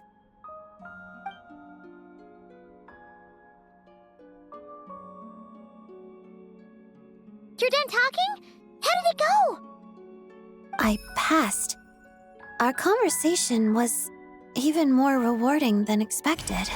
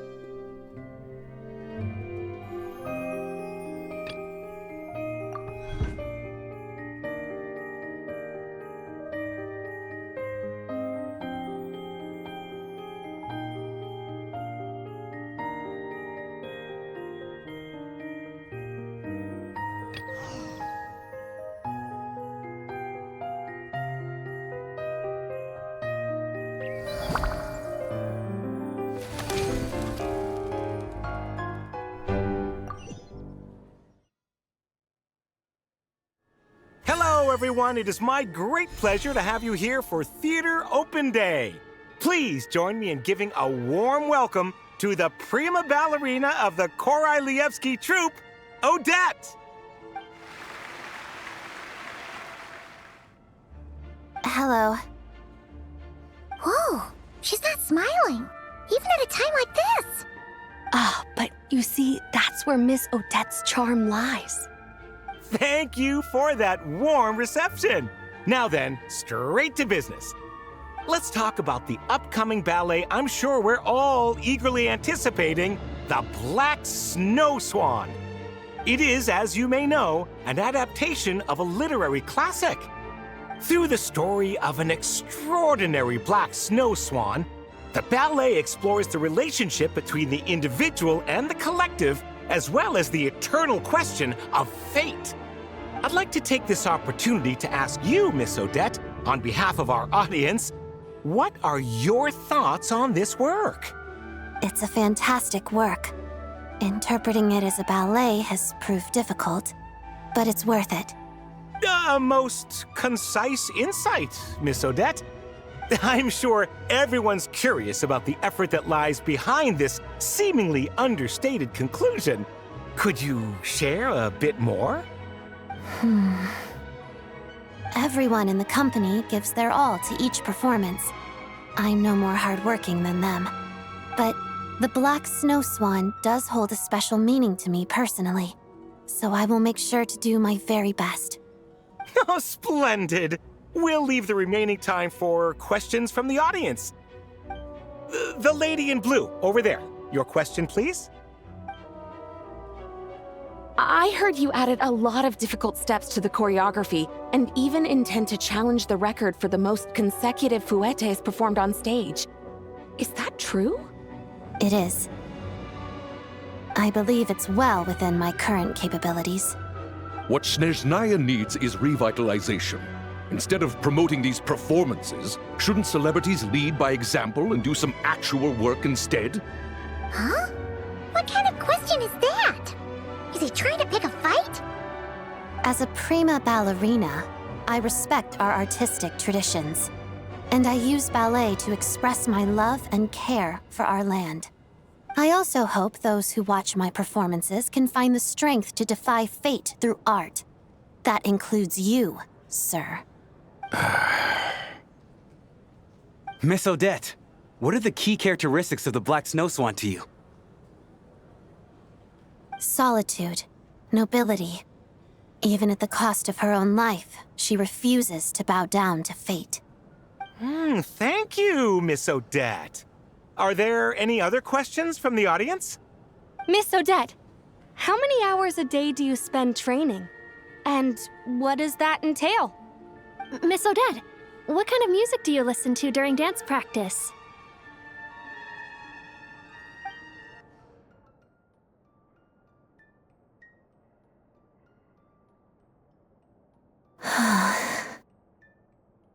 Something wrong, Odette? Paimon thought your answers were great! Your fans are so passionate! It was tiring, but seeing how excited and passionate they all were, even after the event ended, I'm even more determined to make this performance a good one. Well, we believe in you. We're done for the day, so you should head back early and get some rest. No need.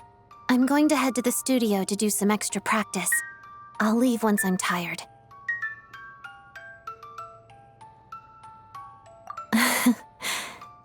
In this instance, I do believe that talent knows best.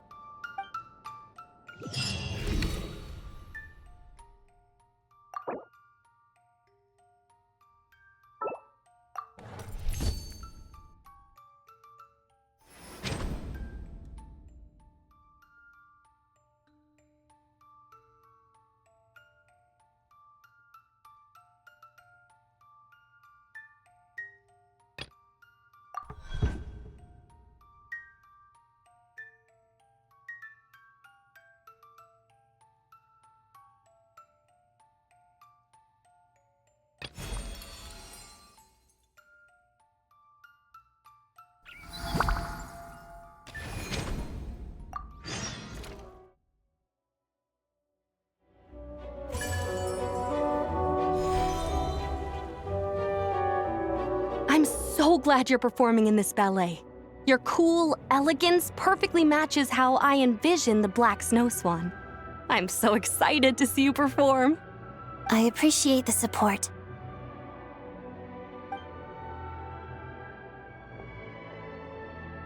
Hello, Odette. Mitya, you didn't have to wait in line. You could have just let my manager know. Oh, no. I could never. I'm here for the true fan experience. That includes standing in line. It's great to see how passionate everyone is.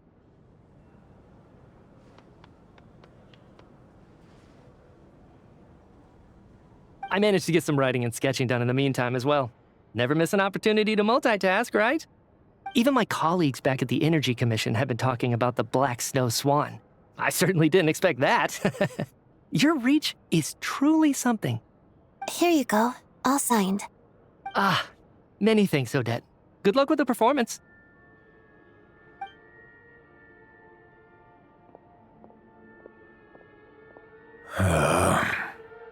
Do you want an autograph too? I was just following Mitya, but, sure. Why not? Here. Ah, quite an elegant signature. Some of my subordinates will be attending your performance. Allow me to pass along their admiration for your talent, and wish you a successful show. I appreciate the support.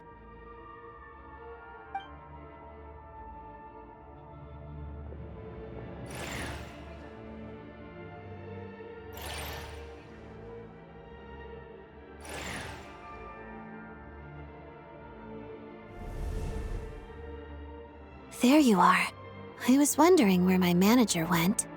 She saw a friend and went to say hi. Nothing bad happened on your end, right, Odette? Not at all. Today has been quite pleasant. You're not making it sound all that pleasant. No, I'm quite pleased. I'm just not the type to plaster on a fake smile to cater to others. Perhaps my attitude gave the wrong impression. I know this job has value and meaning, especially to my fans. I also draw strength from this external validation, but I can't rely on it too much, or I risk ignoring my own voice. Then, I'd be no different than a figurine in a music box, living as the person the crowd expects me to be, rather than myself. Your principles are something else. I suppose. Well, did you want me to sign something? Here. Whoa! What's this? It was taken a long time ago. I only kept this one copy for myself. It has sentimental value, I suppose. Wow! It's so pretty! But this picture must mean a lot to you. Are you sure you want to give it to us? Well, I suppose my managers deserve something special. Just don't go showing it off. Don't mention it. I appreciate the support.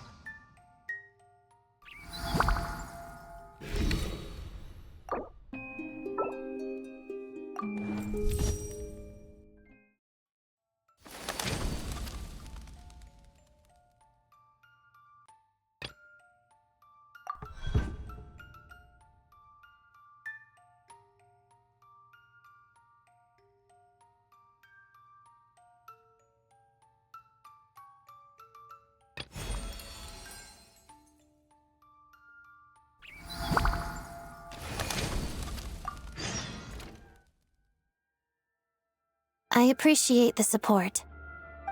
I appreciate the support. I appreciate the support. Odette, you left your pen back at the meet and greet, so I brought it over for you. I appreciate the support. Uh-huh.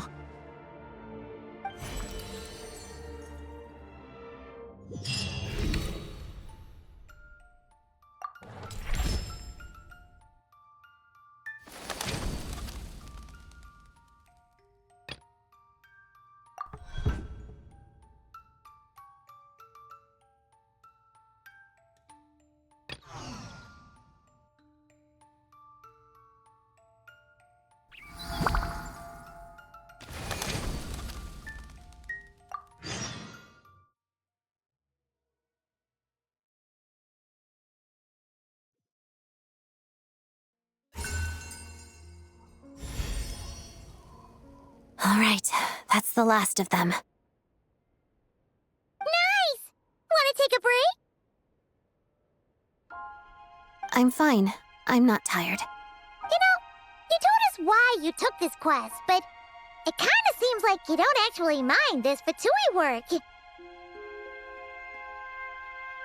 been clearing out all these monsters, and you haven't complained once. Is that so strange? Well, not exactly. It just seems pretty at odds with a ballet career, that's all. I used to think the same. Now, I find that this sort of work actually helps me calm down, even relax at times. When I first joined the Fatui as a child, I really did hate it. It took up time that I thought was better spent practicing dance. And my father's passing, my mother's pain. My family's happiness had been utterly destroyed, and for the longest time, I couldn't put that behind me. I blamed it on Rosaline, the Fatui, and Project Stuja, and used that hatred to push myself forward. But in hindsight, what I truly hated wasn't any of those things. It was feeling like I wasn't in control of my own life. Oh, Dad.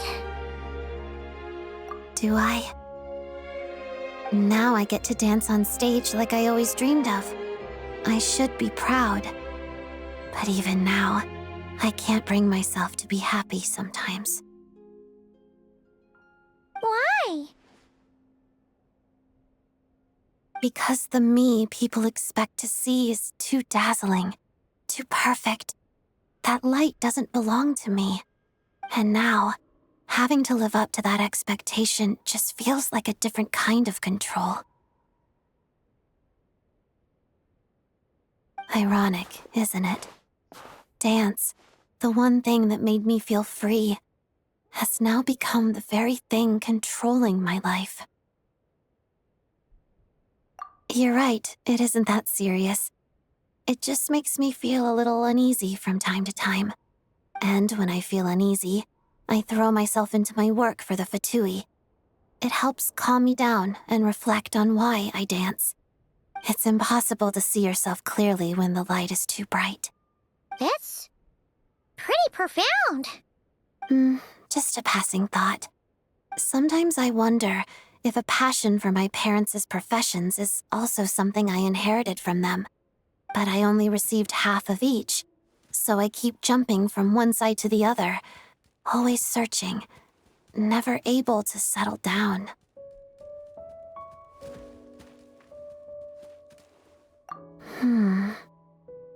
In that case, I suppose it means no matter what path I choose, I'll always be walking in their footsteps. Even if the innocent joy of it is all gone, I won't be alone. In the shadow of their wings, my feathers will one day grow strong enough to fly to the sky of my own choosing, just like the black snow swan. And don't forget, we'll be behind you all the way as well. You know, you kind of have an odd approach to this whole manager thing. But now, I think I understand how you maintain such good relationships with so many of the Fatui higher-ups. You're a patient listener, if nothing else. I don't have anything too valuable on me, but here, this bookmark is for you. Keep it as a memento. Wow! It's beautiful! Thanks! I should be the one thanking you.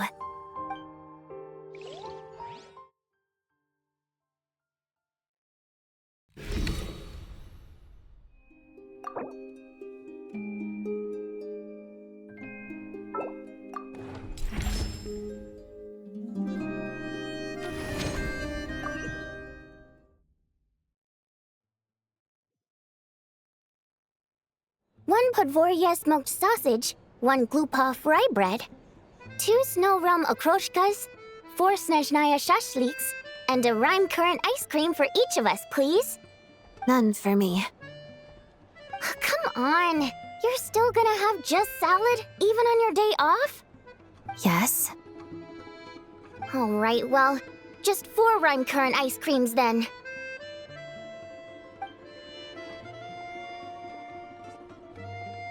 Sorry. Are we late?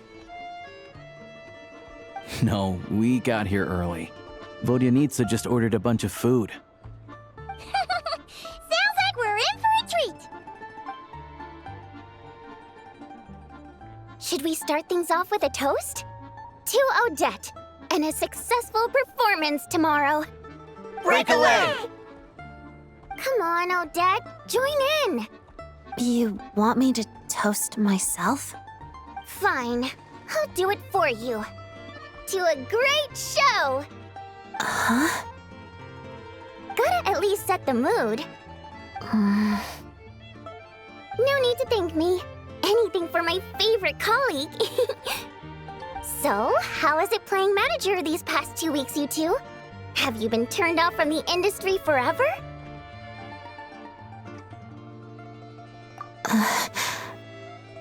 Sorry. Whoa, an apology just like that? Alosha, could this Odette be an imposter? Okay. Enough teasing. Fine. But in return for my silence, someone needs to give me the details on these past 2 weeks.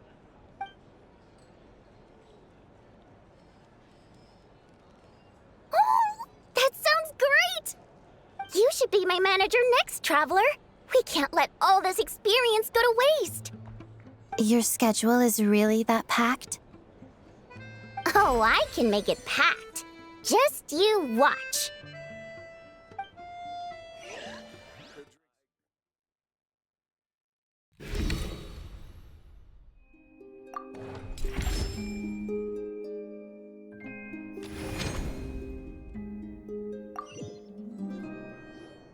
Finally! Today is the day of the big performance! Looking back, we really planned a lot of things for Odette over the past 2 weeks. She's been on the go non-stop! Thankfully, her Fatui missions went super well, and she didn't miss a single rehearsal or meet and greet. You could say it was perfect. Good morning, Traveler. Paimon. Ahem! Let's interview the person in question. Now then, Miss Odette, are you confident about today's performance? Yes. That's it? Just a simple yes? Even the most professional reporter couldn't spend an article worth reading out of that. As it happens, I also have an interview question for you. Really? Ask away! What do you think is the underlying reason for the Black Snow Swan's change of heart? Oh! You mean why she decided to stop trying to fit in, right? Interesting. There's not one right answer to this question. But in my view, I think she found her true self. Huh? What do you mean? Well, let's start with Act 1.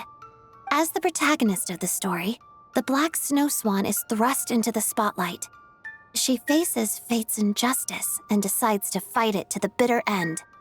She works harder than anyone, proves more stubborn than anyone, and arrogantly assumes that's enough. But it's impossible to see yourself clearly when the light is too bright. Huh. The only way of life she knows is to fight against the forces that control her life. She fights against her flock, against nature, against fate. She sees enemies everywhere, even where there are none, never realizing that the true enemy is the uncontrollable nature of life itself. So she spends most of her time rushing from place to place, never lingering in the moment.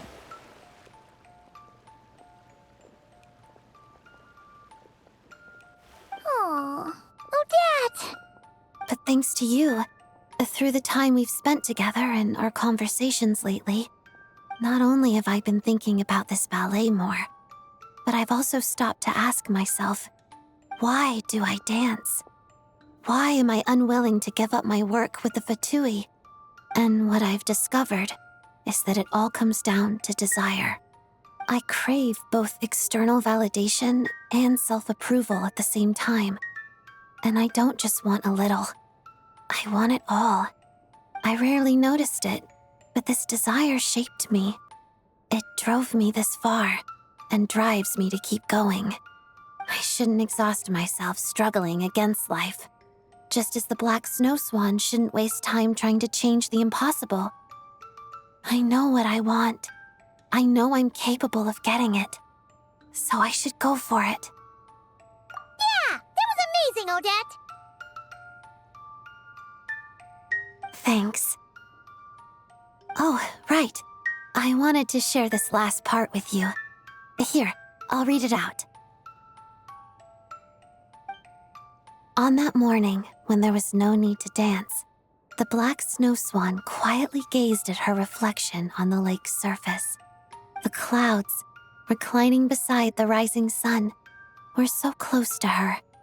It was as if she could reach them with a single flap of her wings. If there were but one moment left in my life, thought the black snow swan, I would soar as high as I could, reaching heights no snow swan has ever reached, and daring to dream what no snow swan has ever dreamed. I doubt there's one right answer, but that's how I choose to interpret it. My mother would often say, ballet is about skill and technique, but it's also about feeling and expression. I think now that I've found this answer, I'll be able to perform this piece in my own way. I guess you could say my childhood dream has now come true. If by life you were deceived, don't be dismal, don't be wild. In the days of grief, be mild. Merry days will come, believe. Heart is living in tomorrow. Present is dejected here. In a moment passes sorrow. That which passes will be dear.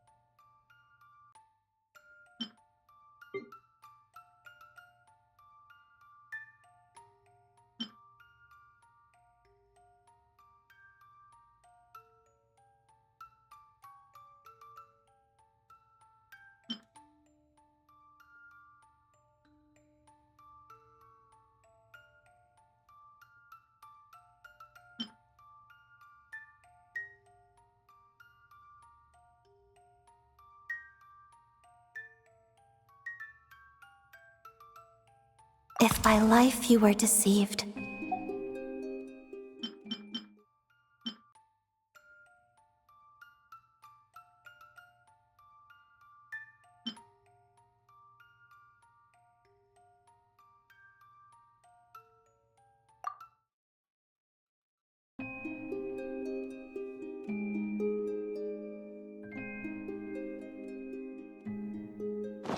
If you ever want to...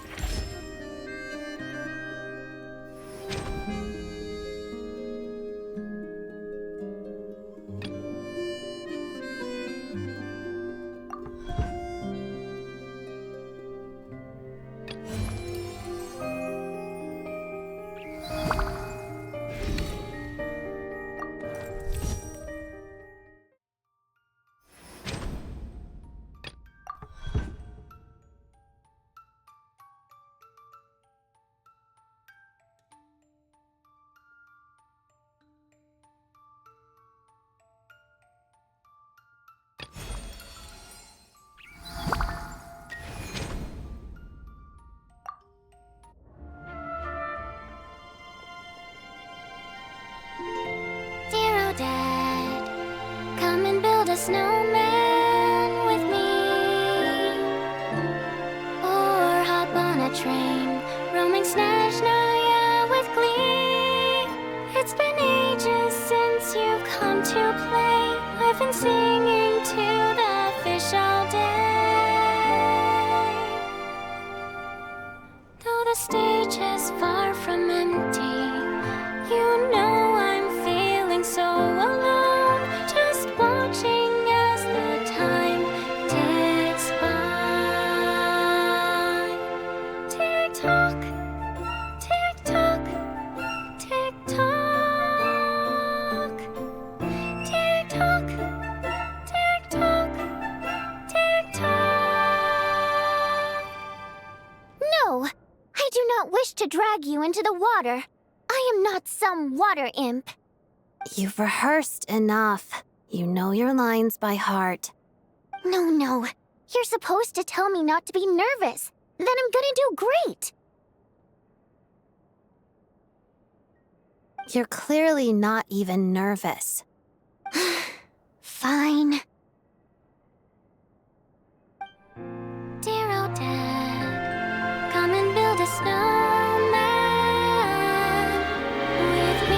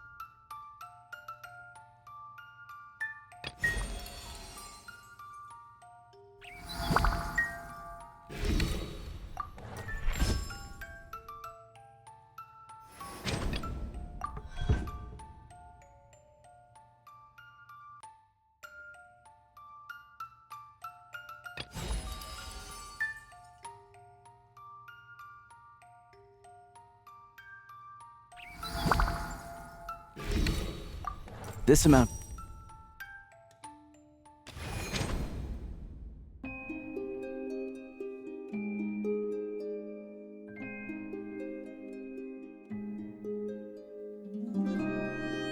home.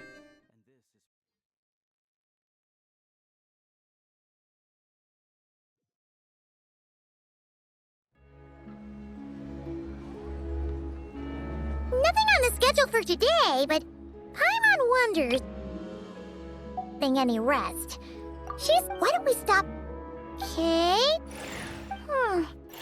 Doesn't look...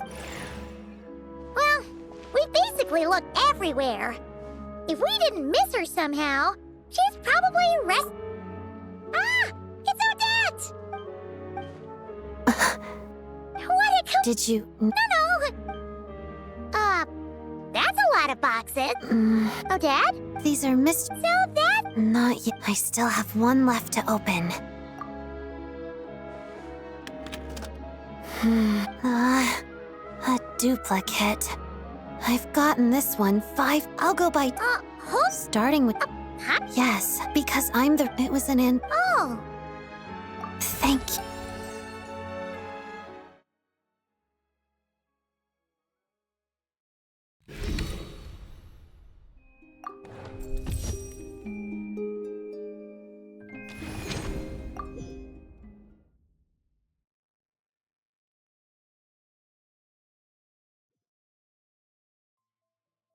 Still some left.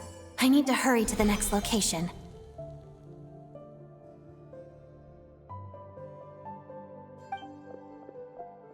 Hold on. Lady Marionette. Scrambling to complete the mission before the deadline, are we? This is quite unlike you, Odette. I'm the Harbinger in charge of evaluating the status of this mission. As for my assessment, I imagine you know where this is going. I apologize, Lady Marionette. Apology accepted. I understand your circumstances quite well. I saw the poster for the Black Snow Swan. The performance is in a week. You must be putting a lot of time and energy into rehearsal. Everyone has their limits, Odette. It's important to think those things through before accepting a mission. Are we clear? Yes. I apologize, Lady Marionette. All right. You've already apologized once, and I'm not here to lecture you. In any case, I'm sure your efforts will bear fruit nonetheless. I've heard what people have been saying. They praise your artistry, recognize your courage in constantly challenging yourself, and firmly believe that you will once again deliver outstanding work. In truth, I'm also looking forward to your performance. But it's important not to let work fall by the wayside. Yes? Yes. Well, then I have nothing more to say. Just be more cognizant next time. Yes, Lady Marionette. Please, take care. Odette. That reminds me. Yes? Good luck with the performance. Arlecchino and I will both be in attendance. Okay. Thank you.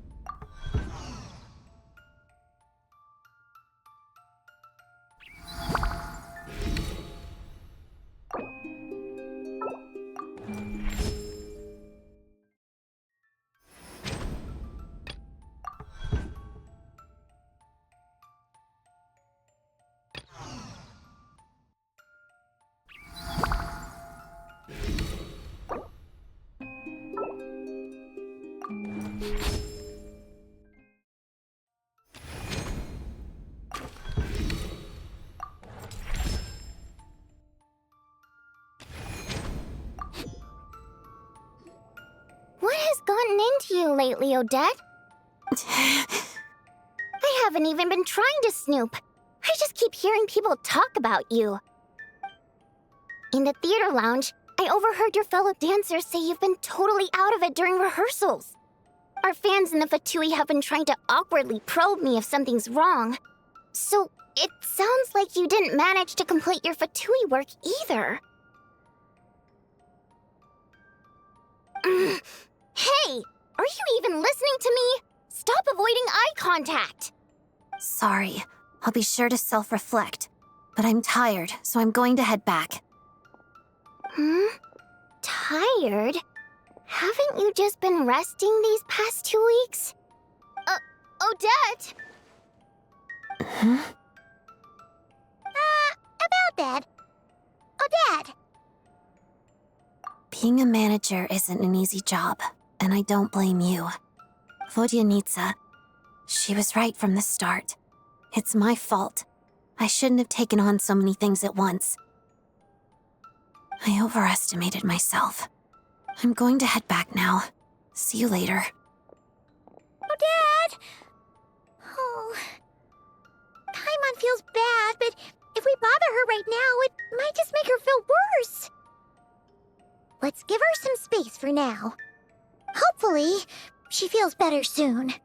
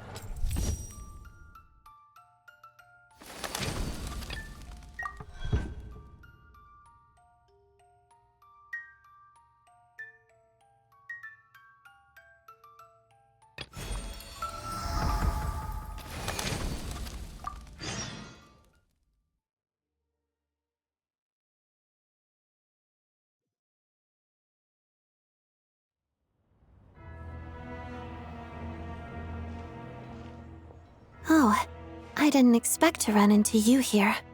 I just finished my work report. Let me think. Everything has gone well enough. Thanks for your concern. That said, I haven't quite slept enough recently, so my mind feels a bit foggy. Good thing I don't talk much anyway, so I didn't make any obvious slip-ups. Otherwise, I might have ran into some trouble. I will.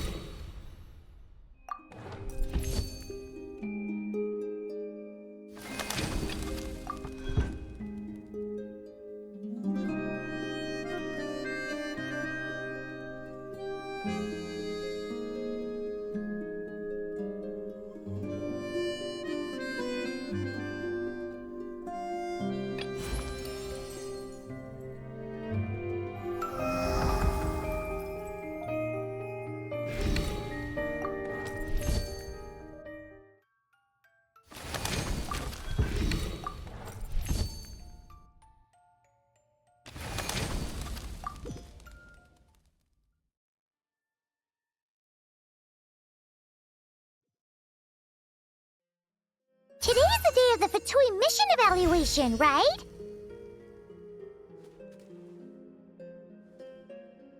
Odette's been doing a pretty good job, so there shouldn't be any problems. Hello, Odette. Oh, you're here too. Lady Marion. Syndronic! I should be the one. I didn't. Oh. Is there anything you need me to do, Lady Marionette? No need. The evaluation is already complete. Uh-huh. This was a monster I had. No use. By the way. Yes. Well. Yes? If I remember correctly. What I'm trying to. Yes? Whatever. It's just this isn't an. If you'll allow. Do I? I do. All right, then if that makes. Understood. You're done talking? How did it go? I passed. Our conversation.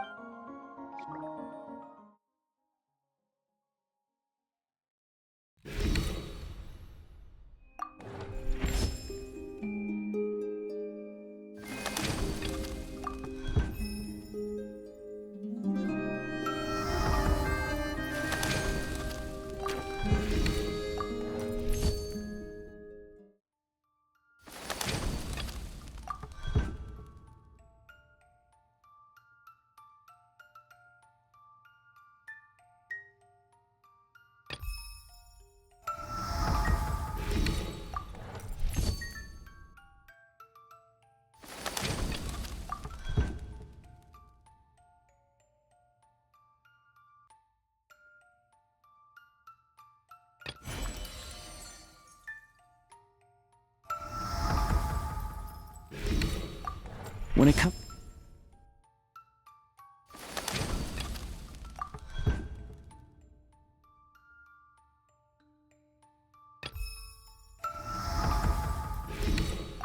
to honing your...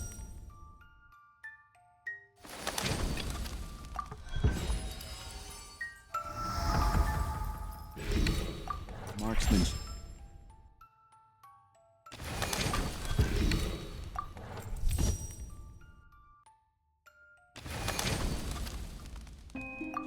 Target practice.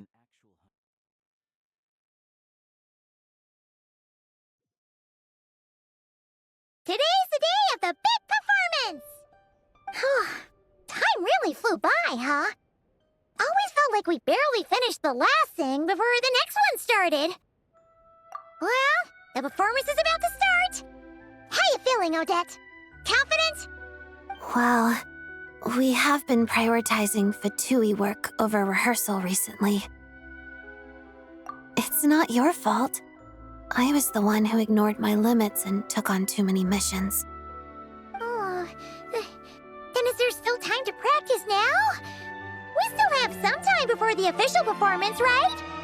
Dancing takes daily practice. It's not something you can make up for at the last minute. Right. But don't worry, it's not that dire. Really? So, what's your plan? I wouldn't exactly call it a plan. I suppose I'll just present a somewhat different Black Snow Swan to the audience this time. Oh.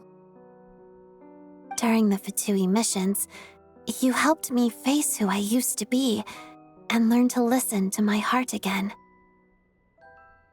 No, you served as my audience.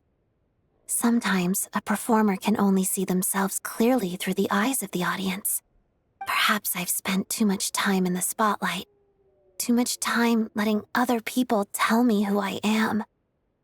It's been a long time since I sat down and reflected on that for myself. Kind of like how the Black Snow Swan spent so long among the flock that she almost forgot the color of her own feathers. So, you think it all worked out for the best? On a personal level, at least. I've decided to interpret this role in my own way. Regardless of how the audience reacts, I'm going to follow my heart. Well, is there anything else you need from us? Thank you, but you've already done enough. I'd like to spend some quiet time by myself for now. I need to think about what my heart truly wants, and what I want to present to the audience. All right, then. We'll be looking forward to your performance tonight. Thanks. I'll look for you in the audience.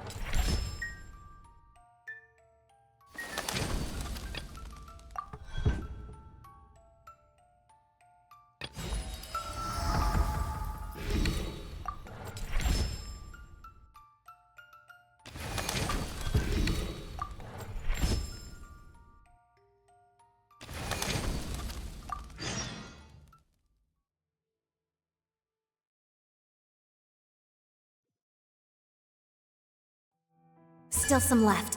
I need to hurry to the next location. Hold on. Lady Marion. Scrambling. I'm the Harbinger. I apologize. I saw everyone. Yes. All right. In any case, they praise. In truth. Well. Yes, lady. Yes? Good luck. Okay.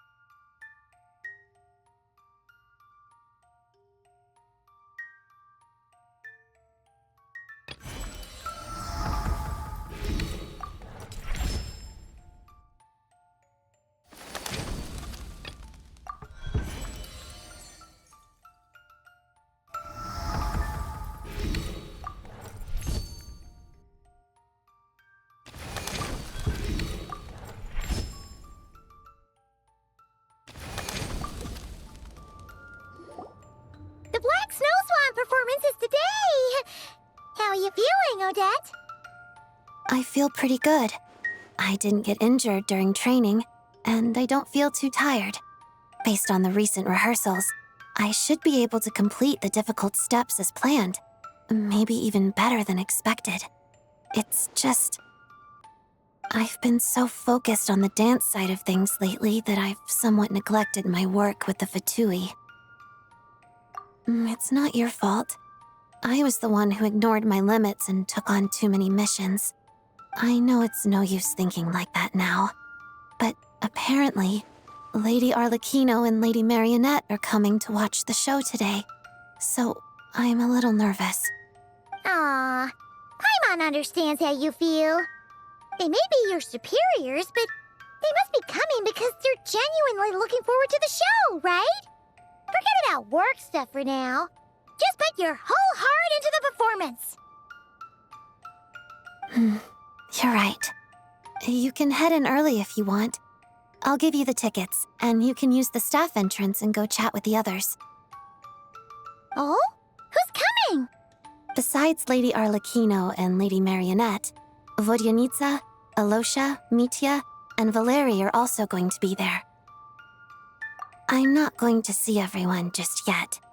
I want to quiet my mind in these final moments before the performance and reflect on the story of the Black Snow Swan.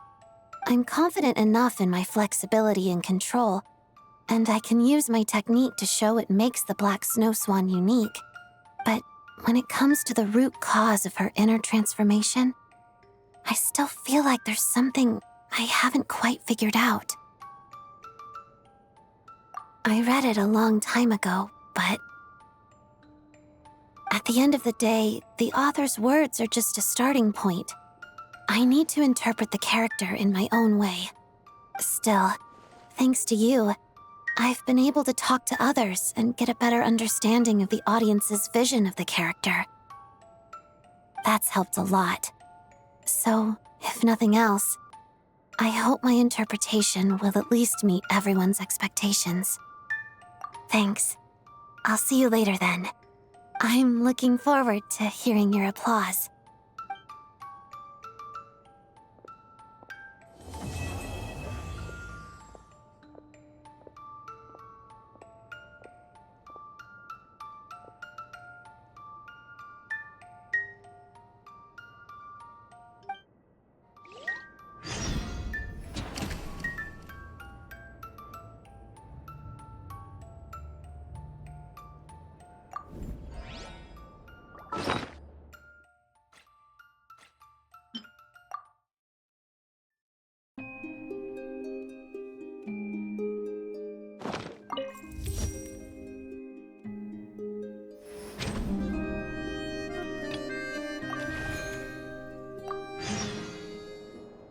Morning, Miss Odette.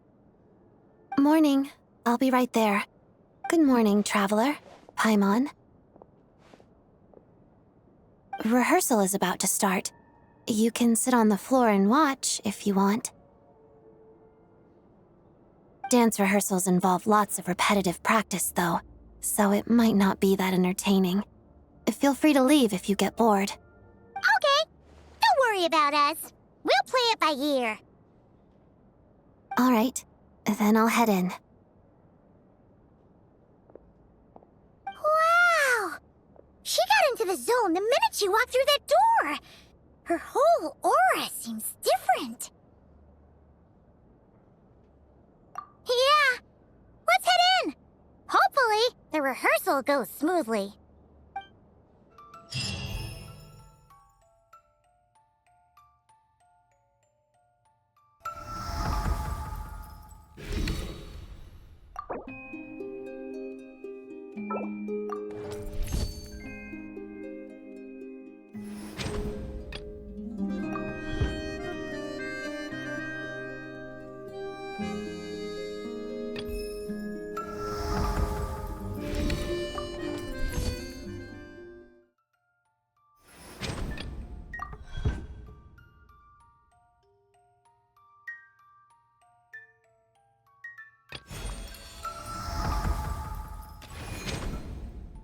If you ever want to...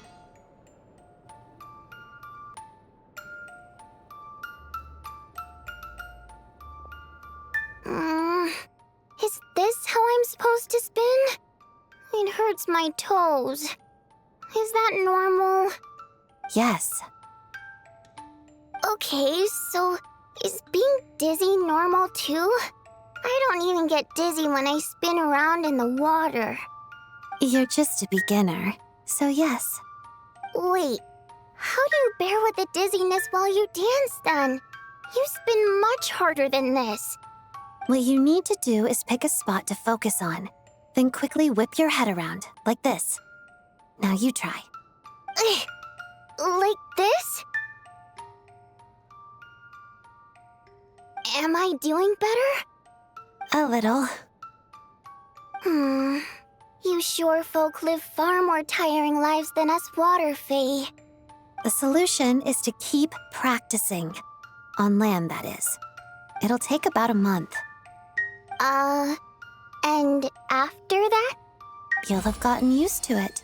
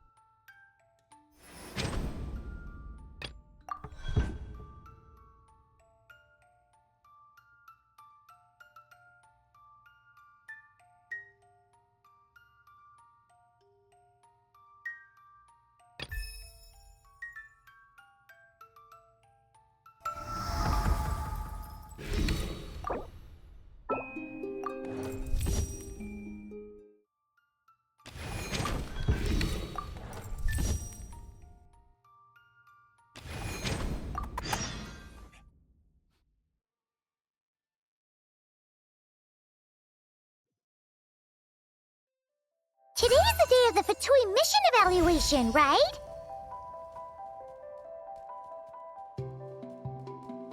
Odette's been doing a pretty good job, so there shouldn't be any problems. Hello, Odette. Lady Marionette. Cendrone? I should be the one asking you. I didn't expect that to be your It's nothing. I just happen to have some time. Now, you two, but Is there anything you need me to do, Lady No need. The Uh-huh. This was I had No use. By the way. Yes, Well, yes? If I remember correct, what I'm trying to say. Yes? Whatever. It's just some. This isn't. If you'll allow. Do I? I do. All right, if that makes. Understood. You're done talking? How did it go? I passed. Our conversation.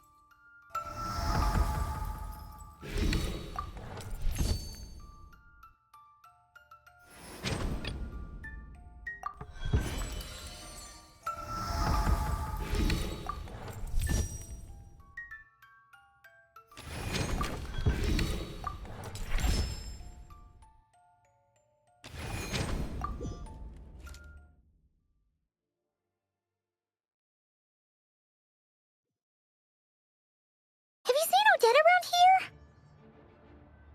Paimon just came back from backstage. The staff all said that right after Odette finished her curtain call and changed her clothes, she just left. Didn't tell anyone where she was going either. They were supposed to have a short celebration party too.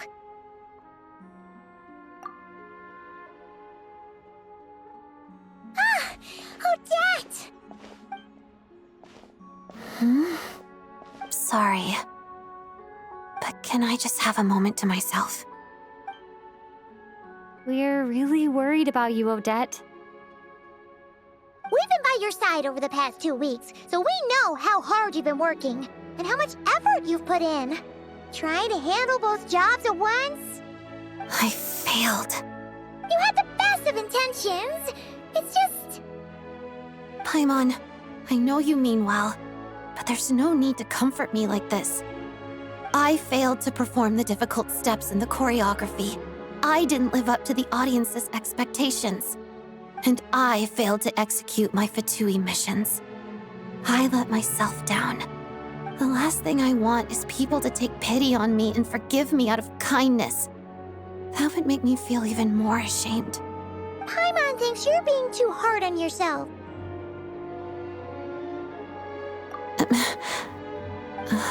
Good question, Traveler. I suppose my answer is no. I wouldn't want to give up on either. Even knowing that it didn't work out. Even knowing it's nearly impossible. I would hold out hope. I would still want to try. I suppose I just don't know when to quit. Hey, don't make it sound like a bad thing. That's just who you are. Super stubborn, but also really tough. Thanks. I know I said I didn't need comforting, but I feel a lot better after talking with you. Oh, really? Yeah. I guess the most important thing is that I finally see myself clearly.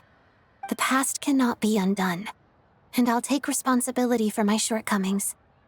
But I have absolutely no intention of letting life beat me down.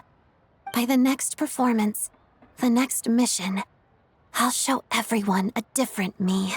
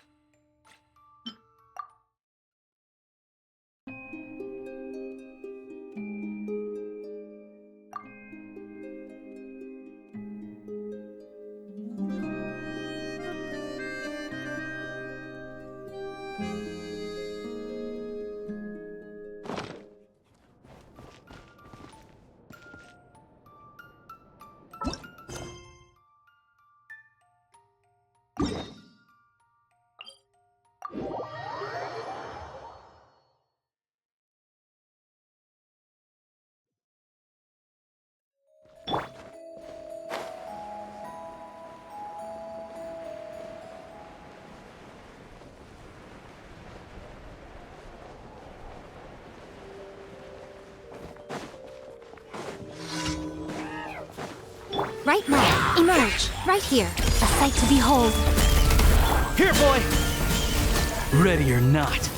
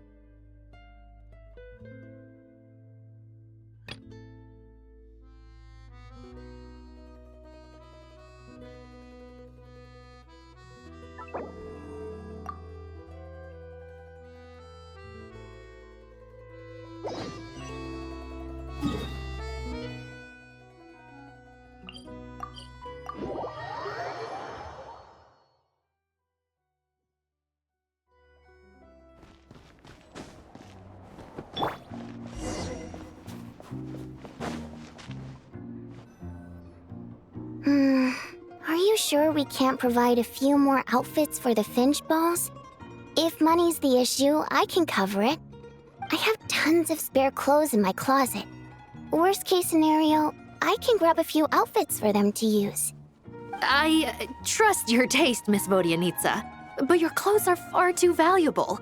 Considering how the game is played, the risk of wear and tear would be... Oh, I suppose some of them are pretty expensive. But it doesn't matter. They're old clothes. I can't wear them anymore anyway. And if I can't use them to dress at the Finch balls, I'll probably just donate them all when the city's donation collectors come by. Besides, I'm the manager of the station where you're opening shop. And your manager says everything has to look fancy and beautiful, inside and out. Okay, but let's not forget there's one other important consideration with Finch Ball. Cuteness.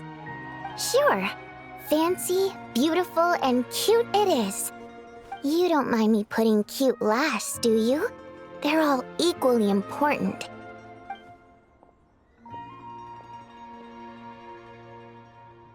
These furnishings look so familiar. Are those...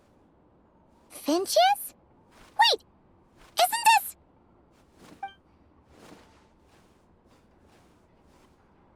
Whoa!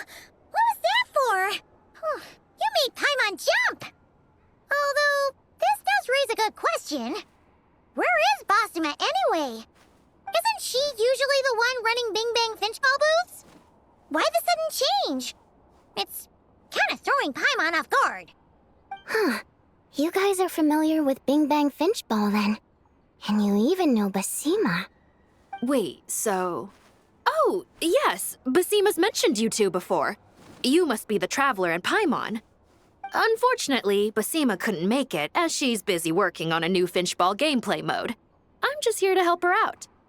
But all the decor and toys you see here were created under her close personal supervision.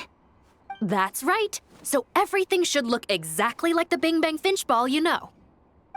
No point just talking about it. Come try it out for yourself, Traveler.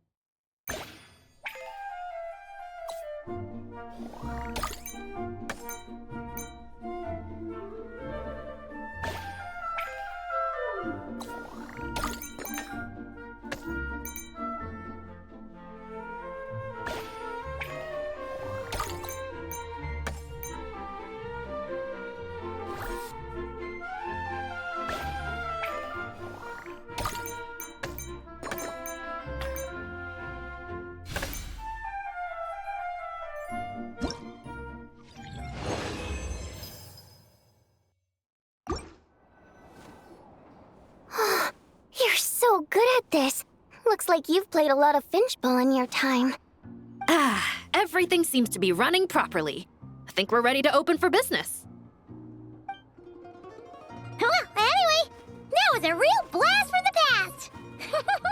And the finches are super cute. Glad you enjoyed yourselves. Basima tells me that you're the ones who understand her and the finches best, and that you're just as cute as the finches. Huh? Did she really say that? We'll let you be the judge of that. Hey, don't get carried away. Once was enough. Keep that up and Paimon's gonna start shouting, "The Traveler is the cutest!" at the top of her lungs. See how you like it.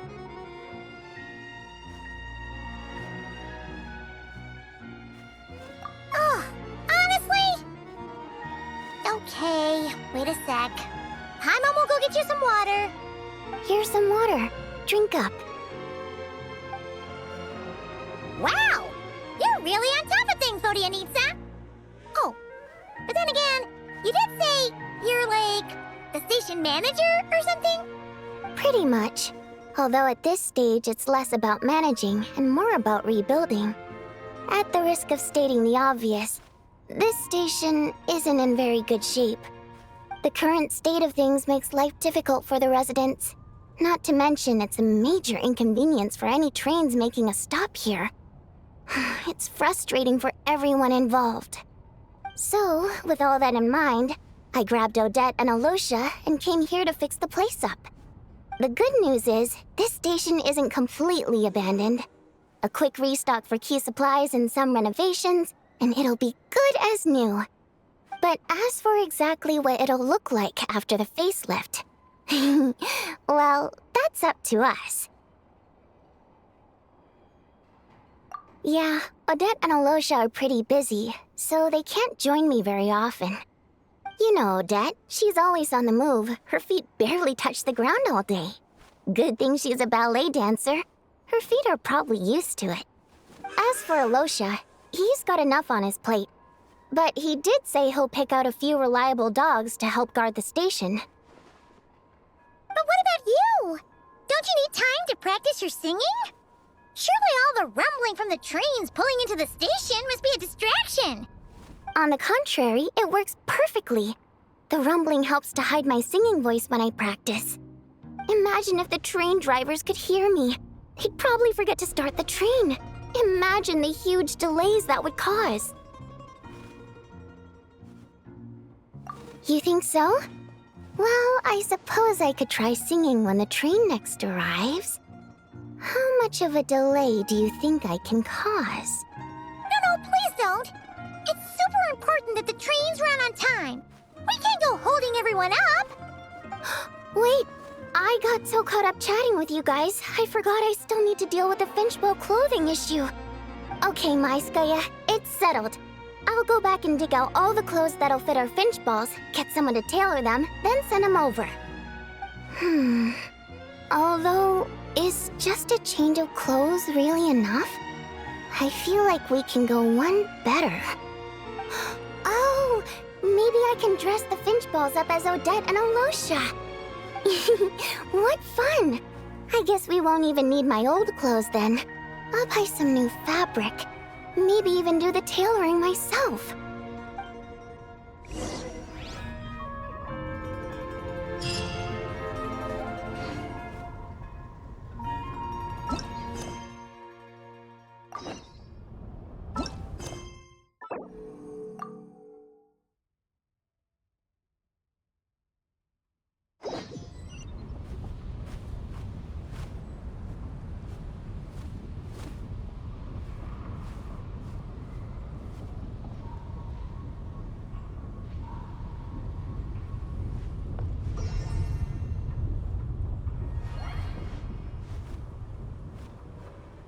It has to be adorable.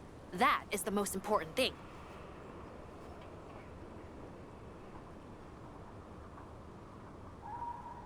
Welcome to... Finches are the cutest. Don't mind me.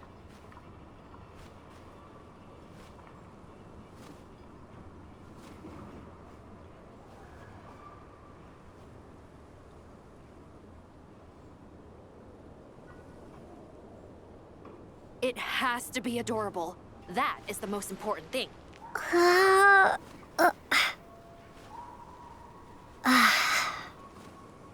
Welcome to... Finches are the cutest. Don't mind me.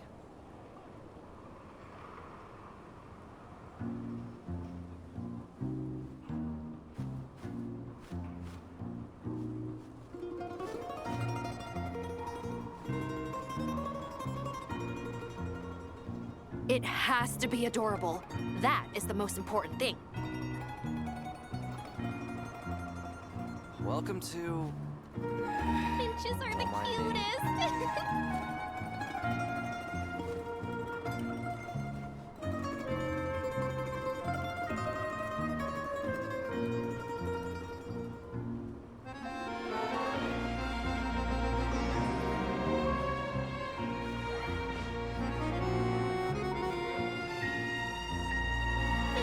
It has to be adorable. Welcome to... That is the most important thing.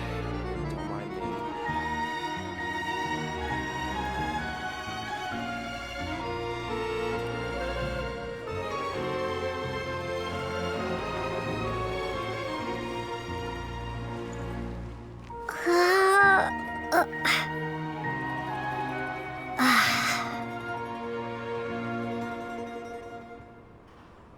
Finches are the Welcome cutest. to... Don't mind me. It has to be adorable. That is the most important thing.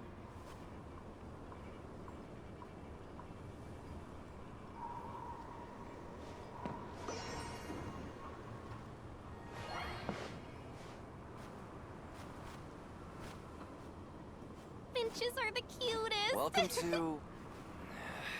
Don't mind me.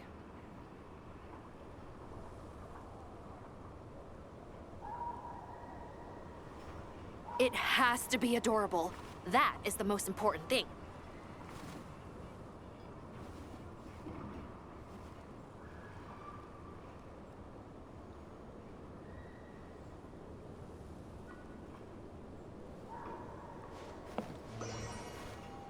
Finches are Welcome the to... cutest.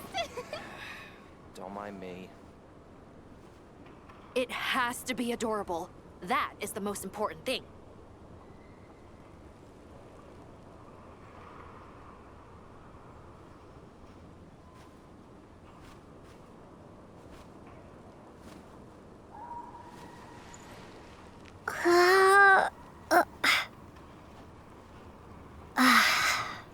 Welcome Finches are the to... cutest. Don't mind me. It has to be adorable. That is the most important thing.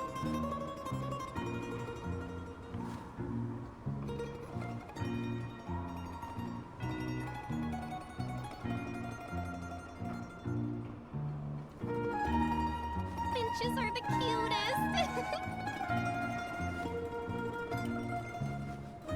Welcome to... Don't mind me. It has to be adorable. That is the most important thing.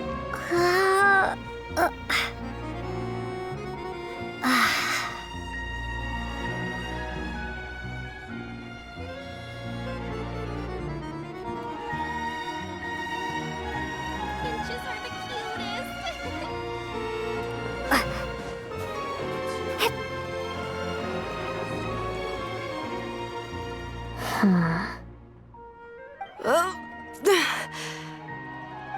How much longer? 3. You were at 4 a second ago. Why are we back down to 3?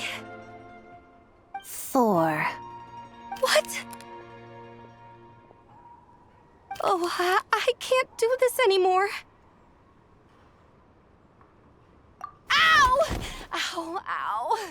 I bumped my knee. I noticed her dancing in the snowfield outside of town. She was clearly struggling, and I happened to be free, so I came to give her some guidance. Miss Odette is right. I really don't dance very well. At this rate, passing the troop's audition is looking like just a pipe dream. Yes, it'll be very difficult. But I'll practice hard. I'm gonna practice every step until I know them all by heart. Don't leave her hanging, Odette! Aren't you gonna say something encouraging? Every dancer who auditions for the troupe tells themselves the same thing. They all rehearse, they all memorize the movements. But not everyone makes it to the stage. Not because they didn't work hard, but because someone else is the better dancer. And if someone has never danced on stage, nobody wants to hear about all her hard work behind the scenes. That's the cruel reality. Their pasts will be buried under the snow, forgotten by everyone except themselves. Is that what happened to you? Once. But I don't like talking about the past. It's pointless. Still, you made it in the end, right? The snow couldn't keep you buried forever. Any seed that survives the harsh winter will sprout eventually. By that point, it has lived long and its roots run deep. Then can you please guide me through the winter? I'll never say the word can't again, even if you're counting to 10. Promise? I promise. Thanks, teacher. I'm not a teacher. Oh, thanks, prima ballerina. Only Vodyanica likes being called prima. All right, just Odette then. Either way, you're the best teacher or prima ballerina, mentor, or whatever I could hope for. She's coming on kind of strong, huh? Odette's looking away. I was looking at the Domovoy. Yeah, right. Like anyone's gonna buy that excuse. Oh, wait! There really are Domovoy! Oh, those are my friends. When I used to practice by myself, they sometimes came by to cheer me on. One time, when I had a bad fall, they even dressed my wound for me. We made a deal that once I join the troupe, I'll teach them how to dance. But it looks like I still have a long road ahead of me. You can start teaching them now. What? But I haven't even mastered the moves myself yet. You can stick with the basics. Teaching others is a good way to consolidate your own learning. Just teach them the most foundational dance steps. The key is repetition.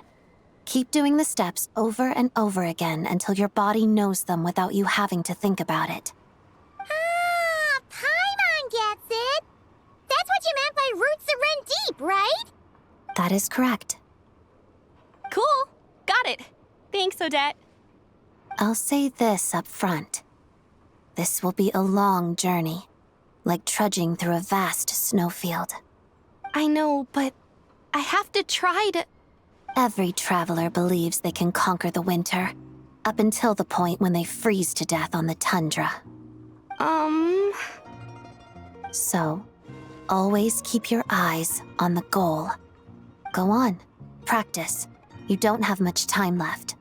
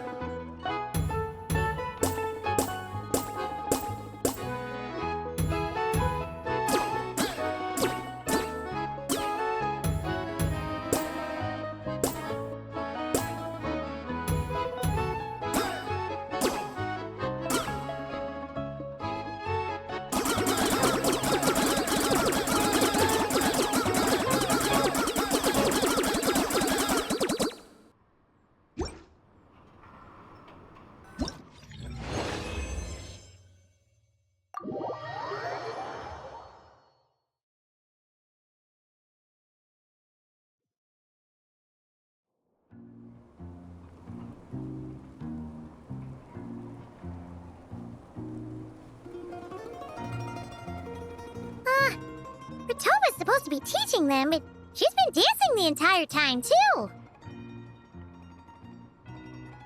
You're spending too much time resting and not enough dancing. You're so strict, Odette. It's kinda intimidating. Really? I thought I was being a little too soft. Ritova has potential, but for a dancer, talent without opportunity can prove an insurmountable curse. I hope so too. But I suspect that if she ever does make it to the stage, she might come to miss the days she spent dancing with the Fae in the snowfields.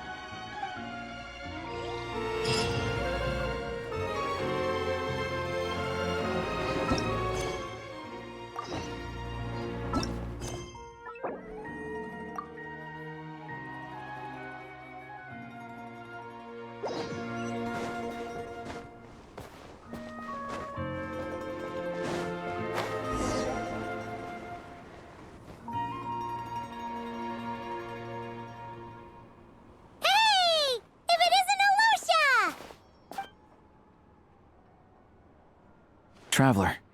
Paimon. It's been a while. How are you feeling, Paimon? Don't worry, Paimon's all better now. What are you doing out here? I want to fix up this abandoned station. You too? Ah, guessing you've already been here with Odette or Vodyanitsa. The idea started out as something Vodyanitsa randomly brought up at a party. Before I knew it, I'd been roped in to help. If we can restore this station so it's back up and running again, everyone who lives around here will benefit greatly. Unfortunately, our government's too busy executing some grander plan to notice this little spot. So, it's up to citizens like me to step up. But that's fine by me. It's one way I can stand up for what the Rokot believes in without having to reach for my gun. Yeah!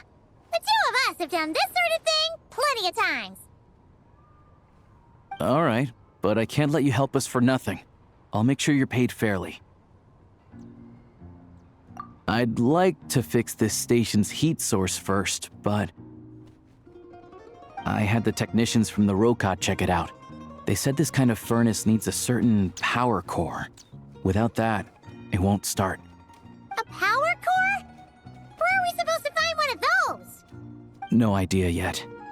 All I know is it's something to do with the Shadow Realm tech excavated during the Bielitsar's time. Good point. We did run into quite a few gang members back when we discovered those underground ruins. I remember them saying that the gangs are secretly excavating various Shadow Realm relics.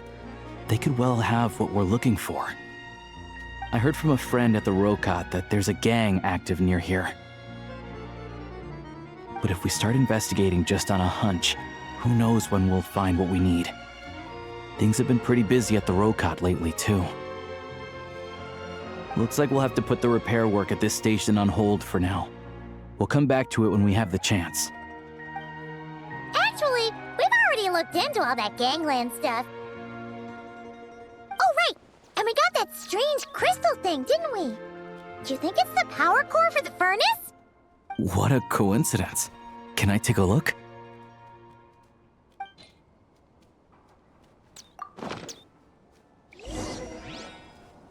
One moment. Let me try this out.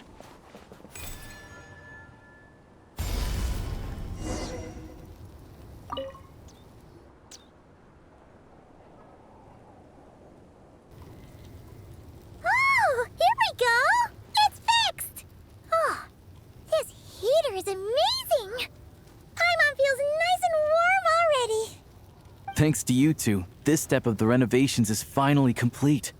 Please accept this in return. So, is there anything else you need help with? I said I was gonna pick out a few cute puppies to act as guard dogs here, but I can handle that. No need to bother you with it. Once all the repair work is complete, this station should make a great little gathering spot. So be sure to drop by if you have the time. We sure will!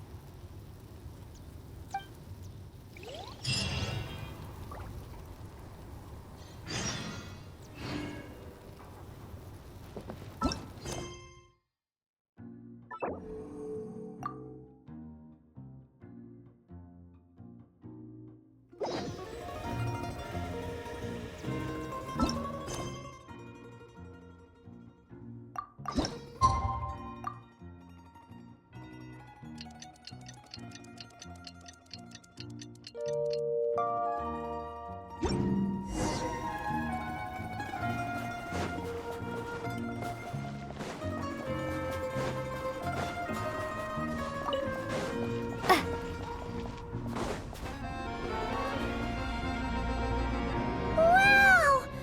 This town is completely transformed! All that hustling sure has led to a lot of bustling! So many new shops! And so many people, too! Wonder if Bodhianitsa and the others are in town. Oh, how would we find them, though? This place isn't exactly small.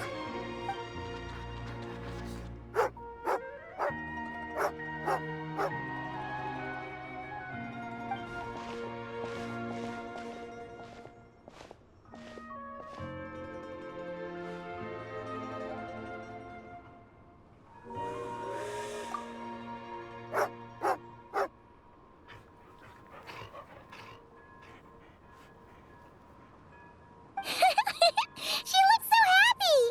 This must be one of Alocia's dogs! Oh, that's right!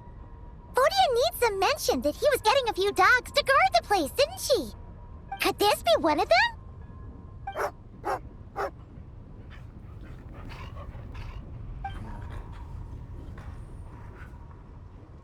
Is she asking us to follow her? Let's go, Traveler! Fingers crossed she'll take us right to Alocia!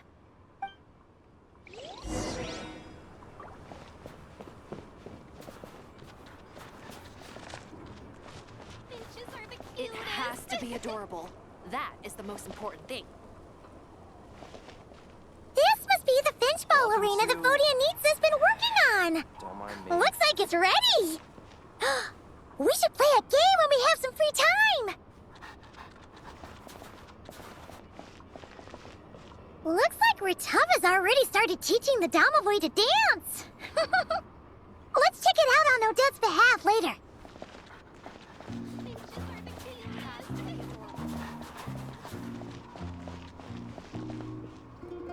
Oh, this must be the furnace Alocia mentioned. Oh, it's so warm. And it looks like there's a dedicated staff member to look after it.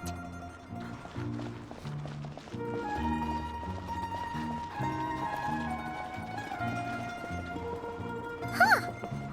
A train carriage? Wait, who's that talking inside? It sounds just like... Just stick it on already! No, higher than that! Come on, put that height to good use!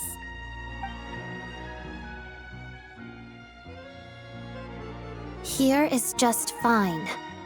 Aw, what a waste of such a pretty sticker! No one will see it there. Gimme! Give me a Alocia sticker too. I'll stick them all on together. I need to grab a chair. Chair.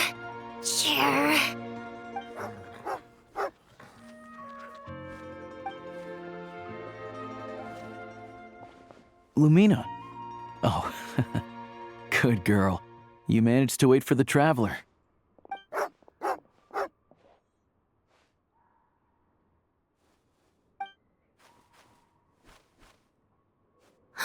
You actually brought the traveler here.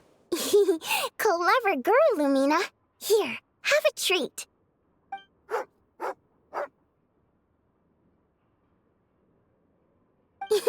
Look at you, so much energy. We'll put that to good use in rehearsal later.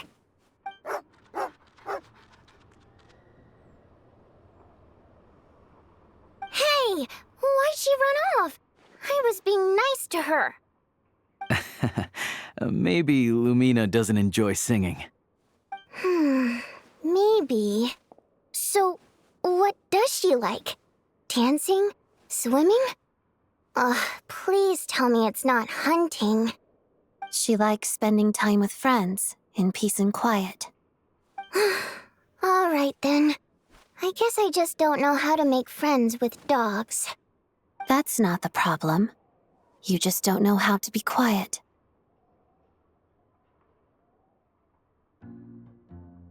Yeah, once the furnace starts up, It provides a stable source of heat and energy. The people around here shouldn't have to worry about the cold for the foreseeable future. Also, I spoke to some merchants I know. They've agreed to open an extra trade route here. So the people in this town basically won't have to worry about running out of daily necessities anymore. They won't have to worry about safety either. The bandits and other dangerous elements have been run out of town. I took care of them, mostly to make sure the trains will have safe passage. Nice! Sounds like everything's sorted. So, what are you up to now? Holding a ceremony to celebrate the completion of this restaurant. She means cleaning up. Then we'll figure out some way of turning this place into a restaurant. I'm guessing that's what Bodianitsa meant? I mean, come on! How can you not have a restaurant by the train station? Train station food is a major culinary institution. Train station food. My memory of that culinary institution is having to keep an eye on the train so you don't miss your ride while filling your stomach. I don't usually eat on trains. Never too late to start. Come on, live a little. Anyway, the main thing is, I finally got my hands on a copy of 100 train station delicacies, and I cannot let it go to waste. No one ever eats my cooking, so now that I finally have a chance, there's no way I'm passing it up.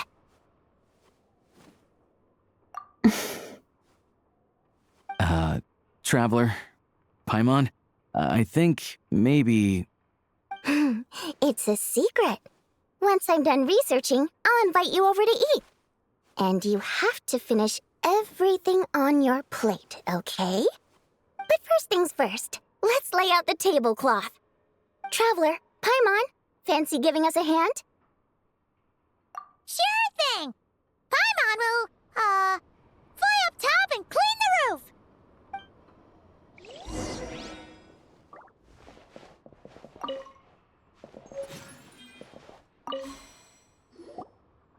I'll lay out the tablecloth over here. You already ordered it? I was going to design it myself. I think that might run the risk of overcomplicating the color palette. Traveler, I need a hand. And... boop! Another one up. Any of you guys want to give it a try? Odette? Alosha? Traveler Paimon? You won't get the chance to stick stickers wherever you please back in Snezhnograd. That's never stopped you putting stickers on the back of theater tickets. Yeah, well, gotta give the lucky audience members a little surprise. You should try it next time.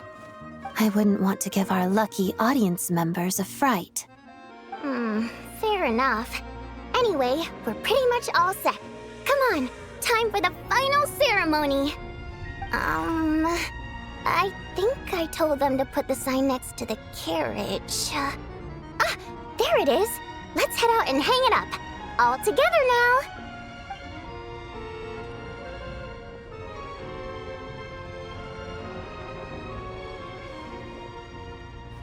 What's that supposed to be? This is me, this is Odette, and this is Alosha. It's my very own artwork. Took me several nights to finish. Ah, everyone looks so cute! Tigarin will definitely be happy to see this. No surprises here. Should I draw you wearing ballet shoes next time? Not if it's inside a cooking pot. But if we ever open a shoe shop together, sure.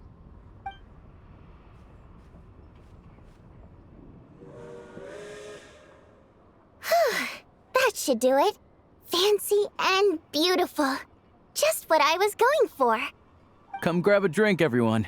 I just made some. Wow! What Paimon see? You grab a glass too, Traveler. It actually looks like the real deal. In a few days' time, once we've hired a few more staff members, Restaurant Zoria can officially open for business. For the sake of ceremony, let's give a free meal to the first customer. Unless it's someone I don't like. In which case, the free meal will go to the next person, and we'll keep passing it down the line like that. Ah, a restaurant. Perfect. Just perfect. There's no way Valeri will find me here. Boss, I'll take 1 pot braised meat, a bowl of borscht, and a glass of... Huh? Wait, you guys... what? For free? Let me test him first. Welcome, Mr. Mitya. Before your meal, could you please answer a question of mine? What song did I sing during my performance yesterday?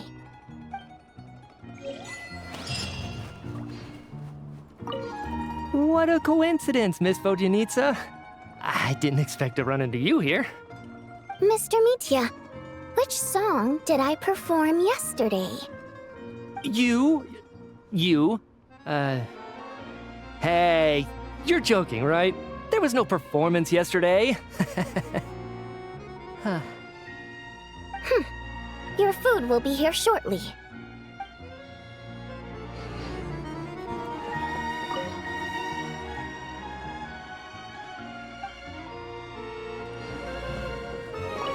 Where did Lumina run off to this time?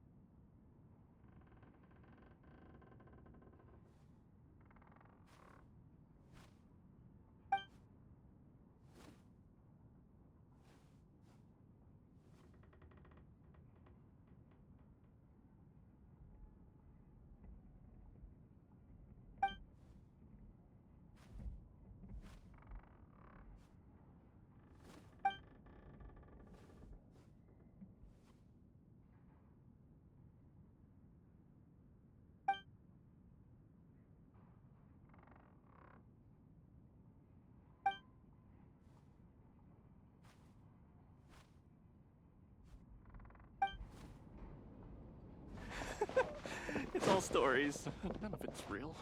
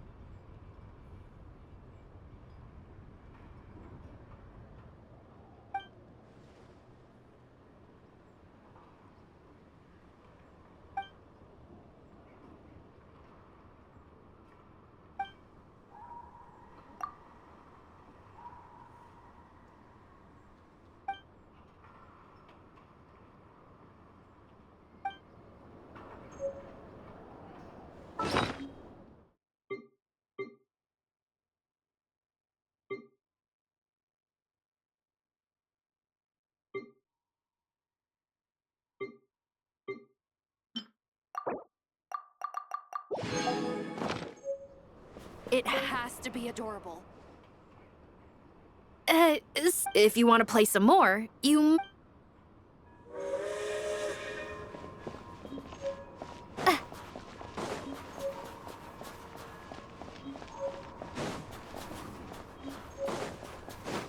What if we just turn ourselves into snowmen instead? Doesn't really look like us.